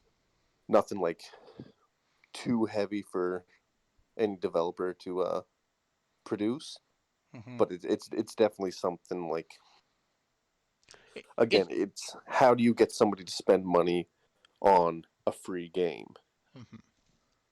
And And I it's mean, also like the obviously thing that's in the they'll end up fashion. having to do the same thing Fortnite did, where people absolutely love skins. You want to make your character yours, and it's sort of that inherent, like especially at the beginning of any game. If these skins go, let's say, on a cycle, like that's with Fortnite. That's why people started doing it. Like Mm-hmm. literally, there were skins that they knew were never going to come back, and they were just more rare than other skins. Mm-hmm. So you almost had like your founder status because you had these early on skins that never got re-released. So it's something crazy where like you could sell a tier 3 skin for $30 and people will buy it for $30. Which is awesome. And that's the thing that we've actually established. So we went over this in Faultarian Journal too, that skins, unless it's a tier one skin, maybe skins should be more expensive than the hero, unless it's like there's always exceptions. Like you might have one hero that for some reason everyone's and their mother is buying, so that one's going to be a bit more expensive. But just from a business standpoint, like that's what you would do. But uh, overall, skins are going to be more expensive, especially if we're getting into like tier three skins, which are like full reskins that make your abilities look different and everything like that. Yeah, definitely. And people like them. People are willing to pay money, and people usually don't have an issue with that. You know what I mean? And you can also grind them out, of course. It'll take you forever, usually if you want to get a $30 skin, but you can do it. Um, and I think it's really good. And what I like about it, what you're doing, is number one, this is in the fashion. So what I mean by that is I'm doing this topic for an essay that's called remediation. So basically means the refashioning of digital technology and social media. So an example of that would be like cable television is refashioned itself into Netflix, Hulu, Disney Plus, and so on and so forth to keep up with the times and to ultimately uh, make more money. You know what I mean? Make more money and keep people happy and keep the customer happier. If you can do both together, it's a win-win. So I think with the battle pass, you're really able to do that, especially if you add uh, a free version of and a what am I saying? A free version and a paid version. You're really able to do that. So, and what I mean, and why that remediation topic is important is because battle passes are the thing right now. They're like one of the hot things companies are doing. So it's really good to do that. And it's not like you can't take it out. Like you can take it out a year later and be like, nah, bro, I don't want to do that no more. For example, Epic Games owns Psionic Studios, and Psionic Studios makes Rocket League. And so people they recently just changed their monetization system so that Rocket League could stay afloat. Everyone, no, don't get me wrong, a lot of people are giving backlash about that, but they don't seem to. They haven't said anything. But there is that. So you can, what I'm trying to get is you can always change how you do it at any time, and I just think it's better because when you say season pass, like 2 heroes, great. Or you could give battle pass that says we'll give you 100 levels, and in those, and we'll give you all 6 heroes for free in the year or whatever, or however many it'll be, right? Um, and then what it does is it gives them incentive to buy battle pass, and it will free up their pocket to spend money on skins. And skins ultimately are going to cost more than heroes, so ultimately they end up spending an extra dollar or two for a skin. Because in all reality, let's say heroes $5 but a skin $7, people will dish out the extra $2 to buy a skin if they really want it. You know what I mean? People don't mind paying an extra $2. It's but people don't want to pay an extra 20. But obviously, from proven, now it's not like I got any stats, but I've read a bit about it. There's there is a what I'm trying to say. There is a there's proven statistics somewhere that show that people will spend the extra money, and that's why something like Paragon had the idea of just selling skins. Obviously, it didn't work for them. And since they're working with the same community, skins is not enough, so heroes have to be paid. And in MOBAs, heroes are like everyone wants to buy the new hero. You know what I mean? In League of Legends and everything. But people also buy lots of skins. And I just think skins are really your moneymaker, to where heroes are just kind of your they still give you profit, but not like skins do. I'm I'm pretty sure Smite and Dota heroes are free to unlock. No, you got to pay for certain heroes in Smite. Really? Yeah. Only for certain heroes you have to pay real Well, money? not certain. Like certain heroes cost different amount of like it's grindable matter kind of thing. So certain Yeah. heroes cost a different amount of Yeah. matter. So There are technically in free. Smite, there's a lot of heroes that well, every single hero you can unlock with paid currency or in-game currency, but Yeah. sometimes what they'll do is some heroes will be half the amount of paid currency as they normally are, Hmm. but for a week or something you can't buy them with in-game currency. You can only do the half um paid currency Yeah. Uh, Yeah. that's weird. to like Yeah. incentivize Yeah. buying more currency. Yeah. And I think I'm going to start doing a bit of research on the League of Legends model because I'm not entirely sure what it is. Like, I know you can buy skins, buy heroes, but I don't know if they have any kind of pass or if they just leave it as open as you can buy a skin or you can grind for it, you can buy a hero or you can Last grind time I for it. played League, they did have a pass. Yeah, I think they have something. I think they have something. I And I guess the think, other thing to think of is that, like, let's say a season pass would be like an entire year of development, and it just mhm, comes out like the content comes out as you go through the year.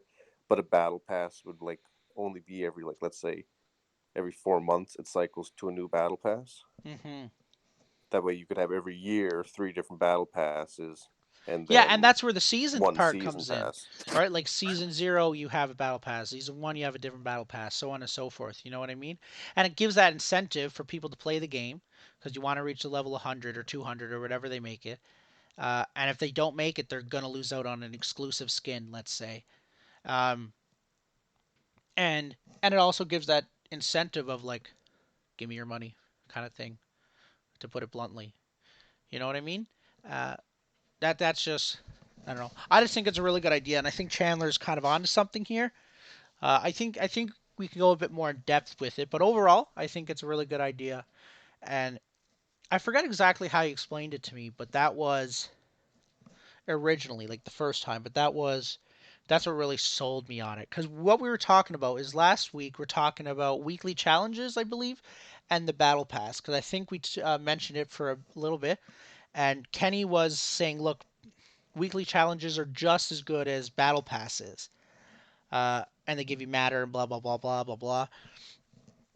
But what it is battle passes give you more for less, as well as they give I you mean, I more. definitely think there still should be like weekly challenges, and that would just help you like Oh, you think you could just throw it level up all your in? battle pass. Yeah, kind of like a Like, contract in Destiny. yeah, because you already get just like your base amount for completing games and getting kills and whatnot, and you'd level it up that way. But Hmm. you could get bigger boosts or even just limited time. Like right now, there's a limited event in Apex where leveling up those specific weekly challenges, or in this case, daily challenges, levels up this just like side little bar Yeah. that gives you in-game things. It's not directly associated to any pass. It's just like a 2 week thing. Hmm. So having some sort of like daily or weekly challenge is definitely very important too. And those seasons are really cool because are like these monthly events because you can make or weekly events, whatever they are, because you can make them at like a specific time in the company. You can be like, oh, rent is due this week. Okay, the week before we're gonna have a weekly challenge. You know what I mean? Like little internal stuff like that that people don't really think about. We're gonna have like a holiday week or whatever it is. But Strange Matter has said that full release, tentative is quarter one of 2021. It will be free. I think they have to go that way because every other MOBA is. I think with the exception What of is gonna be free? Dota, Fault's gonna be free, free to Oh play, yeah. free to play. Uh, which I think like that's a good model because it's been proven by every company. You can look at it from Facebook, YouTube, League of Legends, all of that. That this free to play aspect is really, it can really make you some big bucks. It's the reason why McDouble's only $2. If you made it too expensive, people would only get it once a week. But if you make it $2, fuck yeah, I'm getting McDouble every single day of the week. God damn you guys at McDonald's. Yo, Come on. yo, you know what's crazy? You haven't seen us. You should have seen us back when we were in high school and the pizza. We used to Yo. Bro. spend what, like over $100 a pizza Well, every single weekend. Oh, well, 100%. like, and then like, yeah, Greg would come over and he'd stay the night with Chan and I, and we'd go to this little pizza place that was like For anyone 5 minutes doesn't know, away. Steve and Chandler are brothers, Yeah. and they Yeah, look basically identical besides their hair color. And I always say that because it's there's so there's like true. 2.5 years between us though. Yeah. Yeah.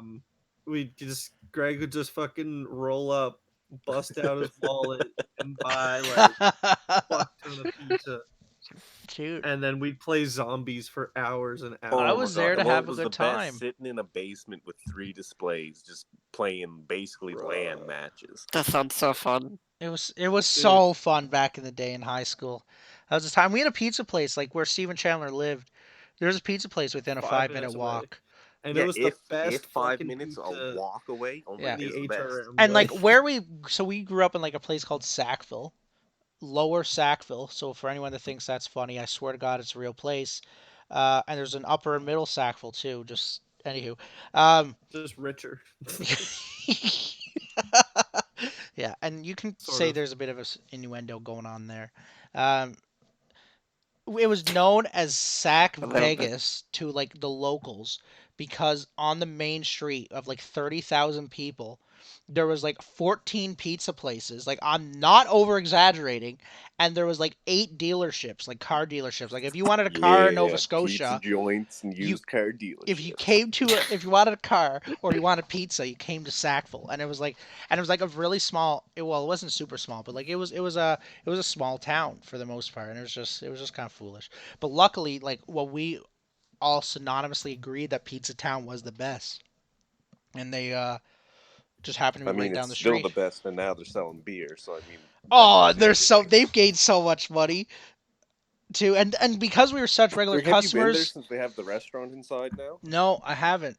It's Yeah, because they so have a fucking full fire, restaurant dude. where you can sit down and like they bring a waiter out to you and everything. It's Wow. insane. I just I remember being there and like they would give us a whole pizza for free because they're like, you guys buy with us enough. Here you go. And that's how I knew. Oh, Yeah. anywho, We'd go home and just like play Paragon for like hours, and I have like that was near no the end yeah of of Paragon's everything. life, you know. And Uh because you'd come back from uni. yeah because I moved away for university. Anywho, back on track because that was way off tangent. That was like we're talking about Paragon. We started talking about pizza. Well, we've It's been fun streaming for conversation. What do you mean? It was a fun conversation. That's why we kept it going. streaming for 5 hours. It's okay. Oh boy, we're actually half an hour away from being the end of Act 3. Uh, so on this note, I think the next thing we're gonna talk about is Empty sent me a huge list, and if for anyone that doesn't know who Empty is, he's the super fantastic European player that was really bloody good at Paragon. For anyone that knew who he was, like and he's a Better than tester. Crunchman? Uh, yes, Damn, that's harsh. yeah. Um, and basically he sent us a few ideas for hero kits that he has, and he's pretty awesome. So let's pull that up. Let's see what we got.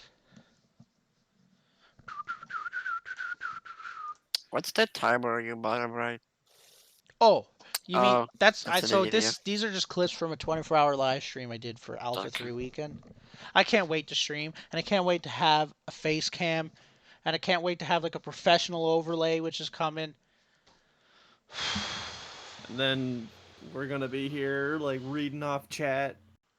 Fucking. Nah, like, you'll be talking. You'll be here. Anyway, so people wanted to go over Muriel. I remember Muriel was a big one. So let's bring it up. Let's go over it. So we got Muriel, support with stacks and cleanses and mana pool increase. So this is Empty's idea for Muriel. Empty, if you got any socials that you would like me to plug in, just put them in the chat and I'll do it. So He has it on top of the document. does he? Yeah. Just has to contact him. Oh, okay. Oh, like his Discord. His Discord. Yeah. Yeah. Okay. Muriel's passive could be Muriel's allies who are under any of Muriel's shields, including herself, gain an additional buff depending on Muriel's damage mitigation throughout the game. Muriel also gains self buffs. So, to get into more detail, at X damage mitigated, allies with shields gain 5% mana regen. At X damage mitigated, Muriel gains 10 magical and 10 physical protections for the duration of the shield. At X damage, allies with shields gain 5% attack speed for the duration. At X again, Muriel damaging abilities will deal 20% of her mana pool instead of 10% alongside the flat damage numbers. Shielding abilities do not count. Interesting. So why is this awesome? So for anyone that doesn't know what Muriel's current passive is in Fault, because it is different than Paragon, we're just gonna bring it up right now because I got it. Uh,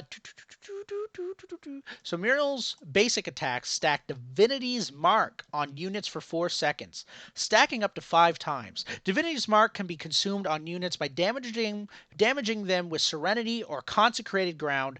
Each stack applies 0.2, 0.23, 0.26, 0.29 second root and deals 5, 13, 21, 19 energy damage. Can only stack or affect the same target once every 6.5 seconds at the slowest, so at level 4. Do the stacks decay? I can't tell if it decays.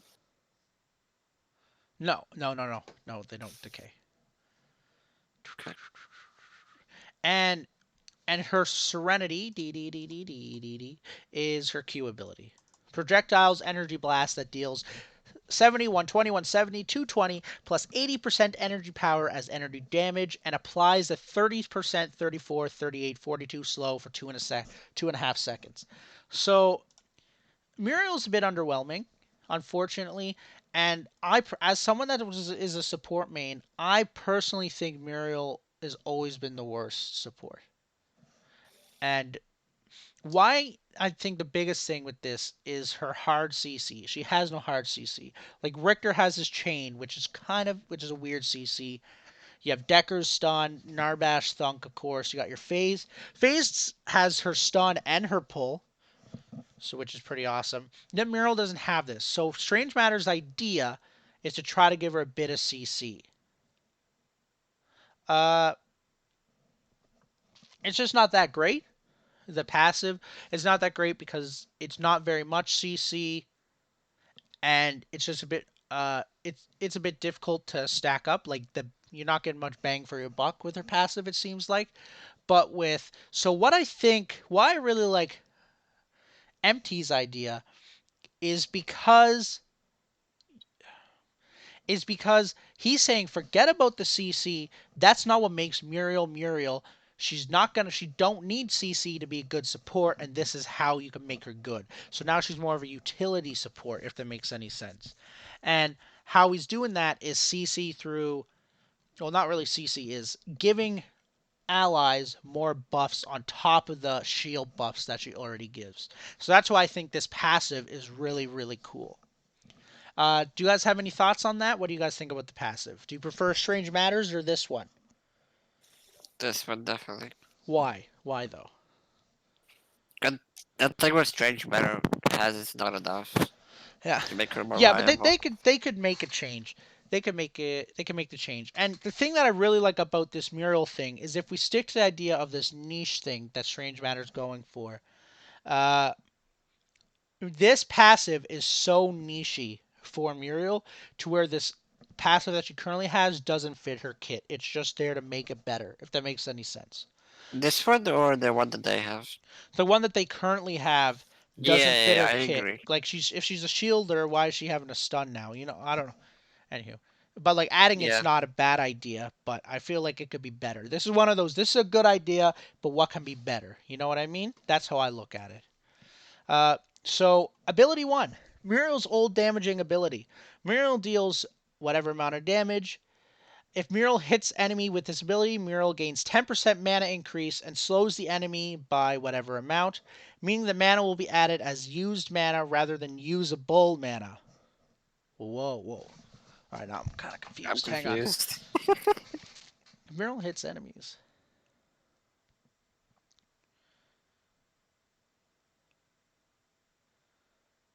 A better example would be as follows. Muriel starts with 380 mana and chooses her first ability, which costs 75 mana. Have Muriel go down to 305 out of 80. Oh, I see. So it's increasing her total mana that she can have. So it's not giving her more. It's just increasing her total that she can have. Does that make sense? Is that clear as mud? As mud, yes. Okay. Good. And then ability 2, Muriel's Old Shield. Muriel grants set amount shield in an AoE. This shield explodes after 1.5 seconds, dealing set amount of damage. And ability 3, Muriel's old shield that gives movement speed buff. Allies hit with this ability gain whatever amount movement speed for 3 seconds, and if they are below 50% HP, they will receive a percentage of damage reflection. A percentage will receive a 30% damage reflection shield for 3 seconds. If an ally already has a shield, he will also reflect any type of CC onto the enemy. Oh, so that's really kind of cool. So it's like her old CC, that her old uh, ability that gives the speed buff. And if they're below 50% health, they do 30% damage reflection. So that means 30% of the damage you do goes right back to them. That can be kind of scary, actually. 30% up to 50. Oh my goodness. Oh boy. If an ally already has a shield, she gets another one. Okay. And then the ultimate. Muriel's old ultimate. Muriel selects an ally or tower to teleport to. If Muriel selects a tower, the tower will gain a shield, which will count as damage mitigation for her passive. An ally or tower. Oh, so this one's saying you can do or a tower because her old one was only an ally. Yeah. And the That tower. was a card Yeah, it was a card. in New Dawn. You could teleport to a tower. I never used it because I thought it was a waste, but Mhm. The shield will vary depending on the tier of the tower or if it's an inhibitor. Muriel also gains a self shield for whatever percent of her mana pool and resets all her ability cooldowns. If Muriel selects an ally, the ally will be cleansed on any debuff and given a 50% shield of Muriel's mana pool, while all other allies nearby will be given a 25% instead. For every debuff removed, Muriel gains 10 permanent mana increase. What do you think of her ult? So basically her ult, but better. There's one issue with it that I don't like. What? If you're fighting under the tower, it's going to be really hard to target your allies that are the tower if you're across the map. You know, Yeah. you don't have her current one works.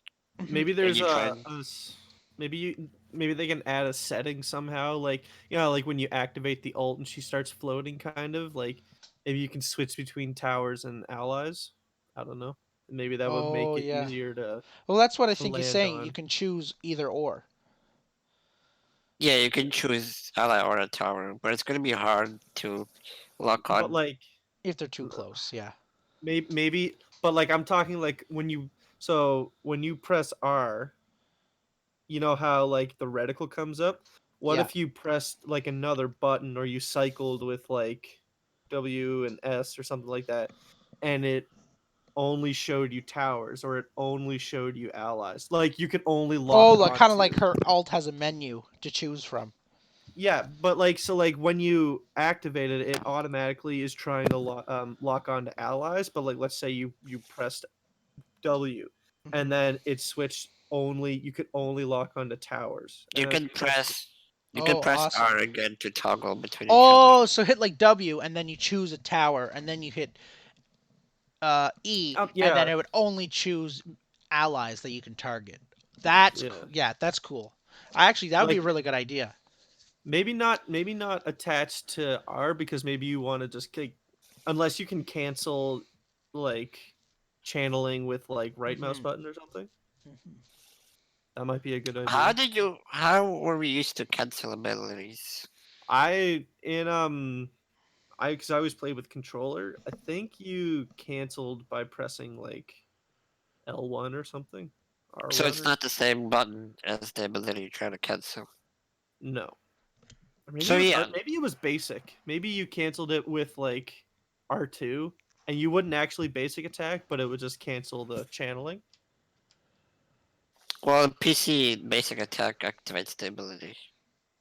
Oh yeah, so you So couldn't do that. yeah. So what I was thinking, if you press R again, it toggles between towers and Mhm. allies. Yeah. So he actually goes a bit more in depth, and he says about my Muriel concept. Muriel will need to be more wary about her shields, making sure she gains as much value from them from her passive. For her passive, Muriel will be playable both as a support and as a mage. This allows options if your current comp isn't dealing enough damage to your liking. Muriel will be heavily focused on increasing her mana pool. She can increase her mana pool by cleansing allies. Muriel will be capable of going in a fight and out of it without being the first one dead, like most of the time, which is true. Muriel will be capable of supporting her way in a unique fashion, granting movement speed, CC, and damage, reflex, shields, and removing debuffs. She will be very viable in countering heavy debuff and stunned base teams. What I also love about Empty's thing is how much you have to work with her kit, but her kit is like, if this became her kit, she's not going to be an easy character to play. You know what I mean? Maybe she needs that. Maybe that's Yeah, just, maybe yeah, she needs a skill set. Needs a higher ceiling. yeah. Yeah, steal it, yeah. Because Muriel seems like the kind of character that it should be a big brain pick. You know what I mean? Like, You're but choosing like her right, for a like specific reason. yeah, like every time I played her in Paragon, I always felt like this is gonna be kind of boring. But like, if you give her more ways to like be strategic and do things that other characters just can't do, um, maybe it, I don't know, can help diversify her a bit more. Oh, 100%. 100%. And then he even has his thoughts written down. So Muriel's kit was fun, and I'm not denying that. So I assume he means Muriel's current Fault kit that they have. But for me, it wasn't fun enough when I was hitting abilities or shielding my allies. There needs to be an objective behind it, and with her passive and her gaining permanent mana, which will go hand in hand with all her other abilities, it seems like a win-win. It's one of the most simplistic reworks concepts so far, but Muriel didn't need a reworks as heavily as others. She just needed to be portrayed as support, which will get you out of trouble if you maximize her potential. That being said, I also wanted to make Muriel accessible in the mid lane. Why? Because we all had games where our carry just isn't doing the damage we want to see, so you can easily take control if you wish and getting your carry going as soon as possible. Muriel will be decent early game, but she will shine if you really get her passive going. This late game Muriel will be scary to see, and I can guarantee that already. Pretty good. Big brain thoughts. This is big brain thoughts for sure. And he's clearly, and like, also on top of this, besides it being just a good idea, Empty's doing a really good job of selling himself with this idea. Like, just the way he has it written. Whew. So we got a few more heroes we can go with. There's Grim, Wukong, Muriel, Drongo, Greystone, Morgesh. Let's go with Greystone. Let's see what he has. Greystone. Ooh. Yeah. Greystone, anti-stealth and vision control. So passive, Greystone gains increased physical protections for each visible enemy hero as follows. One enemy visible, 2 physical protections. So you guys know, so for anyone, okay, we'll pull it up. We'll pull it up. Instead of saying, I think you guys know. I don't know. Yeah. So 25 days, 26 days. Okay, so this is what his passive is. So it's basically his deflect, which used to be his like E passive, but now they made it just his passive for Fault. The cooldown is reduced by 0.75 seconds whenever Greystone lands a basic attack. So he deflects the basic. So what he's saying is instead of deflecting a basic attack and just saying no to the attack, he gains more physical protection for each visible hero that he sees, for each visible enemy hero. Is that in front of the camera or just around him? I think that's a good point. I think it's that he sees, like that he can see. So maybe if someone's on the mini map because of a ward, he gains more physical protection. So around him then. Yeah. So Greystone is capable of swapping himself with his spirits. Whoa. Every time Greystone swaps himself with a spirit, he gains a 3% shield buff depending on his max HP, which remains until he swaps with another spirit.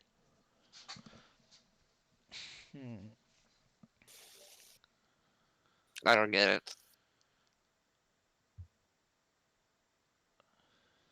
So I think a spirit is...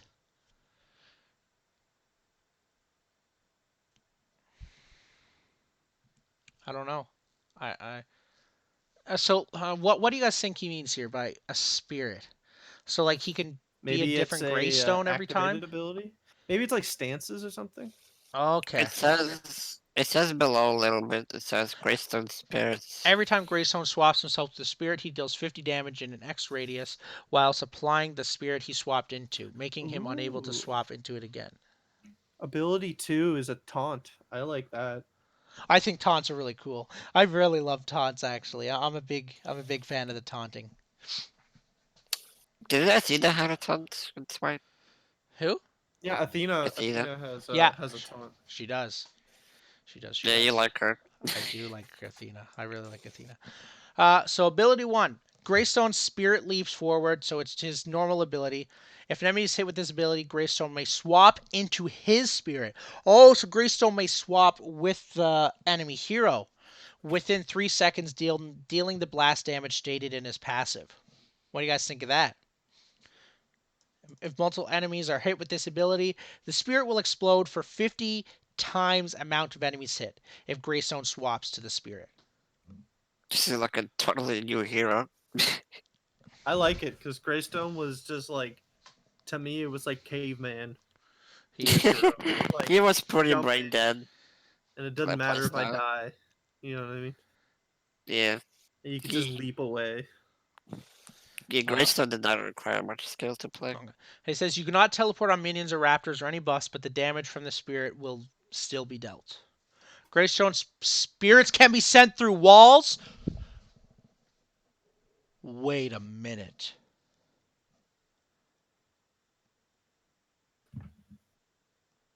Yo, could you imagine if a Greystone just peekabooed out of nowhere? Imagine how satisfying that would be. Yo, that'd be so cool though. But being on the receiving end, I'd be like, nah, bro, I'm nah. That's like it's kind of like Wukong, is what it is. Yeah. So ability 2. Greystone releases his spirit forward for 400 units. If an enemy is hit, he is taunted for 0.5, 1, 1.5, and 2 seconds. What do you guys think? So a taunt. So Seems come, right. so come attack me, bro. I'm. It suits his character, I think. Yeah. It does. It does suit him. Yeah. Because like he's supposed to be a dragon slayer, so like he's got balls. You know what I mean? Yeah. Exactly. Yeah. So he's just like, come fucking fight me. Like, Ability 3. Greystone calls forth a spirit which runs around him for 3 seconds at high speed, dealing whatever amount of damage per 0.5 seconds. Enemies hit with this spirit at least twice whilst they are taunted will be cursed by this spirit, who will go inside the enemy heroes, dealing a 5-second 50 delayed explosion. Let me read that again so I can actually understand it myself. I'm just going to be quiet now.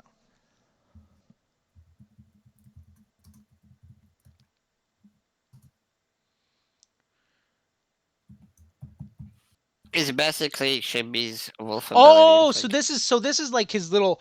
Remember his circle that just goes around him and you just swing? Yeah, but This it's like a Shimby, you know. Yeah, this is like that, like the same thing, but he's now calling that a spirit. So that is his spirit, that little orange dust that goes around him, whatever you want to call that.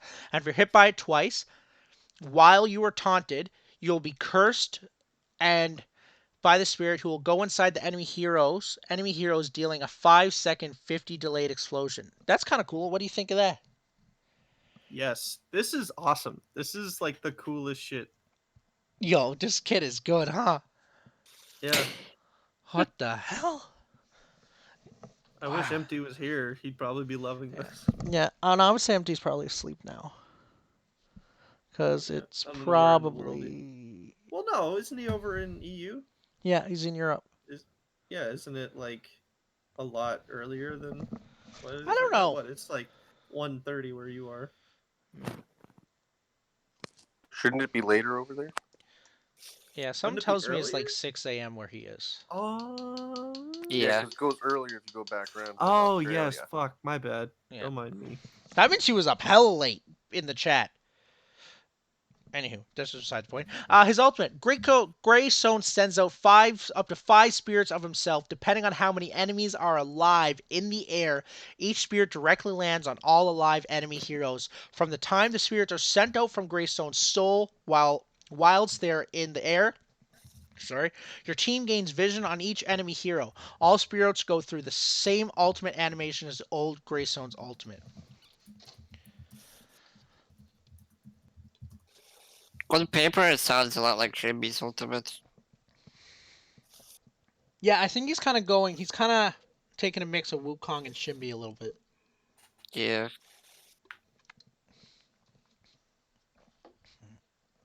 Greystone sends out 5 spirits.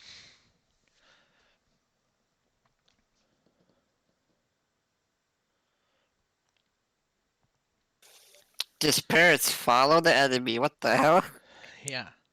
That's fucking dope. I mean, it's a ghost, right? Yeah. Upon landing on each enemy, the spirit stays in Greystone's stay. Upon landing on each enemy, the spirits stay in Greystone's spirit form, following each enemy god, closely granting vision for 10 seconds. Greystones may choose on which spirit he will teleport. So I'm assuming that these spirits are going to be that like gray dust that he has. You know what I mean? Yeah. So they don't actually look like Yeah. spirits. So there's that orange stuff. They Greystone may could swap to spirits. different spirits spawned by his ultimate up to 3 times while they're still existing from his ultimate. He cannot swap to the same spirit more than once. He gains a 3% shield buff when he swaps with the spirit summoned by his Oh my ultimate god. or any of his So wait, other his name's abilities Mirage. while his Can you ultimate imagine the is still big brain active. plays with this? Yo! Yeah, can you imagine? Oh my goodness.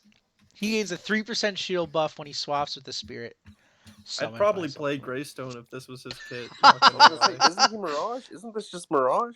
Who's But instead of Mirage? going invisible, you just swap to one of the bodies. Pretty much.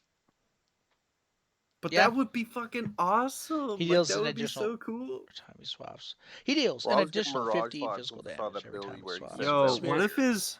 So wait, how far do the spirits go? They go to every enemy hero on Dude, the they map. just follow for 10 seconds. Oh, that's kind of like Thanatos with his ult. No, Chernabog.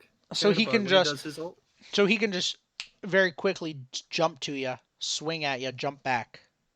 Yeah, Kind of that's like fucking awesome. an extended version of Countess's Q. That's awesome.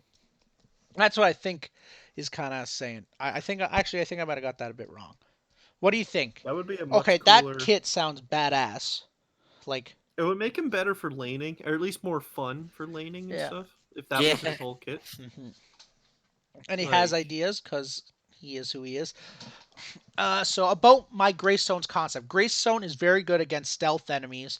Greystone gains more value from his passive by having vision on enemies. Greystone can swap himself with his spirits on multiple occasions, which can lead to some amazing teamfight potential.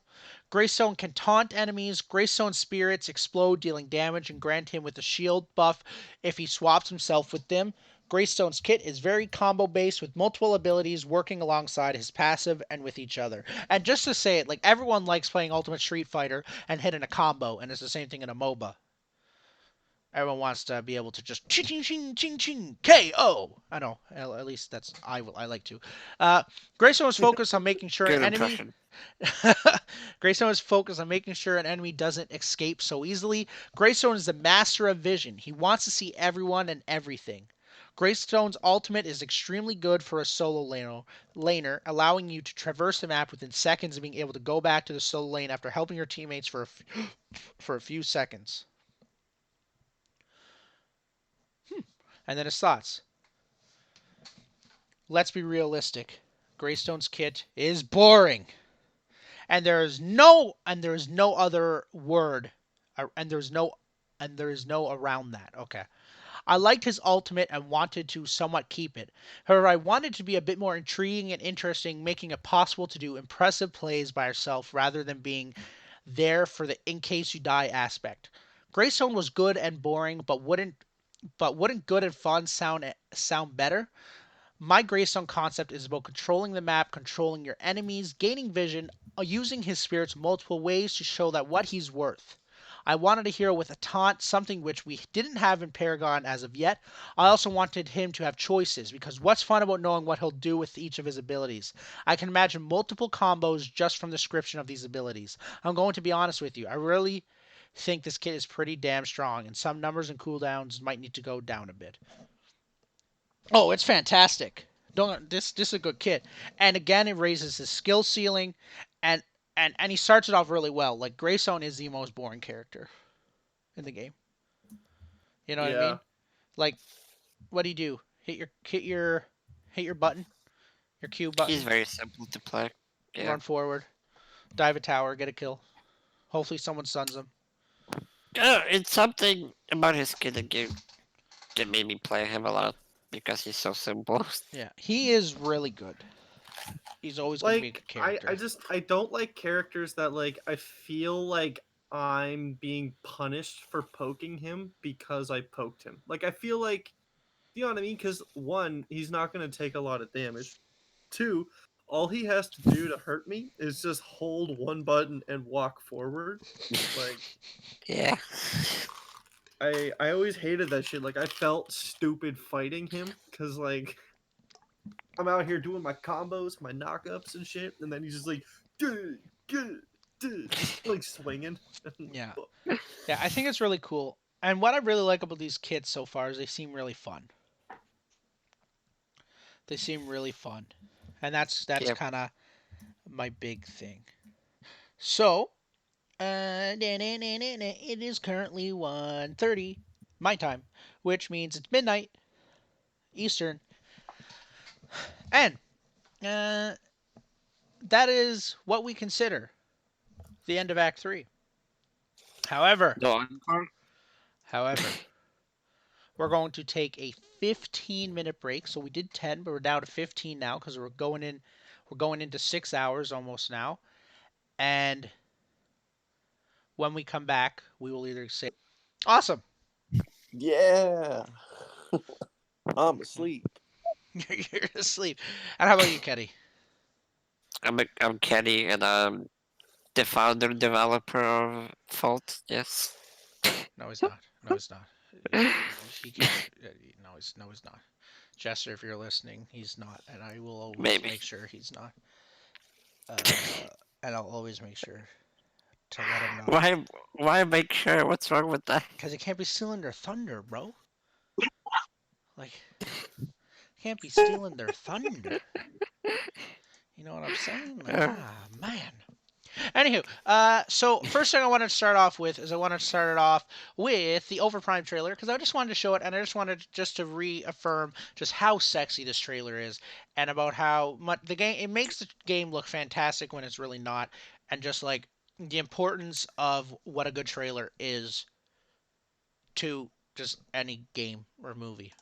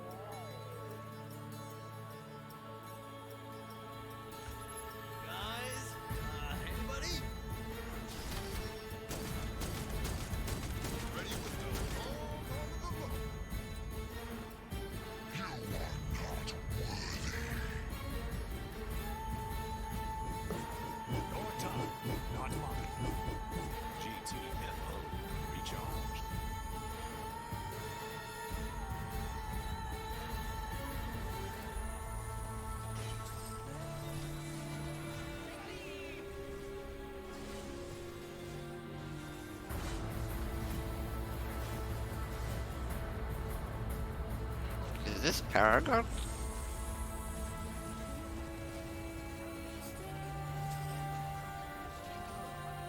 I'm pretty sure this is Yeah, I'm confused.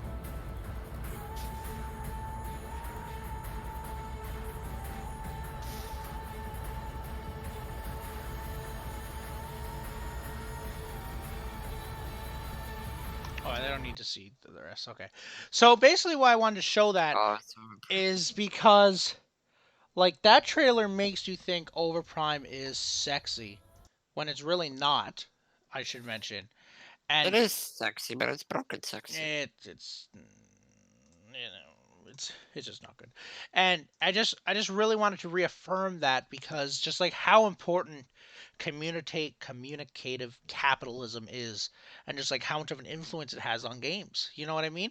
And don't get me wrong, Fault's gonna do better. Fault's gonna do better just gameplay alone. But man, Fault needs to they need to come up with a trailer, and it needs to be hopefully by EA. They can come up with one. Hopefully, if it's possible. Goddamn Soviets and their capitalism. Yeah, they gotta stretch their marketing muscles and really come with like the fuego, because like that's such a good. Dude, that trailer is amazing. Yeah. Yeah, that trailer really hypes me up, really gets me going. So, I hope everyone that tuned in today enjoyed the stream. Ever since we said we were done, a lot of people are not watching now. But here we are. We here to How the end. how would Orb Prime Dunkin would work in Monolith? How does it work? How would it work? Like the same way as Legacy? Because Uh, Monolith is much smaller. I think so. I think that's how it would work, but I'm not entirely sure how they would make that happen. Maybe it would be maybe they'd have to add it in. Maybe it would be near the safe lane Hmm. on like mirrored on the safe lane on each side of the map in Mhm. like the corner. So like you'd have to dunk it on the enemy safe lane dunk Awesome. spot. So, what do you guys want to talk about? We can mention tutorial. We already mentioned that a bit. We can talk about factions. We can talk about a few more heroes. I would think I'd like to leave the heroes for another day, but there is always Yeah. heroes. Uh, and and then we can just say our goodbye. Say hello. How are you? Thanks for tuning in. So, what do you guys want to do? Because we're doing one more topic, and then we're gonna end this, I think. So, what would you, the community, like to see? Are we talking about heroes? Are we talking about gameplay? Are we doing what are we doing? Um You should have asked this at the start of the stream. Look, man. we'll get community topics next Yeah. about Okay. that. That works. That works for me. Um for right now, I mean just like what do you want to achieve with this game? Like do you think it can be the next esports? I think okay. So that's actually a really good topic, just off the top. I also didn't talk about macro and micro. That okay, that'll be another day. Uh Whatever. So what I want to achieve with this quote unquote podcast that we're doing is I want to see the community understand from a communicative point of view, from a from a community point of view, how consumers feel about Fault, and from people from everywhere. From like I played the alpha, to Chandler to Steve to Kenny to other people, get their perspective, see what they think about the game, and to really move this forward. Someone called I out. think this would matter if we all get to play the game, but then we can Mhm. talk about it. Yeah, of course we can talk about it. Are you guys seeing gameplay? Yeah. Yeah, you should be. Yeah, it's just not on my phone yet. I guess my phone's just super delayed. Cool. Yeah, so that's what I really want to achieve, and I really want my biggest thing is I really want to hype up Fault because I think if you love Paragon, you're gonna think Fault's better. Not at this moment, obviously, it's an alpha, but if you see this transparency they're going with, even though I think they could do a bit better, and with the development they're doing and with the small team they have, and just it's just absolutely, it's like a dream come true as a player, as a consumer that loved Paragon. I was really upset when it died, and um You should blame Fortnite for it. Screw you, Fortnite. yeah, I don't think it's just Fortnite, but there is a rumor. Okay, so this is an actual rumor. Um, Yeah, there's I a know. rumor going around that the reason League of Legends and Dota 2 stay on top um, is because, well, Riot is owned by Tencent and Dota is owned by Activision Blizzard. Is because it's not like people haven't made other MOBAs before. Um, it's that they go around I'm sorry, buying Dota everyone. is owned by Activision Blizzard? Yeah, Activision Blizzard. You Did didn't not know? know that. Oh, okay. So yeah, so that's what they do. Is they yeah, because World of Warcraft somewhat or something. Um, so apparent, and it's just a rumor, like a conspiracy theory, that Tencent and Activision Blizzard go around buying companies that try to make MOBAs. And like you guys think, no, that's bullshit, bro.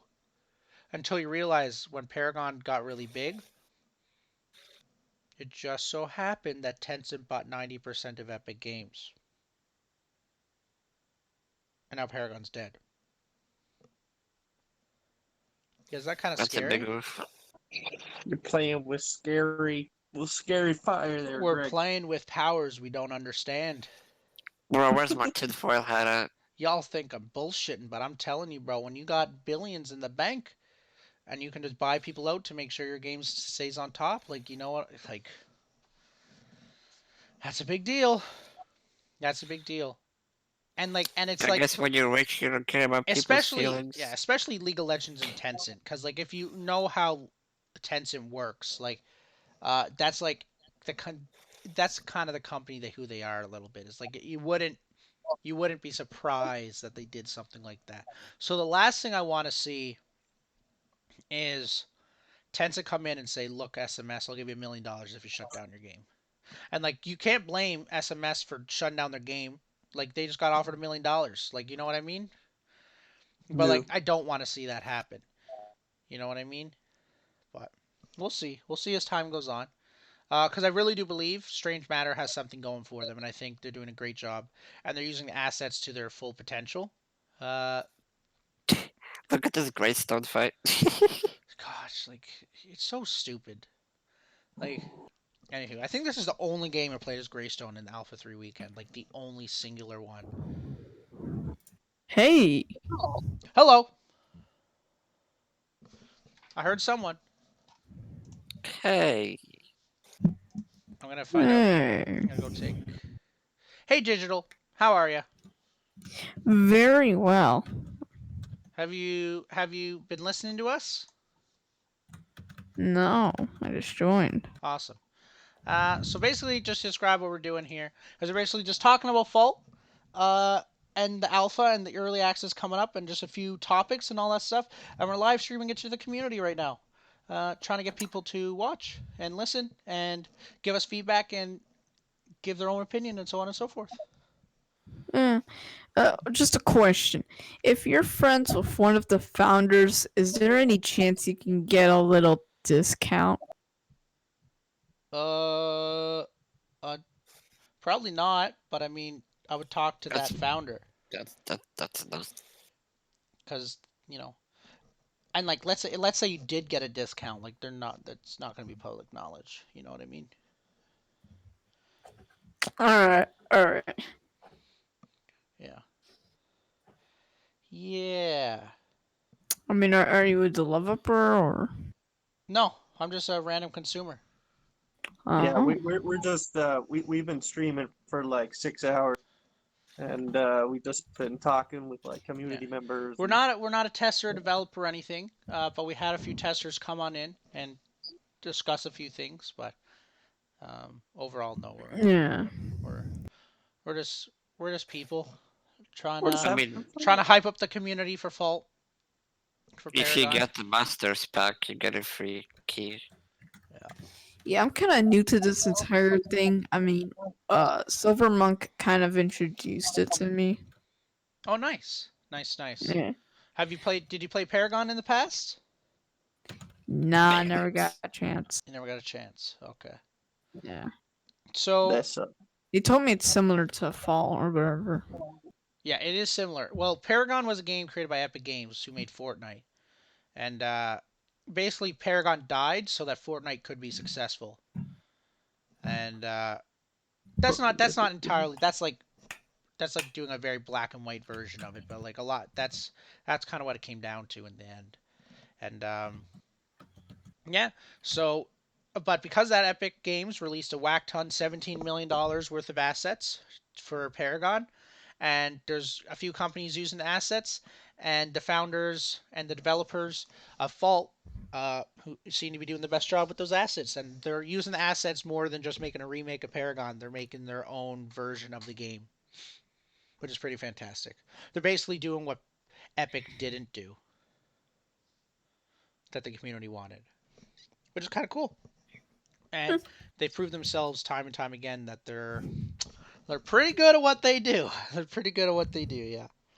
So Yeah, I gotta especially commend with them. like You're all the gonna other make versions that are out right Balix now. Flash. Sorry, Steve, I couldn't hear you.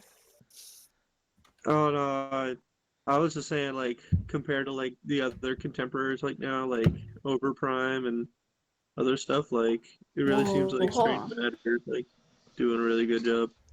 Yeah, they are, yeah. Yeah, and there's a few Yeah. other companies trying to do the same thing, but Fault is by far in the lead.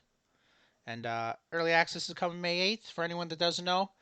Uh, it's Ooh. gonna go to console eventually whenever they decide to go, hey, Sony, we got a game for you, bro. Yeah. So quick question. Yeah. So since it's not in Steam currently or an Epic Store, um, any chance, would it be released to GeForce Now? Would it be what? Probably not. No. I No. mean, how's the frame rate if I play it on like Intel HD Graphics 6000? It's actually pretty good. I was playing on 1080 with like 120 frames at one point on Epic settings. Ah. Yeah. So, and they've been working on the frames a lot. So, and I only got a GTX 1660. It's not like I got anything super fancy like a 2080 Ti. So, yeah, it's doing pretty good. Everyone should be able Yeah. to play the game without any hitches. So, can you like download it right now, or? No, you can't download it, but you can add it to your Steam wish list if you'd like. But they're Wait, it's on looking. Steam? Yeah, it's on Like, Steam. Yeah, you can download it to your Steam wish list. Yeah, So, like the but early they're looking access into coming up. pre-ordering. They're looking into pre-orders, but uh, they can't give a confirmation that it's going to happen. That's all. It's really soon, and they only released the prices a few days ago, so it could take Steam quite a little bit to adjust them. Yeah. Have you ever played a MOBA before? what? Have you ever played a multiplayer online battle arena? Have you ever played Overwatch, League of Legends, Paladins, Dota Well, 2? Not necessarily those type of games. Okay. Cool, cool, cool. Yeah. What kind of games have you played? Well, like mostly like FPS, like the realistic ones. Nice, like Or PUBG? yeah, PUBG, CS:GO, Nice. Have you been watching Valorant at all? Valorant. Yeah, I kind of like it. It looks so good. What do you mean, kind of like it? Come on. I don't know. It looks like freaking Fortnite and Jabari, Overwatch mashed up. for full release, it will be free to play. They've already announced it. Oh, That is oh, confirmed. But full okay. release won't be way down the line. You know what I mean? Because it's yeah, same. full Yeah. release gonna be like Yeah, spring next year probably. yeah. It's gonna be 2021. Like realistically, it's gonna be 2021. Uh, but the same thing. Which Every makes MOBA's sense. done it. Yeah, I'm Dota pretty did sure it. they said summer. Yeah. Okay. No, they said November is what they're aiming for. But Oh really? yeah. But I think, but it's most likely going to be a bit later. Yeah, Jabbar, it's pretty awesome, and it's just a part of the MOBA process in a sense. Like League of Legends did it, if you can believe it. Dota did it. Smite did it. Paragon did it. So it's worked for them, so it should work for them. And for it to become full release, because this is like a startup grassroots company kind of thing at the moment, EA has to be successful, or it will never make it to full release. You know what I mean? So it's actually very, very, very important. especially because they're a startup. If they were like Epic Games, it wouldn't be as important, but the startup portion, yeah. Yo, what's up, stranger? Hello, I just heard someone. It's Yeah, I think that Bayless. was. Hey, Balix. Oh, and Reverb's in here. Hey, guys. I'm gonna head out. All right. Nice talking to Yeah, you, sleep. Digital. See ya. Hey, Balix. Yeah. So we've just been talking about Fault. Yeah, we're getting. I think Fault Awesome. could be pretty fucking Thank you, big. Like, Jabari. Our commitment. So we've made the commitment. Me, Steve, and Chandler, and Kenny seems like he's gonna become part of it. But Kenny's still new. I've only met Kenny like 3 times now, to be honest. You can trust me. Look, man. You live in Washington. I don't trust you easily. should call it. You should call him Kenny Cat.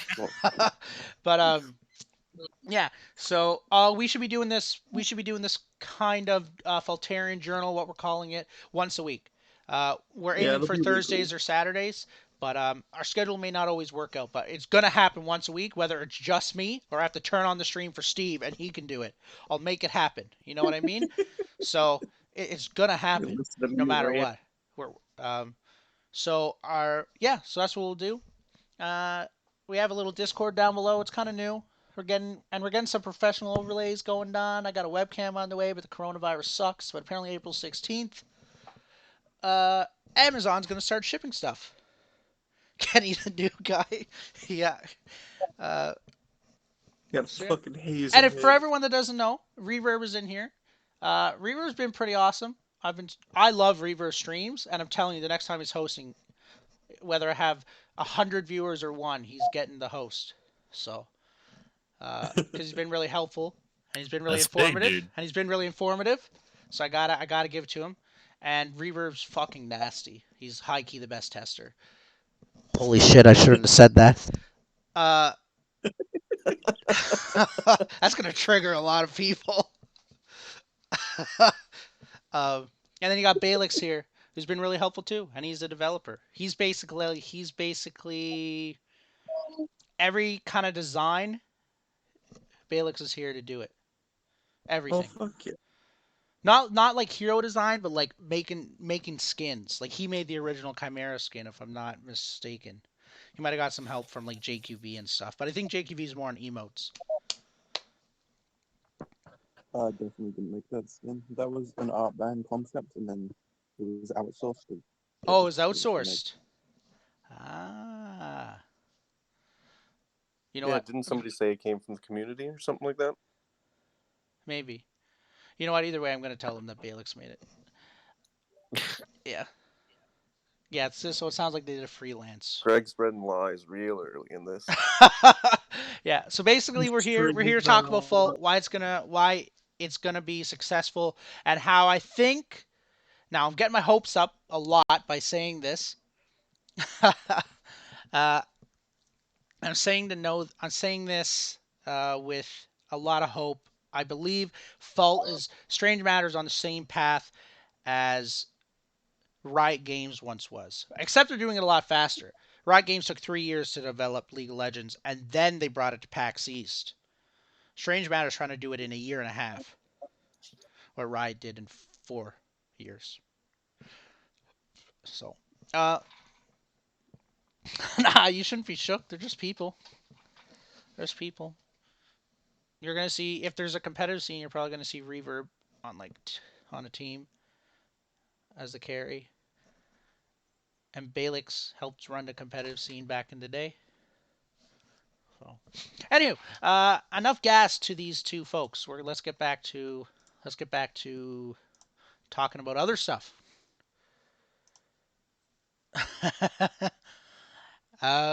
So we got a few hero kits, and see, what were we talking about before I got like incredibly off track?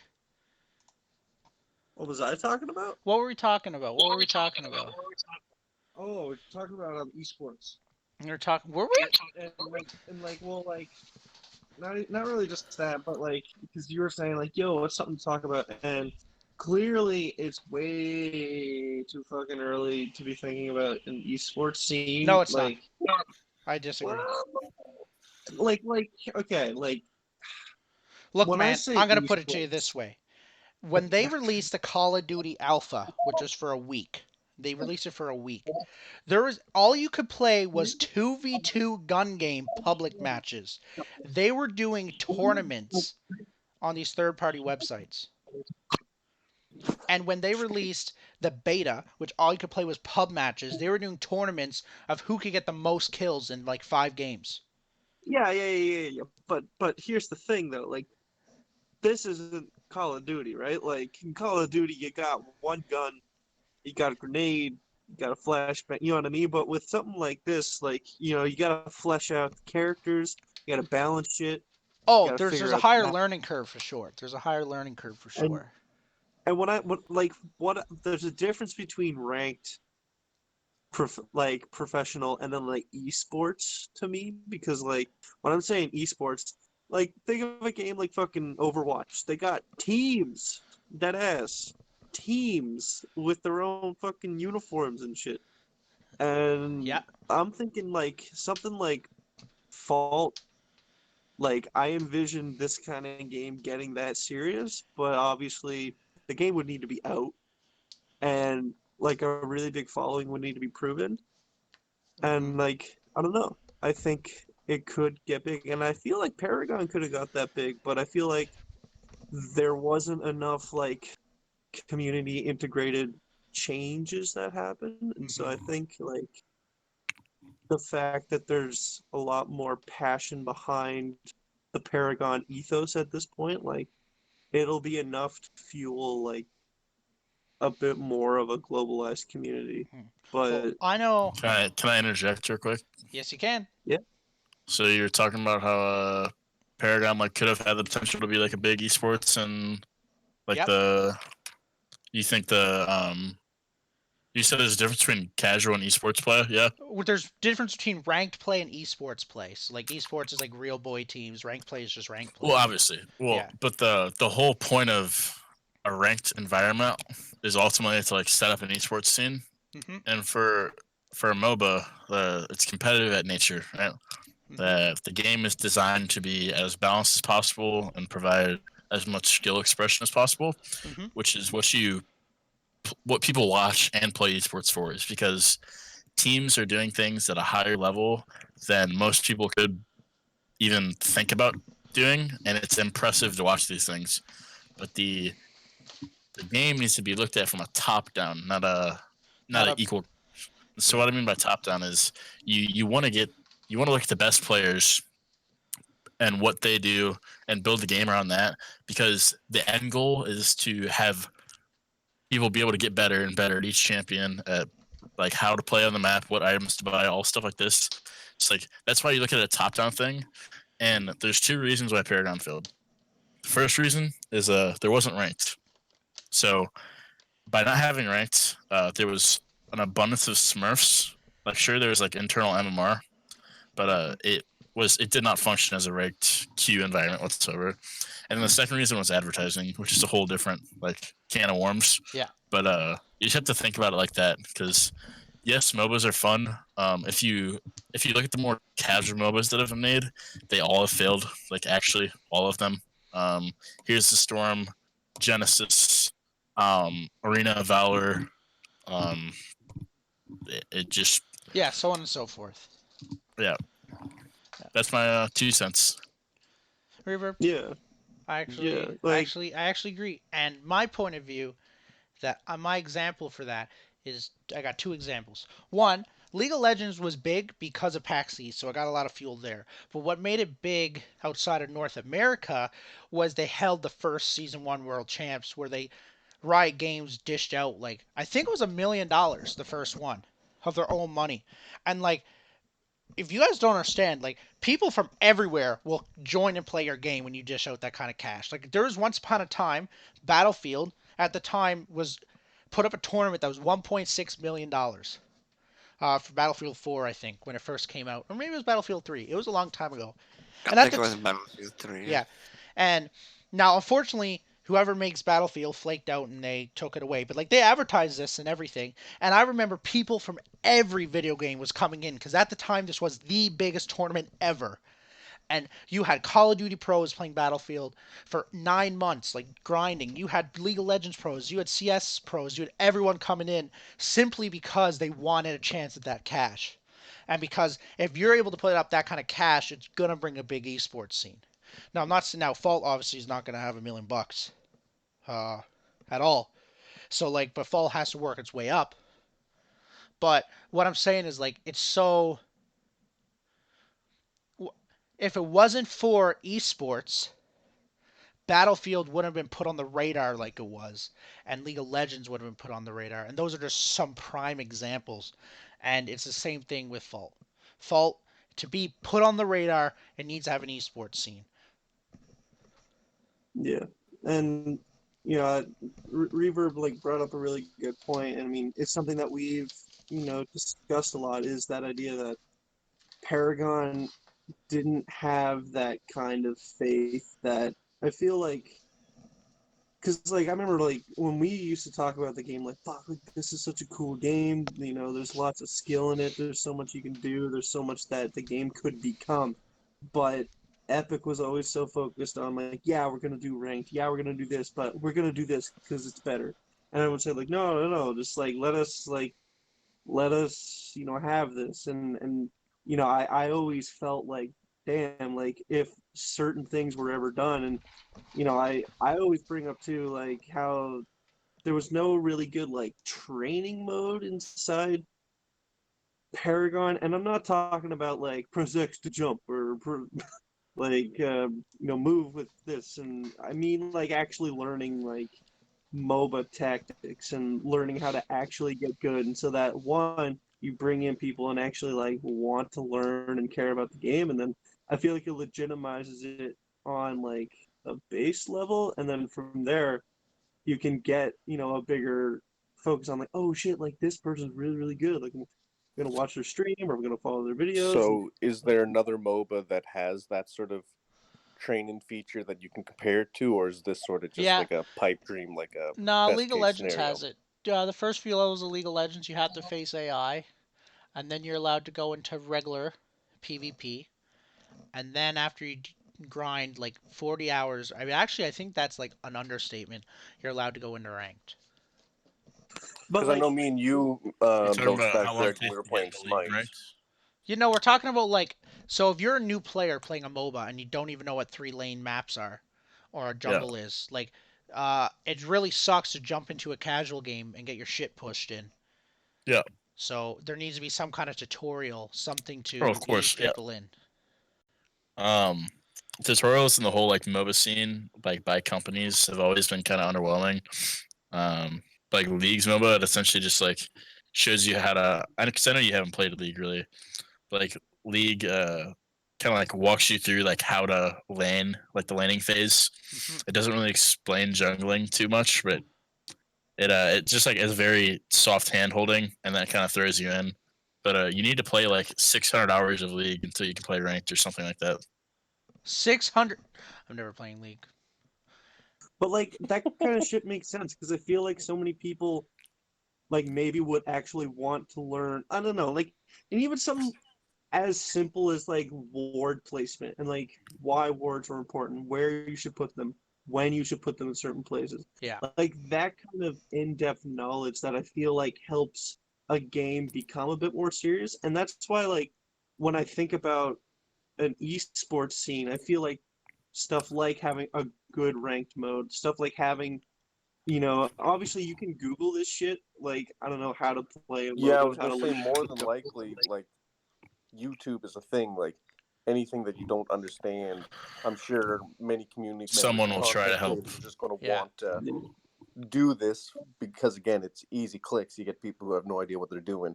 Hey, the importance of wards and shit like that. Like naturally, that's going to occur. I don't but, know like, if any of you guys remember, but towards the end of Paragon, Sylphin made like 10 tutorial videos for people Oh, to nice. try to like help like get new players into the game, to try to like kind of get revival. But just community created content is the best way. It is, yeah. It I is. think so 'Cause too. you can't really teach everything. Sometimes you know, just have to learn through the Like game. League has been out for 10 years and there's still things that are found out. Like all the time about it. And I One thing think I find that I don't really like with a lot of MOBAs that they do is that, like, when you're a new player, they force builds onto you and it just auto creates them. Like, you shouldn't be able to back and then it just automatically select what cards or oh yeah, whatever the you equip. recommended Like, builds. it just once you get used to that, especially as a new player that doesn't know how to play the game, like, you're at a disadvantage and there's no incentive unless you want to get serious about it. And most people, since they just keep losing, they don't understand the benefit of going in and, let's say, switching up your deck or just knowing those different boards to use. Like, Learning the different items just for yeah, counterplay, for example, right? yeah, or even the games that automatically level up your abilities for you and you have no idea why it's leveling up. You just know you're doing more damage. Yeah, exactly. And I actually asked Reverb this once a while ago. I think it was 2 weeks ago, and he gave a good explanation. So for all the people watching out there that are a bit new to Paragon, might want to learn a bit more from someone from near the top there. Reverb, what is a good example? Like, how would you describe micro plays and macro plays to a new player? So like macro play is so there's 10 people on the map, right? Five in your team, five in the others. There's objectives. These objectives are like towers, jungle camps, buffs, prime, raptors, and ultimately like the enemy core. So macro play is being able to like manipulate the map to your team's advantage. So like being in an advantageous situation to like take objectives, push lanes, um, and just the general like control of the map. So like warding as well. And then microplay is more of like your mechanics. So like um, last hitting minions, your actual like aiming skill, your target focus, and like how you play individually, like on a mechanical level. Mm-hmm. So like your macro is kind of like your brain plays, and your micro is kind of like your physical, like how good you are at the game. Yeah, and just to elaborate on that, how I look at it is why people call it macro micro is macro is these are the stuff you want to do if you want to win the game. Even if you're missing shots, as long as you're doing your macro properly, you're still going to win the game. But your micro is basically it helps you individually more than it helps the team, and it also helps you get better macro plays, if that makes any sense. So, and macro goes from everywhere. Like right from the draft lobby, macro starts because you don't want to be choosing. I don't know what would be a really good example. Back in the day, if someone chose Crunch, it was almost an immediate counter pick to choose Bellica so that you could get rid of people's mana. You can't do that now, but that's just an example off the top of my head. Because you immediately eliminate the jungler, which means there's going to be less ganks and it's going to be a better team fight situation. Like that's a macro play. Sure, a micro play would just be you're kiting well when you're killing your jungle minions. You're hitting your stuns, so on and so forth. And it's really important. And usually there's always a win condition. Besides, destroying the core, like obviously. I mean, I'm sure there's not too many people watching, but like I plan on making like some tutorial stuff later, like when it gets closer. Oh, nice. And I'm probably gonna be working with the Fault Hub on doing some stuff. Nice. So I know the Fault Hub is gonna be putting together a lot of tutorial videos and like text guides for stuff, and they plan on being kind of like a Mobalytics, which is a League of Legends like resource. Reverb, where the fuck you at, kid? Bro, what's up, Jake? I want a podcast kind of thing. Relax, bro. Dude. But That sounds awesome. but yeah, so yeah, that'll be the Fault Hub will definitely be a good resource for players to like learn some things. Yeah. Yeah, and if anyone doesn't know, it's thefaulthub.com. It was created by Balix, I think, if I'm not mistaken. Yeah. And you are correct. Yeah. And yeah, they've been doing that, and all these people all had a hand in some way with competitive Paragon, and whether they will admit it or not, they plan on bringing it into this game. They plan on bringing competitive in the Fault, whether they're supposed to say so or not. But I'll say it for them because I know they do, because they're doing it. So yeah, and it's just going to be really exciting. Little, I don't know, Balix might get mad at me for saying this little teaser. Um, People can look forward to competitive content sponsored by Strange Matter Studios in the relatively near future. Wow, you're fired, dude. Wait a fucking minute. Hang on, bro.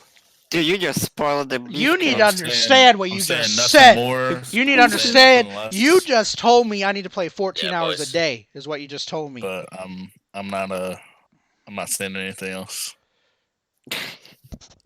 Actually, That's a Stranger Moose Twitch TV exclusive. yeah, I should also be talking. I'm going to be honest. So I was talking to someone that's friends with the testers.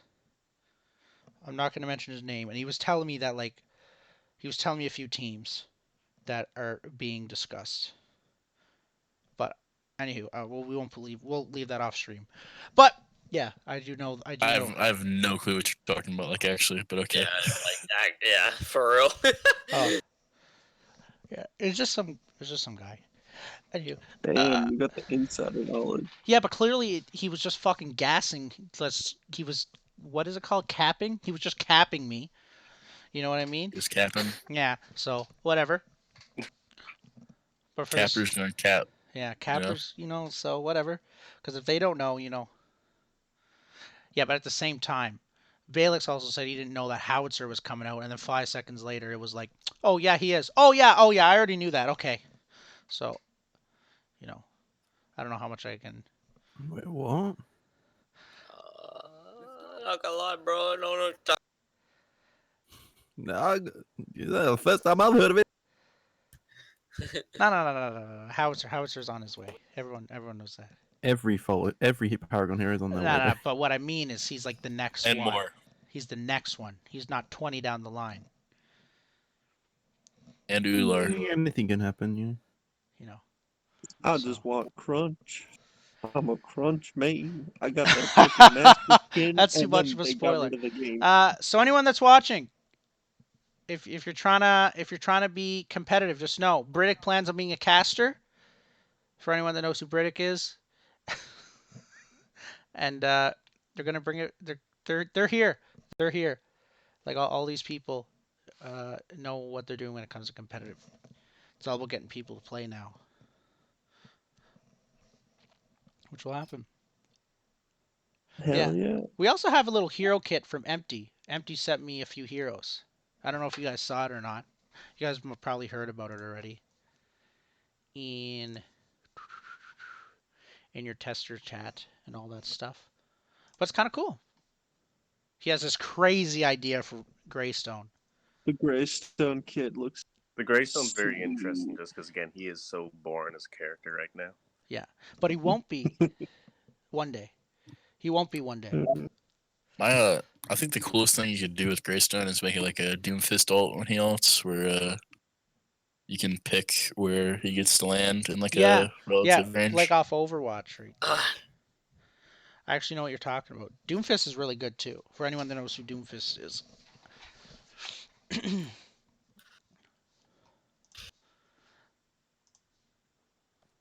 Yeah. Honestly, I just can't wait to play the game. I'm So, getting real tired of hyping that up. For everyone that just joined in, Stranger Moose exclusive is what we're calling it now.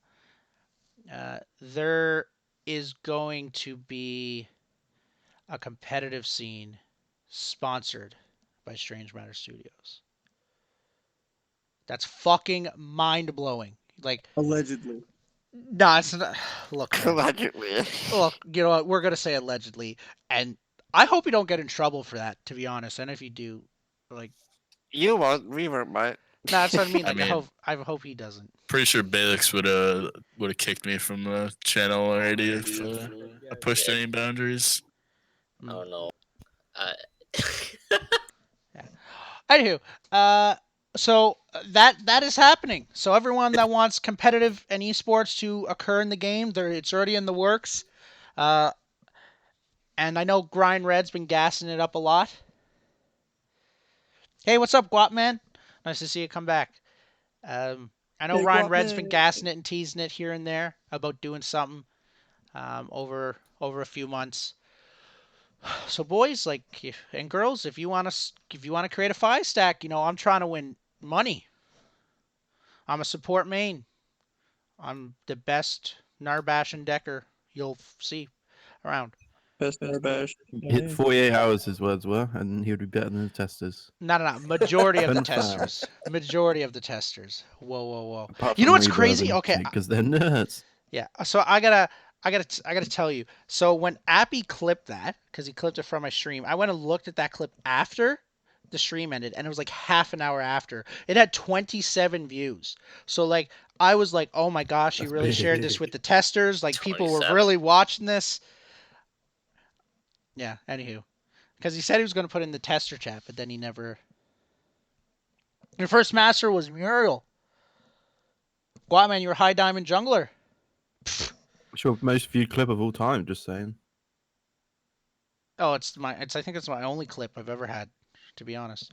Yeah, and that happened. No, you got 3 others. Do I?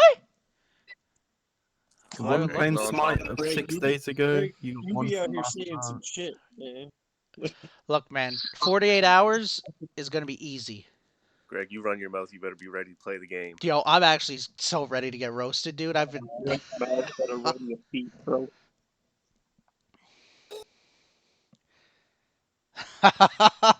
Healing. But since I'm just kind of gassing myself a little, I just wanna mention too that I am a console player. I am new to PC. My shot's pretty good for being new to PC. And we were pretty good. But I made it pretty high on console. I made it into the diamond range, once upon a time. But I wasn't there very long. That was funny. Yeah. It's funny the day it releases, how much more attention they will get because of Corona. Yeah. Because everyone's gonna be playing something, Mm. and pretty much everyone's gonna play this. I got this game PC. I'm still getting used to it. Battle Thief mode. What I've been playing is Osu and Aim Labs, and it's like improved my shot immensely, like incredible amounts. And I was talking I was playing it for like 2 hours a day, and like that seems like it's so little, but it's not when you're just shooting. You'll start to develop carpal tunnel. Rampage support was so good for a little bit, dude. Oh my goodness. Yeah. Yeah, so it was like a 4-second rock stun. it was. Oh my goodness, he was so good for a little bit. I really hope he's that good again. But like, I understand the circumstances, but yeah, he was really good. When's Decker gonna be in the game, guys? Like, do you guys plan on putting her in or what? Every Paragon hero will be in the game. Yeah, I know, but yeah, 48 hours. You just have to wait and see. You're gonna get Sparrow when it launches, right? So that's one extra that you haven't played before. So That's one. awesome. I only ever got to play Alpha 3 weekend. Even though I bought the Indiegogo for the holiday. Hang on. I bought the Indiegogo for the holiday access, but I didn't receive my email for my key until way after holiday access ended. And I never emailed no one about it. Like, I never complained, but like that did happen. You got scammed, bro. I was a bit angry. I don't know all about that. That's not. I was a bit angry. Yeah, no, I mentioned it to Jacka, and he said, yeah, let's just say I got 1,000 emails because you weren't the only one that happened to. So, but yeah, it's over. It's done and over with now. So, yeah. You should blame Balix for it. I'm just gonna say I wasn't actual dev at that point, so that's the only reason it got through. No, you weren't. Because if I was there, that wouldn't have happened. I'm just saying. That did happen. Like, and that was like the big thing for buying the big pack at the time, right? Hang on one second. I'm going to, guys. We're just gonna do a little temporary cut in.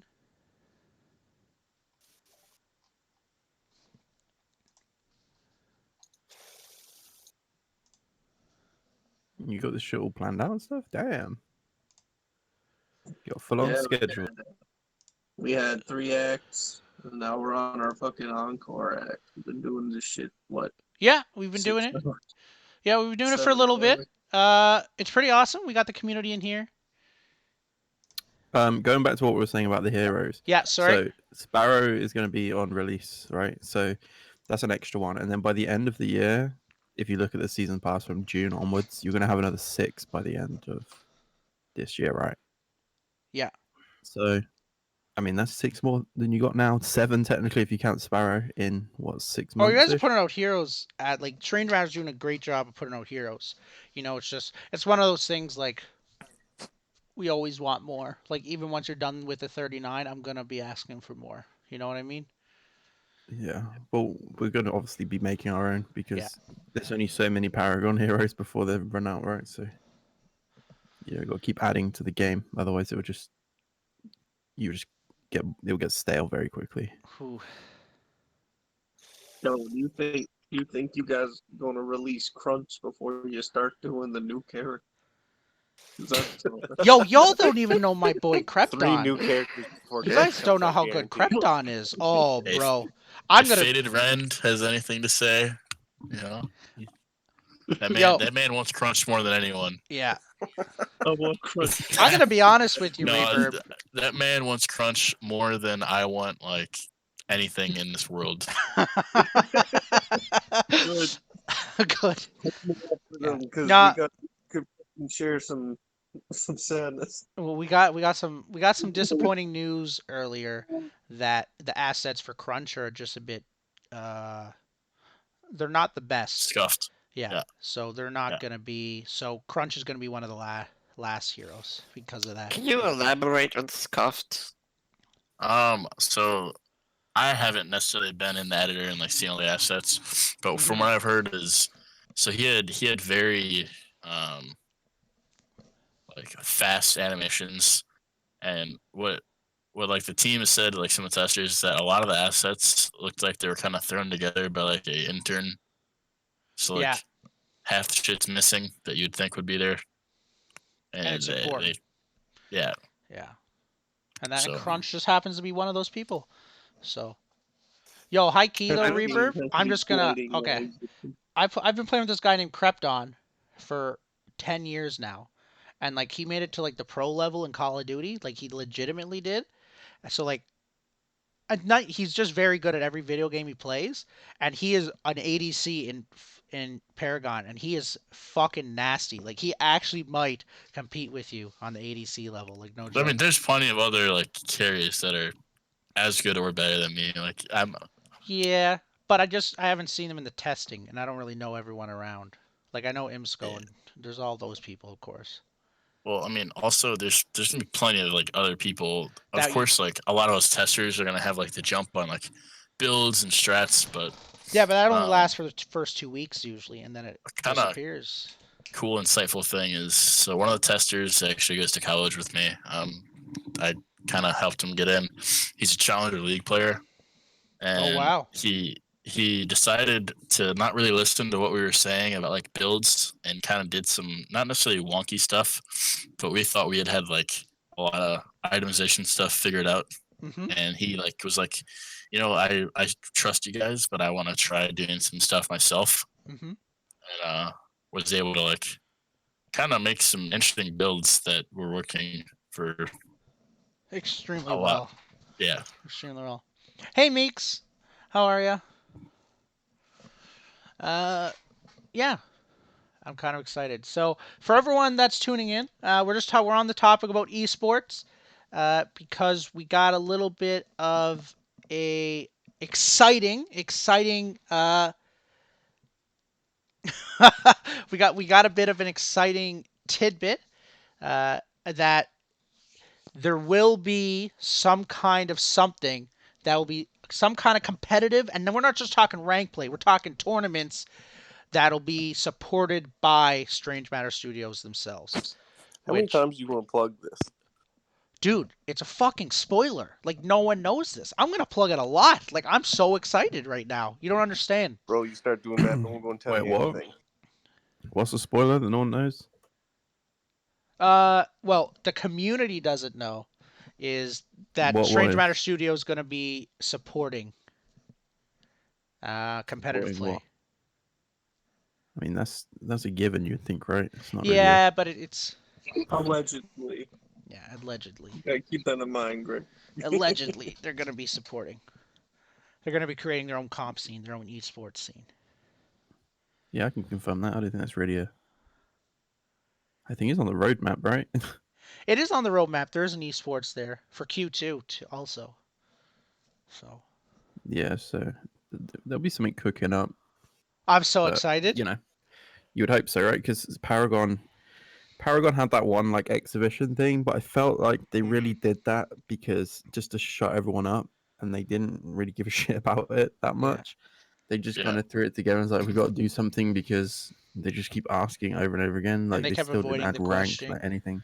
Yeah. Yeah. So that was like an you know, I think easy like, oh we'll see how this works type thing, and in reality it was just like a band-aid. Mhm. It was very exquisitely worded. Yeah, but knowing the people that actually went to the thing, it was pretty scuffed apparently. Yeah, for everyone that doesn't know. Also heard that. So It's there's really rough. what were the big teams? So there was Reborn, Oxygen, Bronze Army, Twice. Arctic Wolves. Think Twice. Yeah, there Think was Toronto Esports, aka Carbon. Yeah, Toronto. Yeah, I remember them. Bronze They were Army. the ones that went. Yeah. Bronze So Army didn't go to the exhibition though. Or are you just asking teams in general? no, I'm just asking. It's just been a minute. It's been a while. Oh, okay. Arctic Wolves. Who did Azzy play for? Again, I can't remember their team name. Arctic Wolves. Yeah, Arctic Wolves. Yeah, Arctic Wolves made it to the event, I'm pretty sure. What was the other team? I think it was the other team. Their logo looked like Denial, but it wasn't Denial. It was like they were pretty good for a while, but that was only because Oxygen like went on like break. Yeah. I know what you're talking about. Logo looked like a fox. I can't remember who it was. Yeah. Who was it, man? They won a couple of PCLs. I think that was the team with Suki on it for a little bit too. The team you're talking about. Come on, Reverb, help me out, bro. I know. I know what you're talking about. Shit. Yeah. For everyone that doesn't know, Balix created Team Oxygen. So. He also destroyed it.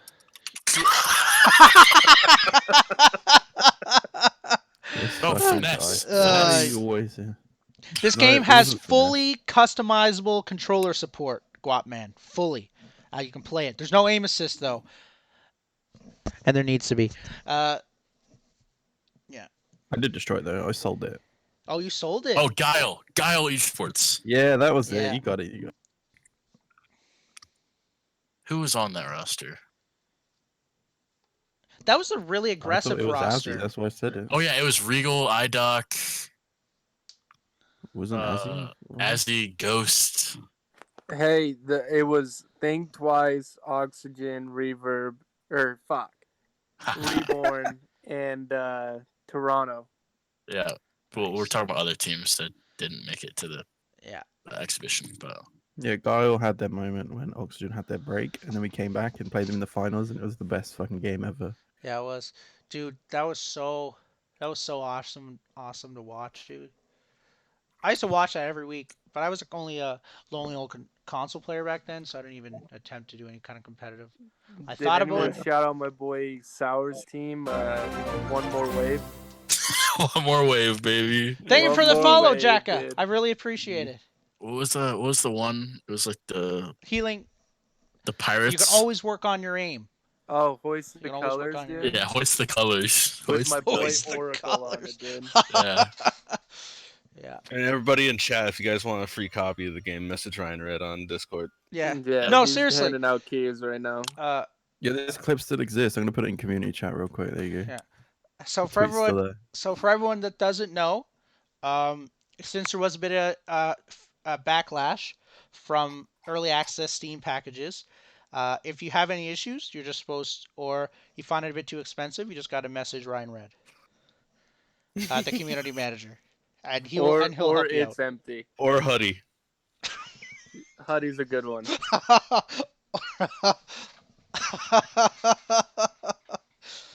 Since he is the marketing manager, you know. Yeah, he is. Yeah.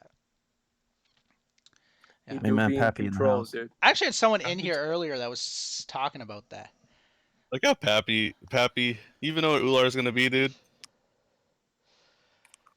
Jack, are you gonna spoil it, dude? No, I'm not gonna spoil it. Okay. Hmm. Stranger's all quiet. He's trying to get us to talk about it. Yeah, this is the spoiler stream, so Look, man, he's on the edge of the seat. I see right through it. I am very intrigued with everything you guys have to say the least. I'm Bro, why was a big fan. proficiency so toxic, dude? Jesus Christ, Baylix. What? Have you seen the clip of him and I forget who else baiting the fuck out of Crazy Fool when he was Victor? Yeah. That's my favorite Paragon clip ever. Everybody in Paragon was fucking toxic. What do you Dude, we mean? go in, we go in. Like, no, we don't. It was strafe. That's what it was. Yeah. So, Oh, dude. when are we getting tester streams? When the games come back. Well, Yeah, come on, the man. API is getting worked on, or something back. There's a lot of shit going on in the background right now. That's what I preparing for figured. EA. Which is good. It's understandable. Are you gonna be streaming for 8 days and 51 hours? Is that what this count or whatever? Or 8 hours? No, so I did. What's this countdown? This is when I did my 24-hour live stream. Oh. Yeah, and Reverb was like, I think Reverb was my first follower. Like, no bullshit, or he's in the top 2. Because he tuned in. Because I played ya. Huge. And then I actually did pretty fucking. Guy's a founder. I did pretty. Yeah, it If he was. subs, he'll be a founder. Yo. Strange Muse Studios. Yeah, him and Empty. Oh yeah, that's no. I think Because yeah, Empty I think- came in my stream and like said that me and Krypton were like really good at the game. So they subbed to us or followed us. Y'all were slapping cheeks. That like and literally it was happened. visible. And that was like month 1 of my PC gaming career too. I was very excited. PC This man got gaming subs without a career. sub button. He's hacking the system, bro. He's insane. Everyone's good if you're asking Empty though. Phasma? Yes, Yo, subs. I watched every second of Phasma streams back in the day. Like I used Richter because Phasma used Richter. I only watched Another Notch. by Phasma you meant to say Sockcap, right? Are they the same person? Yeah. That's the right answer. Yeah. He Wait, changed his name. do you think he was the best Richter in the game? Yeah, I do. I think Notch was. Wait, are you guys being Ain't that right, serious? Reverb? About what? That Sock and Phasma are the same person? No. Don't confuse the poor man. No, they're not the same person. Okay, because I was gonna be One like, has brain cells, the other one doesn't. Yo. Yeah, poor Phasma. Mr. Admin. You gotta let us know, dude. Yeah. I'm clipping it and sending it to Phasma and Sawcast, dude.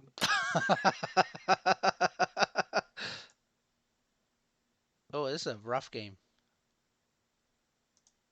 Yo, you wanna know what's the most triggering thing about playing that Alpha 3 weekend? Because like I was really new. Like this is the only experience I had with Fault. And when I ran into a fucking 5-stack. I had one game that I solo queued against Sockcap, Reverb, Empty, Alright. Dark Knight. That was, Here comes the back. no, that just is false. I didn't play with Dark Knight or Empty in a 5-stack. I don't know if it was a 5-stack, but this happened. And I got fucking shit on. Well, me and Sock 5-stacked with Sockcap and me viewers. Like we rotated people in and out. Oh, maybe that's what it was. Maybe that's what it You was. were in the Dobson 5-stack, though. That was a 3-stack. I'm pretty sure that was 5. I'm pretty sure it was 3. Yeah. I don't know, dude. Who cares? I mean, I'm just playing with my friends, you know? Yeah. No, it was cool though. It was cool. Your tryhard friends, Reverb. Whatever, bro. Dobson and Sockcap are the least tryhard people possible. Dude, no, Dobson's so tryhard. I don't want to hear it. But Bro. You're talking Try about Hard the guy 7 who, or what? in the Yeah. Alpha weekend, only knew how to play Bellica mid. Boom, tester. Boom. what if Dobson just popped in? Like he had like a radar. Dude, I'd say the same thing. I always mess with them about it.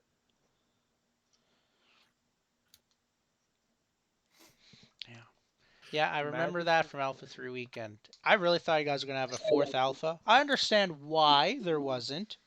I was very salty when there wasn't, though, I must say. Considering my holiday access got fucked up. And, yeah. But I understand why. I cannot play the game for 3 days. Hey, suck up. Hey, Pappy, thank you. Thank you for the follow. What up? Happy Easter, Dad. Oh, is it Easter? It is Easter. It is Easter, yeah. Oh, damn, I don't. It is Easter. I Can we get don't some believe VR that. exclusives? Can we get Pappy? What's in here? Easter? Hear a little lore tidbit. Oh, that's a good idea. Can someone explain to me what Ular is? And, like, besides why he's on I the would love to. So, Ular is something that transcends all Pappy, fucking if you want to human talk, we're just comprehension. here in the Oh, Strange man. Matter Discord if you want to just jump on in. On that note, I'm gonna head out, boys. I would love to hear this. Jack, I just got here. Don't do it to me, buddy. I'm just fucking with you, dude. Oh, God. I'm a little worn out, boys. Yeah, you're fucking nuts on stream, dude. I'm bored. Man fucking roped himself like on the back of the. No, he roped himself. I did rope myself. Yeah, it's a fucking. boring. It's like a blood blister, dude, on my all the way down my shoulder. Oh well. My girl's gonna think that I've been to some like crazy BDSM shit. So this is the guy sock cap we were just talking about, by the way. Do you see why we said brain cells? Brain cells. I got so many of them to give. He's got a couple extra chromosomes in his body. Hey, so, Sock. I mean, Sock, can you finish this sentence for me? Sure. Thank you for the follow, Soprano. I really appreciate it.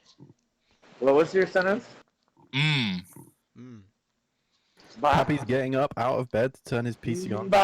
Yo, Pappy's gonna come in the chat and tell us what Ular is. Oh, now what we do? Wait 2 minutes and then change channels so Pappy Crayons. Yo, so we got him out of bed. Yo, they're gonna hide in their Oh. chat, dog. Crayons. Crayons. Crayons. My favorite. But the one tastes like grape. Them's my favorite. Them's my favorite. Crayons. Jacka, you think? Never mind. Should I hit you with the echo Nah, crayon? Meeks, speak your mind, dog. Stranger Moose is putting on a good show here. I don't know if you should really take center stage, but Nah, bro, That's a go part. on ahead. Thank I'm God willing to Riddick's listen. not in here, bro. Look who showed up. Apple's primers, dude. What's up? All right, everyone, shut up. Pappy's got the stage now. All right. All right, Pappy. Right. Who is like- Ular? Why is he Omninaut? And how did? Yeah. Oh my god. The M. Night Shyamalan twist. Oh, Jesus, it's getting crowded. Negative 20 I volume, did by the the way. Dark Knight. But I'll Wait, go- why does I'll go Pappy back. sound like Wait, Pappy, you're way too quiet, Pappy, dude. you're We really can't hear quiet, you. though. Are you, are It's you my mic, dude. strangling My mic your is complete mic shit. with your fucking blanket? What's going on? My mic is complete shit. It's one of them cheap call center from home like things. Oh yeah. Whack yeah, him on yeah. 200%, wait, boys. do you have a phone, You Pappy? don't gotta flex on Yes, us I like got a that, phone. Pappy. Why don't you I use was your just phone? on my Yo, damn phone. In So bed. I just wanted to reiterate to anyone. So anyone that had, anyone that has an issue with early access Steam packages, please send your questions and complaints to Ryan Red, as Yes. About to make him a tester.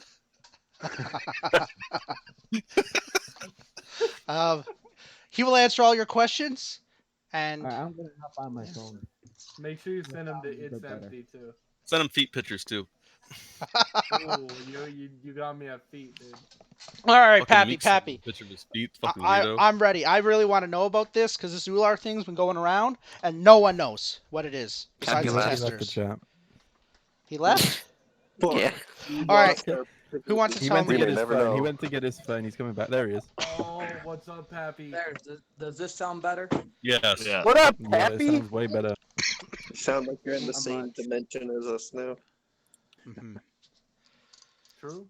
But True. anyway, Ular. When I first started coming up with Ular, I was thinking, Fault really could use its own Viking character. I mean, Terra. No, Terra. I don't give a fuck what people say. Terra was not a Viking. Hell no.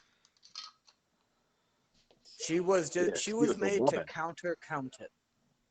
Okay. So, and I was thinking, like, what if Fault had its own Viking character? And then I started researching up on like Viking, like a little bit of the Viking lore, like how their fighting style was and everything, and what they were mainly known for. Mm-hmm. And so that's when I really first started coming up with Ular's kit. Okay.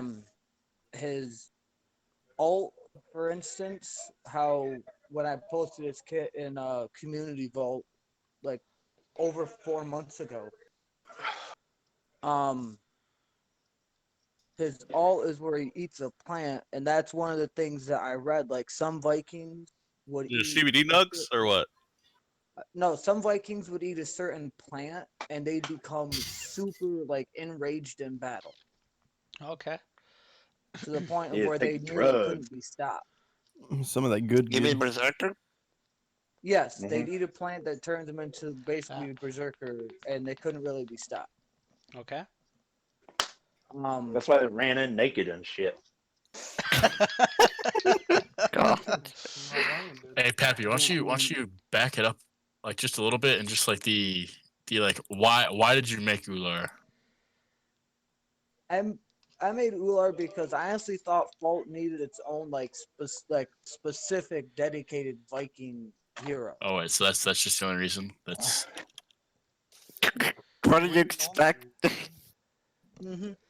That was basically one of the only reasons. Like, and every other MOBA you play, I don't care if it's on the phones, PC, console, Switch, your Amazon fridge TV. Every single other MOBA has its own Viking character or couple iterations of a Viking character. They do, yeah. So why do you think that Fault needs a Viking character if it's an overplayed, overused tripe instead of something original? It's the same as Wukong. Like, why does every MOBA needs a Monkey King?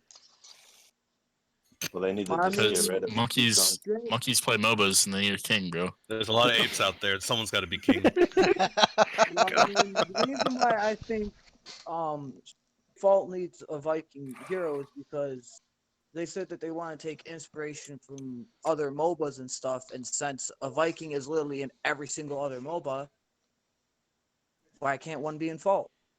True. Makes sense. So you got Why really doesn't Ular? passionate about Ular. Mm-hmm. Do you fantasize about Ular? Oh yeah. I didn't realize Maddie joined. I'm getting to that point. Hello. Something original. Interesting. We need Wukong. That's totally original. Yeah, you gotta have archetypes for every different type of character, right? Because That's people are true, drawn to certain things. So you got MF as a pirate, you got Zed And, as a ninja, Mm-hmm. And you got thing is Ari that, for weeb. What? Ari, you need a character like that for Foxtail? For people that live alternative lifestyles. Hell So, yeah. hell yeah. I Jed's mean, gonna experience the Foxtail I soon. Maybe, that's right. See, I can make like kits for heroes and think of their abilities and all that. I can think of that stuff in like 5-10 minutes. Damn, It's just dude, you're the fucking big drawing brain. that I can't fucking do. How do you think you have this talent, Peppy? Like, is it the CBD nugs that gave you this power, or? I would say probably a little bit of that, and the fact that I actually have Just a a Viking great plan, mind dude. for strategy. You go outside and I just pick random not to do dandelions and eat them. I heard that gives you good power spike. Honestly, hey Pappy, I would be interested. Do you know who Gragas is in League? You know, the dude that carries around the keg, real fat guy that like just drinks constantly. Oh, it's Right? kind It's of like like that one, the same, kind of like the same Smite hero has one. from Smite. yeah, yeah, Bacchus, Yeah. yeah. Yes, sir. Yeah, I want a character archetype like that for me, One dude. that Like sucks. I want you to create one for me that would be my character.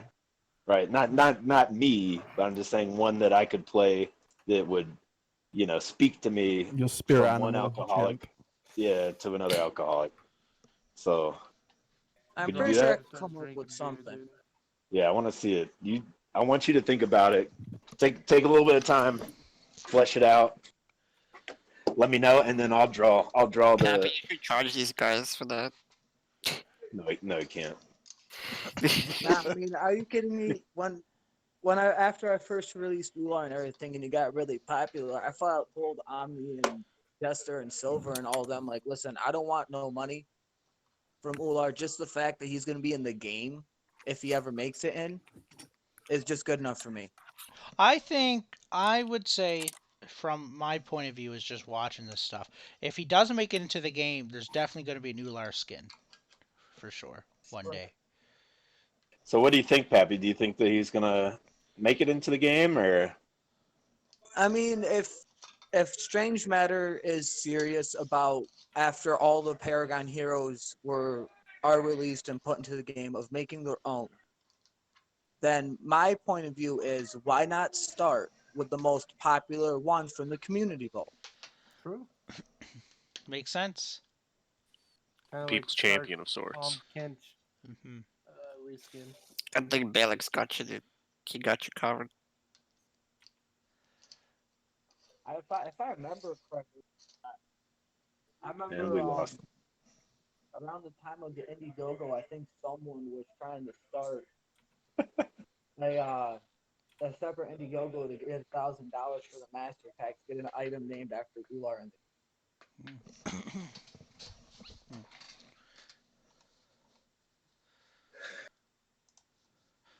Yo, Oh shit, rip Fortnite. Goodbye. Ooh, look at these people. And Jackalope. So do you want to talk about Ular's kit? Yeah. Yeah, I mean this was all covered on the Faultcast recording that me, Dark, and the other guy did. Fault. You're on it. You don't know it. Falcon the Punch. other guy. Pappy, I hope you Whoever know that it. fucking guy is, he don't Falcon know. Well, Punch. Falcon I Punch. didn't want to say his name wrong, so I had to think about it for a minute. Yeah. That's noble. That's And you went respectful. with the other guy, whatever his name But is. yeah, with Ular's kit, really, what he's supposed to be meant to be an early game like lane bully, but a late game. Like if you could bring him into the solo lane and be able to bully the solo lane, but late game you're more of, hey, I'm a meat wall that is gonna be hard to stop once I pop my ult. Exactly. I really like that. Hey, I'm a meatball. A meat Yeah, wall. meatballs are great. But how I envisioned Ular's kit to go is if you're just doing the solo lane 1v1 and you see the enemy run away from you, you throw your axe at him, get him to slow down for a minute. But the thing is though, while you don't have your axe, and this is if he makes it to the game and if they keep this in the game, you could also run up and start punching the crap out of someone. Okay. Because I mean, you know dang well if Vikings got disarmed during a fight, they ain't gonna stop fighting because they got disarmed. No, they're gonna be like, "Hey, I'm just gonna punch the hell out of you." They begin the fisticuffs phase. I see. But, Very in like historic. but in like a team fight situation, Ular is gonna be more like a really good initiator. Like he could pop his ult, get his team coordinated, pop his ult, run in, and put his flag down, which acts two different ways. Allies are in it, they get healed for X amount per second, but enemies that are in the AoE, they get slow. So, and then his Q, if you his Q, you can think of it kind of like a Greystone's AOE. But with that slow from his flag when he runs in and throws it down, whether it be against 2, 3, 4, or an entire team, and then he hits his then he does his spin, they're gonna be receiving almost maximum damage from just the spin, and then your teammates come in and they clean up. Nice. And then if one person manages to get out, and after he's done with his spin, he can just turn and throw his axe at him, and more than likely kill him. Well, that seems kind of cool, actually. So this all just spawned from you just had an imagination and an inspiration for a Viking. Yeah. Okay. And doing a little bit of research on the Viking. Nice, because I know I did do a project once. Oh my gosh, it was so long ago. I can't believe I remember anything about it. One of those like grade 4 projects on a Viking, and I had to do it on this guy named Red. I don't know, Ryan Red. No. Some famous Viking that he was known for having like for being a ginger, pretty much, and his father was a famous Viking. That's kind of cool. And what this is like way before uh, AC, so sometime like 500 BC or something. That's kind of cool. But that's like all I know about Vikings. And where I live in Newfoundland, because I live in Newfoundland, Canada, for anyone who knows where that is, um, this place was populated by Vikings when Europe found Canada way back in the day. Which is kind of cool. So why are you guys so nice? Then? Uh, that's just, it's not that we're nice, it's just that we're mean behind your back. Oh, okay. Yeah. They're like Mormons in Utah, dude. Like Mormons. You got a lot of experience with them. Oh gosh. Yeah. So, what do you think about, so if let's say I have like a $500 PC, would I be able to play Fault for early access? Probably on low settings, yeah. Do you think I could do it no problem with good amount of frames? I would have Paragon on my On low, PC if you're going like mega low, I yeah. had a 2 GB graphics card, a 4-core processor, and I was able to run it on low settings and get close to 100 frames a second. Wow, that's amazing. Yeah, because I know Ben, for I got a question. You remember Leighton, right? How much was his PC, dude? I remember that man saying he got something out of the junkyard. Who? Leighton. I don't think I remember that person. He was jungle for OG Oxford joke. EU. That's my boy, dude. I love Leighton. Yeah. Yeah. Well, I can give you at least my graphics card is a GTX 960. Oh wow. Yeah, so it's really bad. And I can play on like medium settings just fine. Which is good. Yeah, because I just know like Alpha 3 weekend, because I'm just a player. I just know that there was like it was a big, for people with low end computers, their games crashed a lot more than it did. There's just crashing, like not like problems because early development. I think for everyone though. Yeah. Yeah. Yeah. And I had crashes too, but I had a lot less crashes than a lot of people playing on that. I only crashed like low-end twice PC. over the whole 4 days, which is pretty good. So I had it pretty easy. And I remember someone mentioning a while back that it had to do with the servers, a lot of it. So like there's some servers that were more stable than others. Speaking of the server issue, Yeah. so funny thing And that is, back in when Holiday Access released and they're having the server problems, I made a joke in the Discord about it being Ular's fault because they tried to put him in the game too early. And he just broke the server. Oh boy. Yeah. Why I bring that up is because I feel like I've just had a few comments, questions, and concerns through the day through a few viewers that some people with low end PCs are really nervous about early access coming out and they're just not being able to operate, especially where if you go on Steam, there's no, like, there is requirements, but it asks for like an i7, which I don't even have, for example, but I know that I played Alpha 3 weekend with no issue. That's the requirements is definitely not nice though. That's what I mean. It's not, but I'm pretty sure. No, I never confirmed it, but that's what someone was saying. That I think that's what they were saying. I think I have an i5. I think. Yeah, I have a Ryzen 5, AMD Ryzen 5, and it worked fine. I was playing 100 frames on epic settings, so. Okay, stranger, put it this way. I don't think that the stuff listed on Steam is correct because I have a Ryzen 3 2200G and I was able to game and stream it. Yeah, I don't think it's correct either. It's just I don't think your processor really matters. I think more on Your the graphics card is, I think, more important. Okay. I think. I'm not somebody that knows too much about computers, but I imagine having a nice graphics card really helps out with. Oh, it does it ever, yeah. I mean, eventually I want to upgrade my graphics card. Yeah. Yeah, so that was just a concern because there's people out there that they're going on Steam right now looking at Fault, and they think they can't play it because they don't got the requirements. You gotta tell them to save up some money, Yeah. Upgrade that PC because Yeah, it's gonna be you can worth it. definitely play. Like I'm no like tech person, but you could definitely with like an i3 and like a probably 960 play the game, which is like really low specs. Yeah, it is. Well, I honestly don't think people would care if they have to play on low specs as long as they can play Paragon. Yeah, it's true, Yeah, man. that's definitely the biggest thing. Just playing the game at this point. Yeah. Right.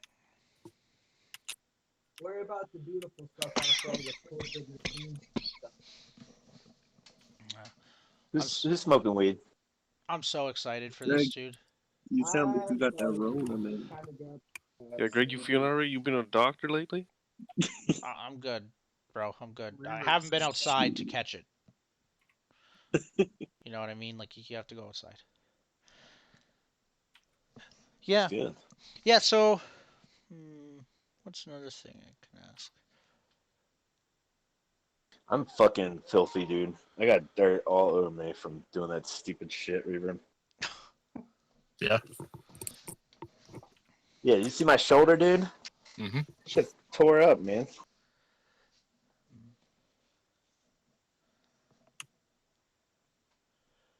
Yo, Sockcap, I saw your message in my Twitch stream last night at like 3:30 in the morning, my time. That's right. I came in for. I saw your post on Reddit, so I just came in real quick. I saw you streaming, and I. Yeah. Oh man, I played Overprime for the first time ever this week. What'd you think? I was so upset and disappointed, and I only did it because I was in like a moral debate with myself of what I was gonna do with my spare time. So I gave it a shot, and I didn't like it, to be honest, like at all. Yeah, see, a lot of people. As I post on Reddit probably way too much, and a lot of people, I think, seem to think that I like hate the game, which is not the case. Like, I don't. I played Overthrow, and then Meeks played Overthrow too. We played it back in the day. I haven't played Overprime, but I mean, I had fun playing Overthrow, even though it was pretty scuffed. And Overprime looks a lot better than Overthrow in a lot of ways. It's just that my main issue, the thing for one thing, I don't think the Korean people like me very much, the people in the dev team. So I'm a little bit hesitant to like make an account because they've like Book Sinkerman and a few others have like I said one negative comment one time about the game, which was just an opinion. It wasn't like I was bashing the game or anything, but I said one thing that was kind of negative, and immediately Jon Snow sent me a fucking VM and like tried to clear the air, but of course he doesn't speak English very well, so it's kind of like a very like vague explanation. But anyway,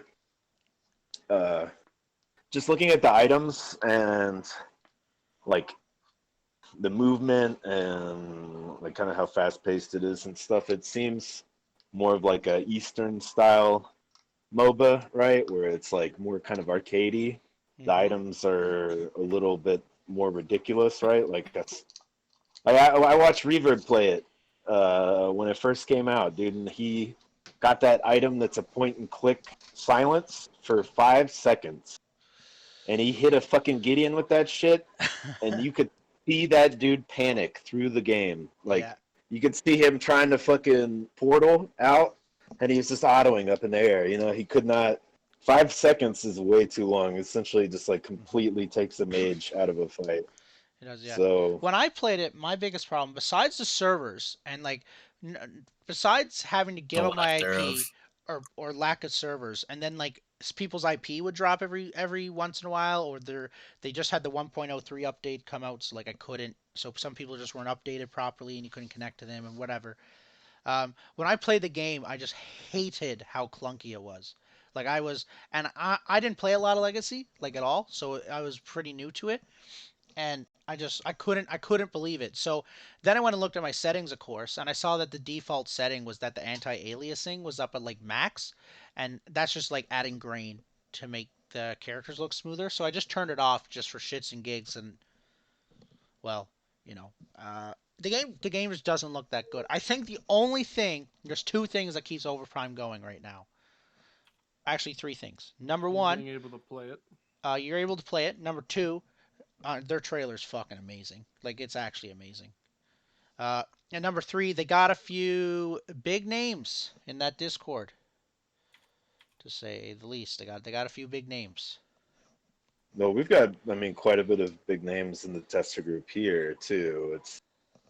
I mean, they're different people than the ones that they have in there. So it's just that shit's not kind of open to the public or available Yeah, which to the makes public. sense. Yeah, but overall, But just to try to get back for the viewers there, like I'm gonna uh, I'm gonna take the stance and say I prefer Fault, and Fault's gonna be better because I think it's better. It plays better. Now obviously Fault doesn't have a trailer, and they just see the impact that Overprime had because of a trailer should be enough for Strange Matter to want to create a trailer. And I know they're in the process. I know it's on the way. Um, so well, Balix, that's a question for Balix right there. yeah. I was on Reddit. What? Are you guys gonna do a trailer for Fault when it comes out, early access?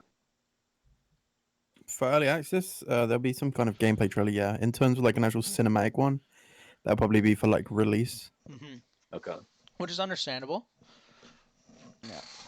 Yeah, because they're just But saying. yeah, I know you don't want to talk about Overprime as you're associated with Fault, but like that's the greatest impact I think they had was their trailer. Like that's why people know about it and play it.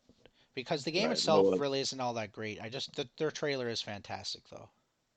well, the game looks like prettier and smoother, I think, than Fault does. But that Fault's made some very, very drastic improvements to the feel of the game very, very Oh yeah, quickly, I and that will remember. continue.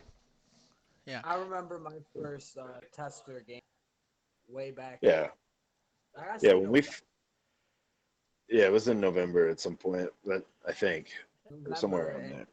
the game was like, I mean, it was It was- good, but it also felt a little clunky. But after yeah, after seeing them update it and everything, and feeling the improvements and everything when I was playing as a tester, before I got taken. Mm-hmm.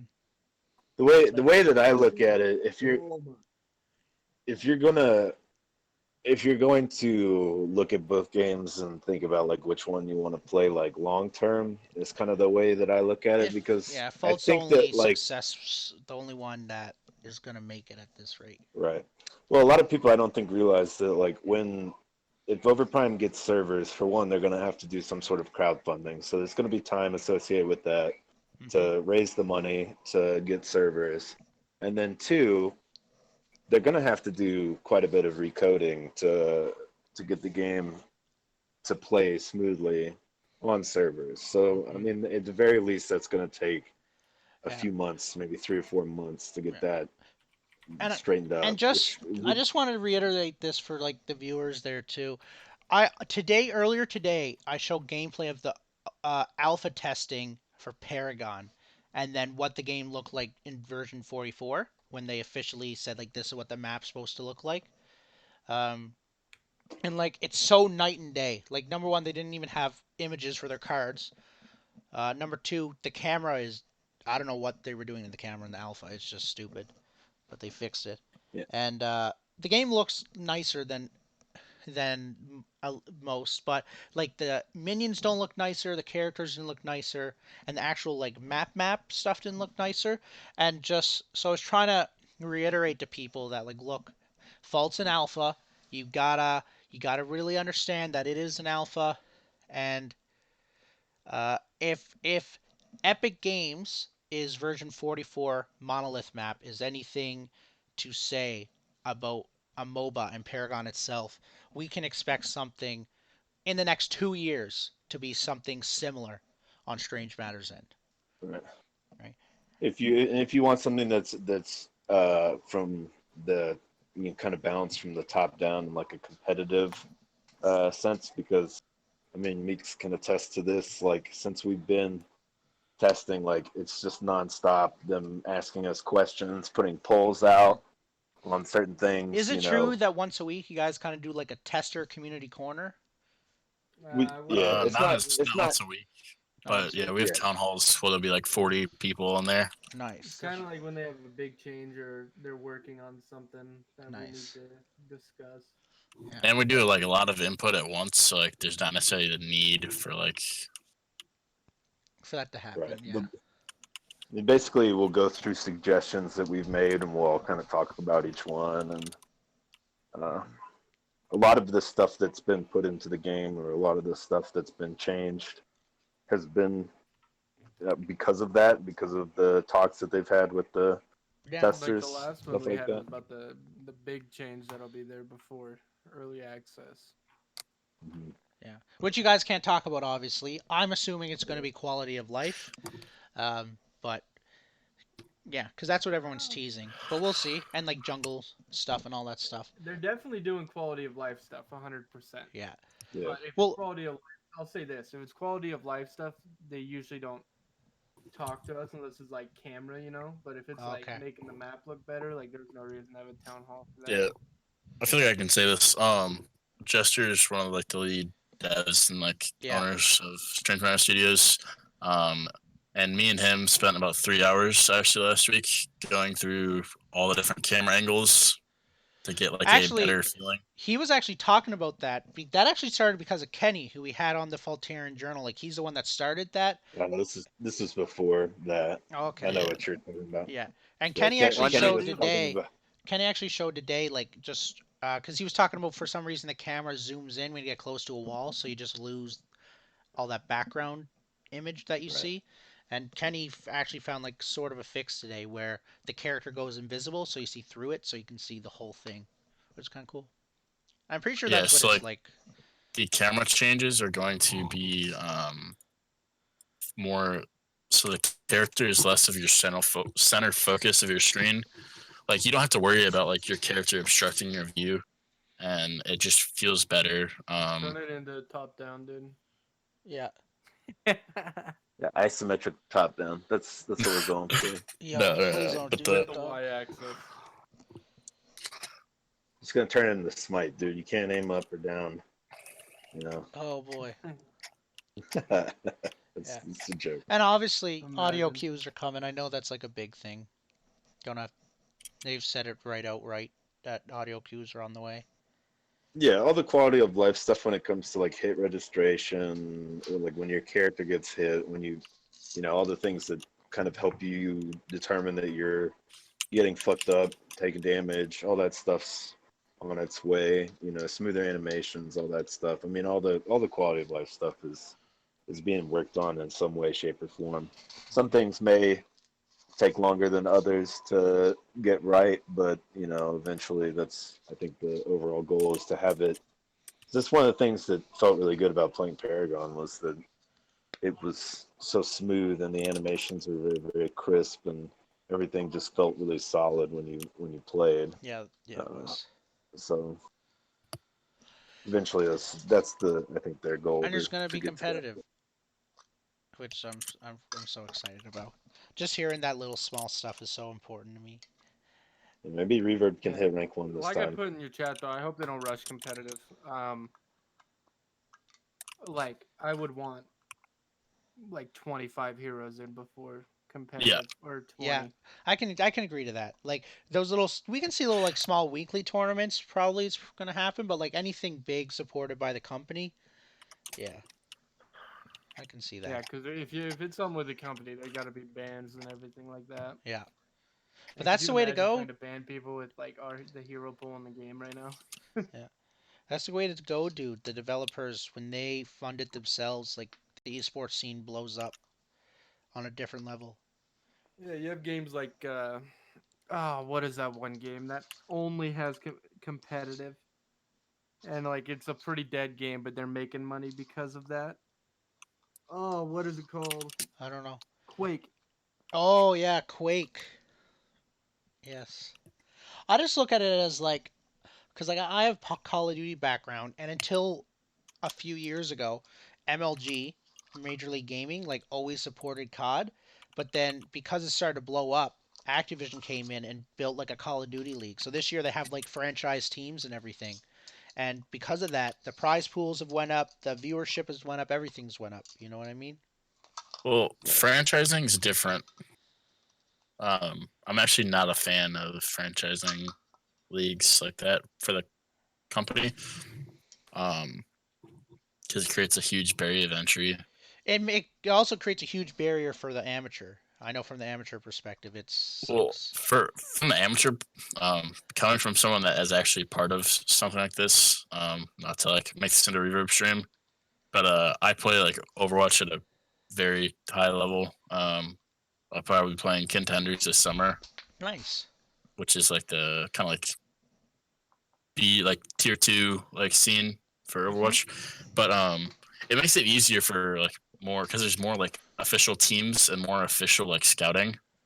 But the problem with franchising is, let's say like it's highly unlikely that a group of my friends, like let's say like I had been playing with people and we had been on our own kind of team, and like I can make like a esports organization, right? Like it's not like an official thing that can be like I can call it Reverb Esports or whatever, you know. Yeah. But for let's say our team was like one of the best teams like in the world, right? Like it's highly unlikely, but hear me out. For us to get into like potentially something like Overwatch League or the Overwatch Contenders costs millions of dollars. It does, So yeah. Well, the Call of the Duty League barrier, alone this year was $25 million to buy a franchise spot, and they exactly. So adopted like, it off the Overwatch competitive league. And on yeah, top of that, pe like staple organizations like Envy, Optic Gaming, Phase, they actually like Envy and Call of Duty is now called Dallas Empire because they weren't allowed for whatever reason to call it Dallas Envy, or maybe they just didn't choose to. So they had to like rebrand, which was like a big deal because some people just don't know who Dallas Empire is. But then there's people like Optic Gaming, like it's called Los Angeles Optic. So it worked out, but it all depends on when they came into the league and when they got everything started. And a lot of people are really upset. Like so Call of Duty has sufficient enough that the amateur league itself has hundreds of thousands of dollars. But to make it to the pro level and to play against the pros, it's like non-existent now. It doesn't exist anymore in Call of Duty. yeah. To where So it I would like used more to. of a like organic scene where like essentially anyone can join to a certain extent, whether it be through like qualifications to like a team ranked system or and of course they would bring in big organizations, but um, I'd much rather have something like that rather than franchising. Yeah, I'm not a big fan of franchising either. What does League do? Does League do? Yeah, League league has franchise. no, it doesn't. Yes, You can enter any tournament, and who are the winners of these tournaments get invited to the what is it called, the spring one, yeah. and Well, in between LCS? that they go to LCS? worlds. there's LCS Academy, which But you can is have teams like 100 Thieves that just started in like 2016 that made it to yeah, worlds in 2017, but it's more obviously of like an didn't open advance. qualifier type thing. Exactly. Like I think if your clash team is good enough, you can make it to the. I forget. It's not the LCS. It's something. It's another big tournament. The spring split or whatever. Yeah, the No, I'm spring not talking split. about that. What's the European one called? Something SI, I think. Yeah, because there's 3 leagues in League of Legends, 3 big leagues, if I'm not Yeah. mistaken. And you have to win those tournaments to get invited to Worlds. So if you just keep winning those, you'll get invited to the higher. There's also like a well, how do I want to phrase this? There's like organizations or tournaments that are like open entry that are kind of like qualifiers for stuff. Yeah. It's like you have to win X amount of these qualifiers to be like able to enter the bigger, more sponsored ones. Which is that's a pretty cool concept actually. Yeah. Balix, I like your tweet, by the way. Cheers, bro. Yeah. Yeah, let me post the image. So, how do I word this? Now, like, esports is a thing, and let's say it's year 3 of Fault. It has 100,000 concurrent players a day. So essentially the sky's the limit at this point. That'd be pretty big. What do you think Strange Matter would do without giving anything away, unless you're allowed, but we don't want you guys getting. We don't want you, what do you think they would do, or what do you think would they look at? Like, that's not enough for franchising, but would they look into kind of making a pro league? Would they look into just making open events for everyone, and whoever wins comes out on top? They'd probably do open like PEX. Yeah, well, the way Paragon did it was really good, I believe, because they, if I'm not mistaken, kind of partnered with the PCL almost, right, Balix? No, yeah, what they did was a PEX, Yeah. and then they had open qualifiers. Anyone could enter. So they have like more community-run qualifier tournaments. Yeah, And there's then- tier 1, tier 2, tier 3. Yeah. That's probably what they're gonna have to do in the beginning anyway. I mean, if And they're like that's smaller- like so fair, because like, okay, everyone wants a chance to play the top player, like which is fine, but being a top, no offense to the amateurs, when you're a top player, you're not trying to spend an hour of your time playing Exactly. a team that just doesn't have the experience you have. We'll just put it like, and it's so different of a game. You know That's what I why, mean? like, what a lot of like esports stuff does is, say they have like a 16 team bracket, right? Mhm. They'll have like 12 invited teams and 4 like open.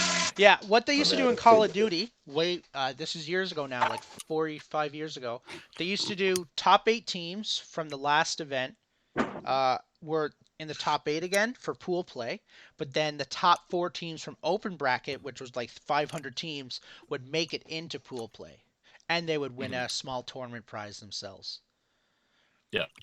And so then you got a chance to be a pro, and that was actually such a good idea on from the Call of Duty scene, because there are players today that would not be a pro if they didn't make it into that top 4. And then World Champs is completely different. They have like 64 teams there, and there's like a whack ton of amateurs, and they bring teams from all over the world, and etc. Well, I think so like early on with like League, right? They did like a lot of just tournaments that were open to anybody that Yeah. had a team, and they were more community run, right? More grassroots. Like, I think that's the way to go when you're starting up. If you have people that want to run their own kind of leagues, and people kind of get recognition, as they're winning more and more leagues. But the other thing that I always thought was kind of a neat concept, and it helps out streamers a lot in a certain sense. Kind of gets the people able to know them a little bit better and see a more, human side of people. But have you ever seen any of like the summits, like Smash Summit or Dota Summit, anything like that? I've never Smash and Dota. It's kind of like Twitch Rivals. I've seen that. I've seen Yeah. Twitch Rivals. Yeah. Yeah. So it's kind of like Twitch Rivals, except that like like for example, Smash Summit, they have like 10 players that are voted in by the community to go to like one house for weekend, right? And it's basically an invitational tournament, but it's done by the voting of the community. Whatever players they want in there that get the most votes end up going. But then they're there for the whole weekend, and they're all living in the same house basically, and they just play in these small tournaments, and they're kind of, I mean, they are for money, but the prize pool isn't like insanely high or anything like that. And of course, it's never really that high in fighting games, but they just kind of have a lot of kind of more for fun type tournaments and things of that And to nature. grow the game and all that stuff, yeah. Yeah. That might be a good way to do it. Yeah.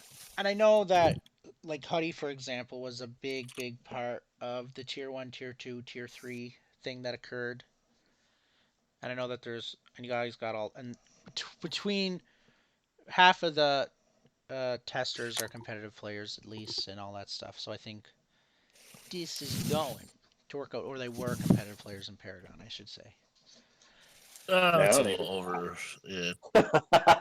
The competitive scene in Paragon is kind of like watching like a high-level gold gaming league that's just pubs. Really? And there's a couple there's a couple players, and funny enough, it's not really coincidence. We're like higher level league players that came in to play Paragon. That like there was like like maybe 100 pro players, I guess you could say. I would say is a fair number, and then you had like 5 or 10 of them that were like significantly higher than. But that's the same thing in most games, though, isn't it? Well, not really. Not really. In Call of Duty, it's like the top 40 are pretty close, besides like maybe a few. Yeah, but if you had, let's say if you had, there's top 40, okay? So let's say you had the 2 of those top 40 players in one team and 3 of the top 40 players on another team, and then you had relatively equal players filling in for the rest of the team. Like it's not crazy for the team with only 2 like top tier pros to beat the team with 3 top tier pros, right? Yeah. Yeah, Paragon was really like there was 2 teams that could win a tournament. Yeah. One for EU, or 2 for EU, 2 for NA. Yeah, it was like that for a while. Just kind of unfortunate. But Meeks' team, baby. Dude, my team beat a Sir Rage. All I'm saying, dude. Yeah. Meeks, dope, I dude. don't remember watching any gameplay from you. Now you're gonna make me cry. Or your team back in the day. I remember watching some of Meeks' streams back in the day. I don't watch too much of Meeks, but like I heard of your name. You're lying because I didn't stream. I heard. What do you mean? Or maybe I watched you in games. I don't know. All I'm saying is I knew you before this. I knew who you were. Yeah. So, whereas like I didn't know who the fuck Huddy was at all. Oh, I had no idea who Huddy was for Fault until. Until Fault, yeah. Until Fault, yeah. What? Oh, until Fault. Yeah, I didn't know. I don't remember. You didn't know I about remember Paragon Fight Night and Paragon Major League and all. No, I was in some of those. I knew Shane Lynch and I knew. No, that's a PCL. That's PCL. That's different. Okay. Well, I knew Shane Lynch. I knew Pantheon Lagoon. I knew Another Knot. As far as casters go. Huddy hosted his own tournament. Yeah. He did a good job. But we were in one of those fight night things. Was it Friday night fights or whatever? Mm-hmm.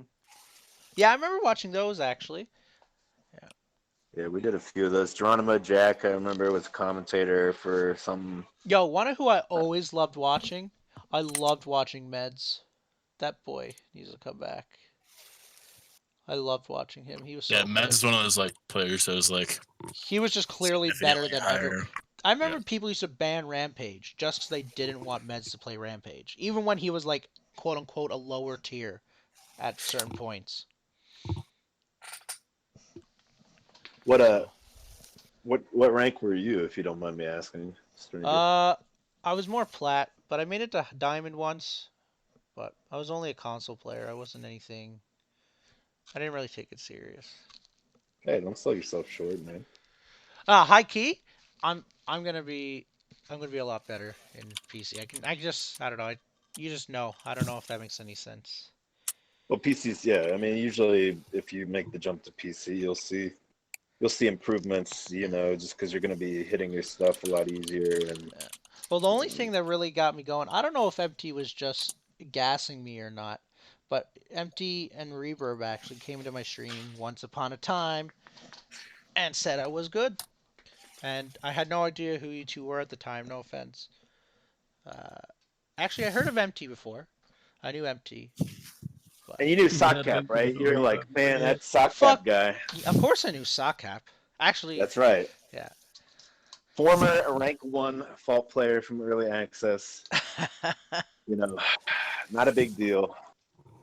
Got carried. But... Hey, I mean, one of us hit rank 1. You know, it's pretty clear who did and who didn't. Yeah. Yeah, I went to bed for like 6 hours, and But you did. I had a big. I made it pretty high up in Call of Duty for a bit, and a few of my friends ended up placing pro, and they're still pro in Call of Duty, and I had a few more, and then I had so I was good at that game, I guess is a good way to put it.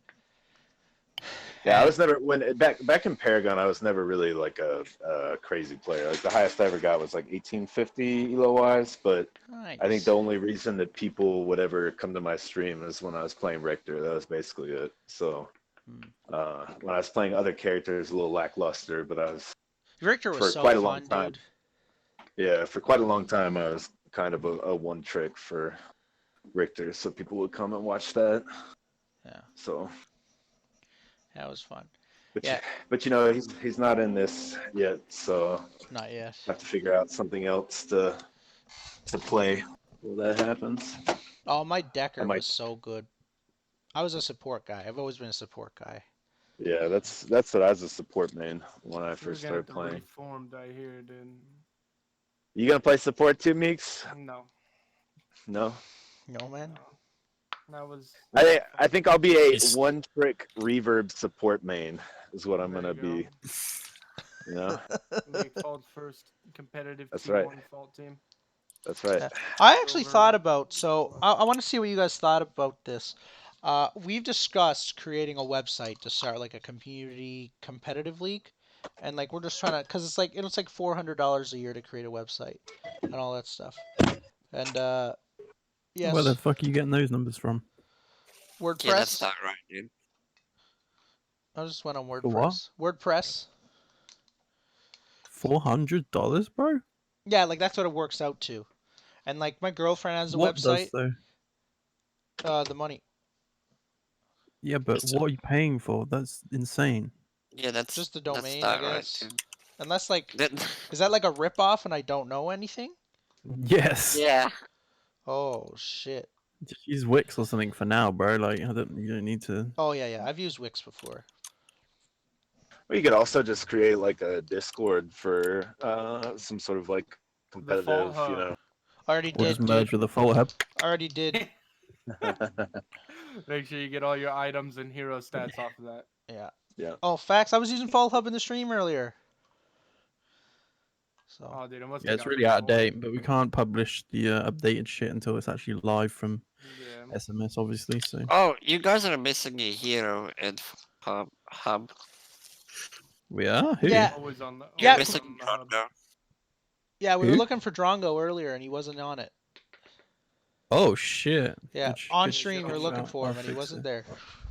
I mean, he's just in the black and white unreleased section anyway, so fuck it. Yo, you gotta do your 1v1 sock against Pappy. He said he's gonna shit on you. What for Richter?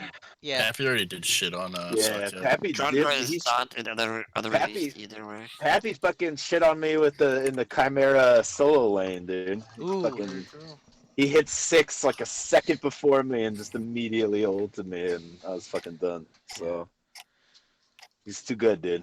The father of Ular is too powerful. Facts. You Yeah. can't stop that, man. So that's kind of because I want to try to see if we can get like a little community thing going. So that's the goal. I don't know if it's gonna happen Yeah. though, but I don't have a lot of website design prowess, but I've done local events in Newfoundland. I'm really interested to know where this $400 come from. Can you link me where you're getting this information? Yeah, seriously, I can do that. Cool. Cause my girlfriend paid $400. I'm pretty sure that's where I got it from, and it was WordPress.com. You should keep in mind that's $400 Canadian. Yeah, it is Canadian. That's Yo, still Steve, insane. you're still awake? Yeah. Yeah. For everyone I that think doesn't know I who think Wix Steve is what, like $8 a month or something like that. Yeah, and you can do it free too. I've done Wix free. Yeah, you can do free, but you don't get your own domain and stuff. No, it's but it's wix.com simple to use. / whatever. Yeah. Yo, for anyone who doesn't know who Steve is, his name was Nifty Nickel, and he was a Crunch main, and he's fucking pissed that Crunch isn't in the game, and he's the best Crunch I've ever seen. I can take over for Steve temporarily. Happy, I'm gonna let you know though. It's 1v1 and Richter, man. You're gonna get dogged on, homie. Oh, damn! 1v1 Richter. You're gonna get fucking shit on, bro. Yeah. Don't worry. Cool. It's almost 4 a.m., so I think I'm gonna end the stream. I'm probably gonna keep talking because I make my own schedule now that I'm laid off and got no job, and school's Oh, over. that's a rough one, dude. I'm sorry. That's okay. No, I live in Canada. I made more money this month than I made working 40 hours a week, anyways, off Yeah, of our but stimulus we package. gonna have to we gonna have to give all that shit back in taxes though. I know. Give it a year down the road. Fuck. Oh, yeah, it's gonna be rough. It's gonna be rough. I'm still waiting for my fucking stimulus package. Really? That shit ain't coming. Are you in Canada? No. I live in Virginia. Oh, okay. So cool. But I'm not unemployed. I'm working 2 jobs right now, and they're both considered essential jobs. So oh yeah. Oh fuck. probably gonna be working more hours here in the next few weeks when stuff starts to get bad in this area. So very good. Because we only have like 30. Last week we had 8 cases. This week we have about 30 confirmed cases. So In Canada, we went from, let's say, 500 cases to